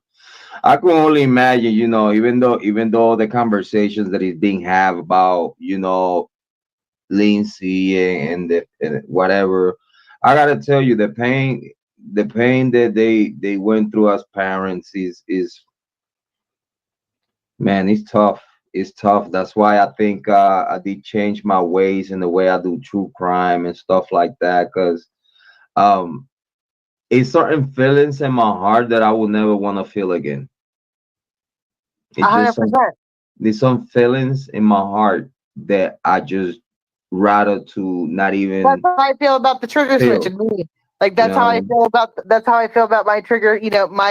My trigger switch in me, my anger inside of me. I was telling Sifa the other day, I know that I'm still there. Like, I know that like, it's kind of I blame it on the Adderall, but it was the adrenaline that was going through me. Now, if I took my Adderall today, like if I went out there and took it today, J-Rod, I can guarantee you within 20 out 2 hours, 2 hours, I could have burned down YouTube. I would burn down YouTube. Like, I like, people would be like, "Oh, Adderall Megan's back. Here we go," and I could start. I could bring it all back. I could do it. I could do everything to make it bad again. Why would I want to do that? Yeah. What would that? What would that? How does that benefit all of us? How do to make us all go back to that? To make us all go back. And it's not just us. It's like, it's not just you and I. It's all of the creators. All of us. Like, I mean, if you look at every single one of us that had covered the Kylie Rodney case at one point in time, not me, but everybody else, it changed. Like I mean, I went on other panels at the very beginning, and I said, you guys are a bunch of mean girls. You guys are a bunch of mean girls sitting here, and you're acting like you're all you guys, all the answers. And I said to them at the time, I said, are you gonna, when this comes back in an accident, are you gonna put out an apology to everybody that you're making fun of right now? And of course, what they say, oh yeah, I'll do that. Yeah, I'll do that. Do you think that creator ever did that? I had to. I'm human, and I cannot see myself like doing like. Listen, I have a good. I do have a conscience.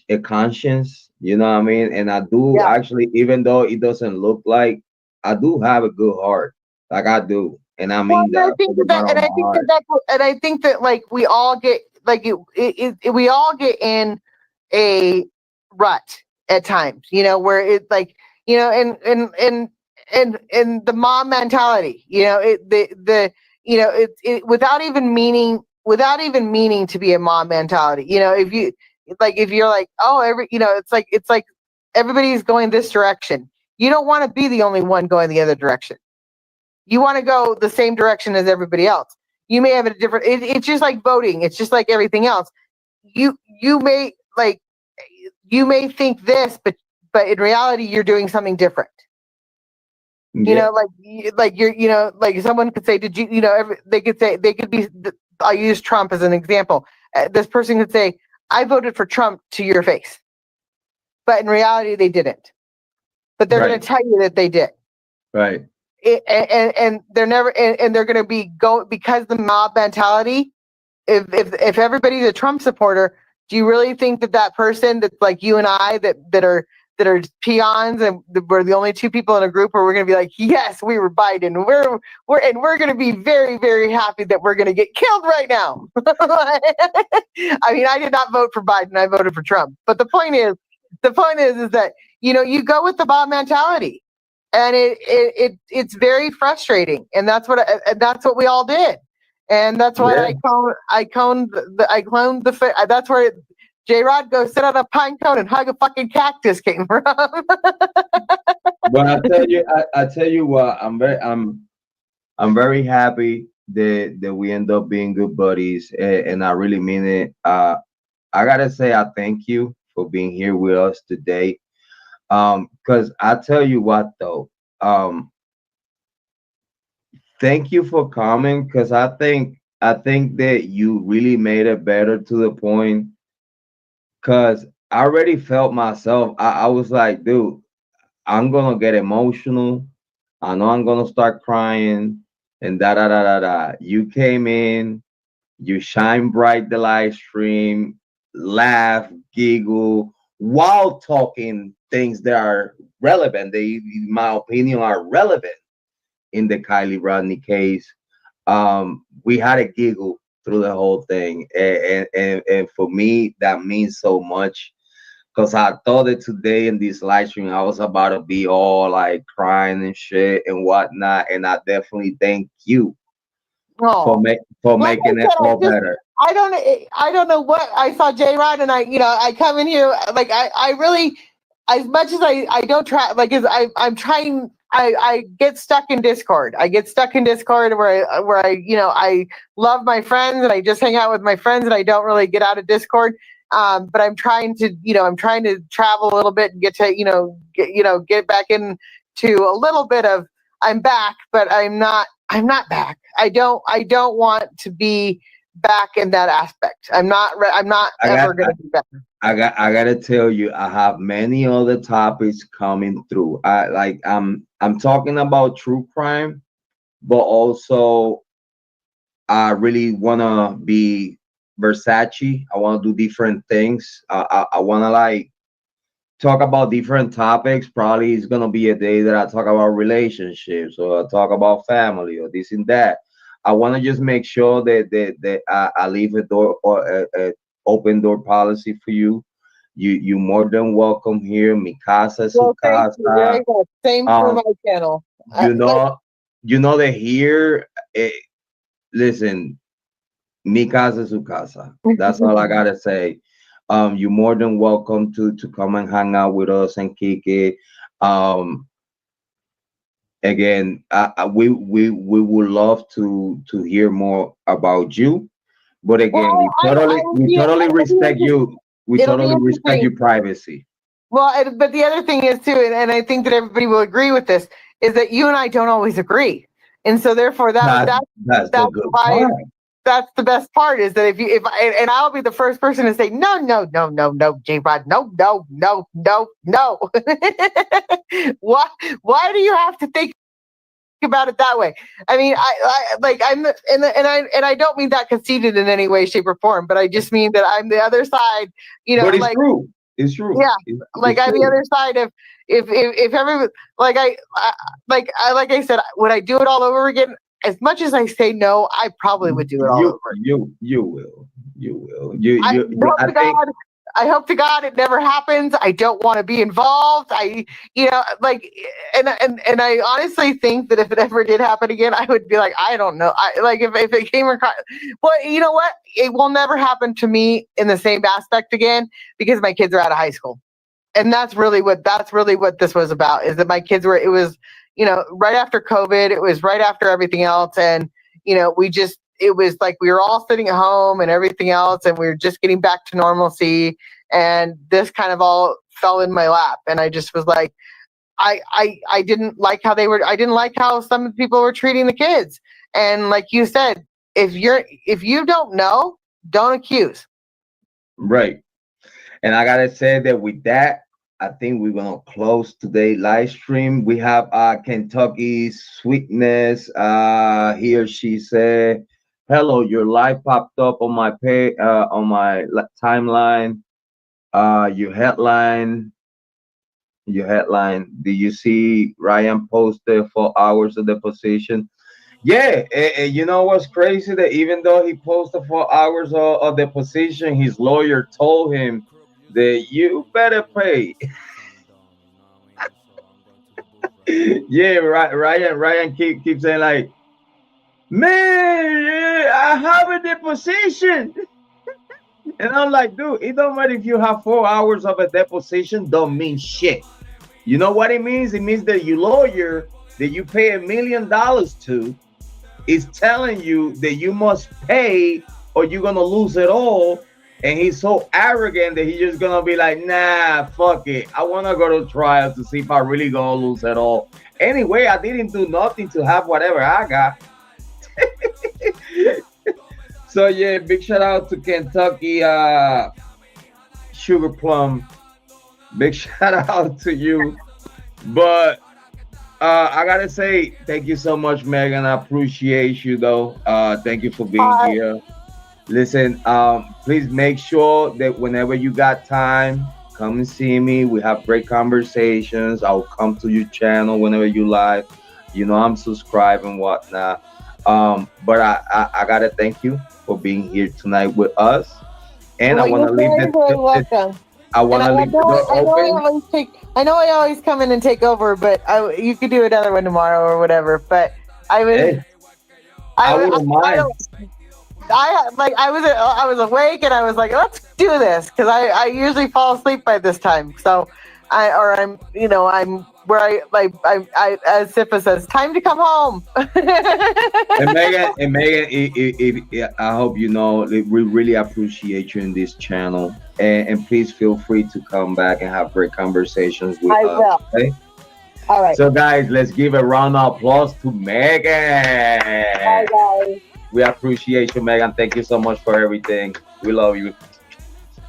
Have a good Bye, night, guys. Mama. Have a good one. Hearts. Bye bye. Bye bye.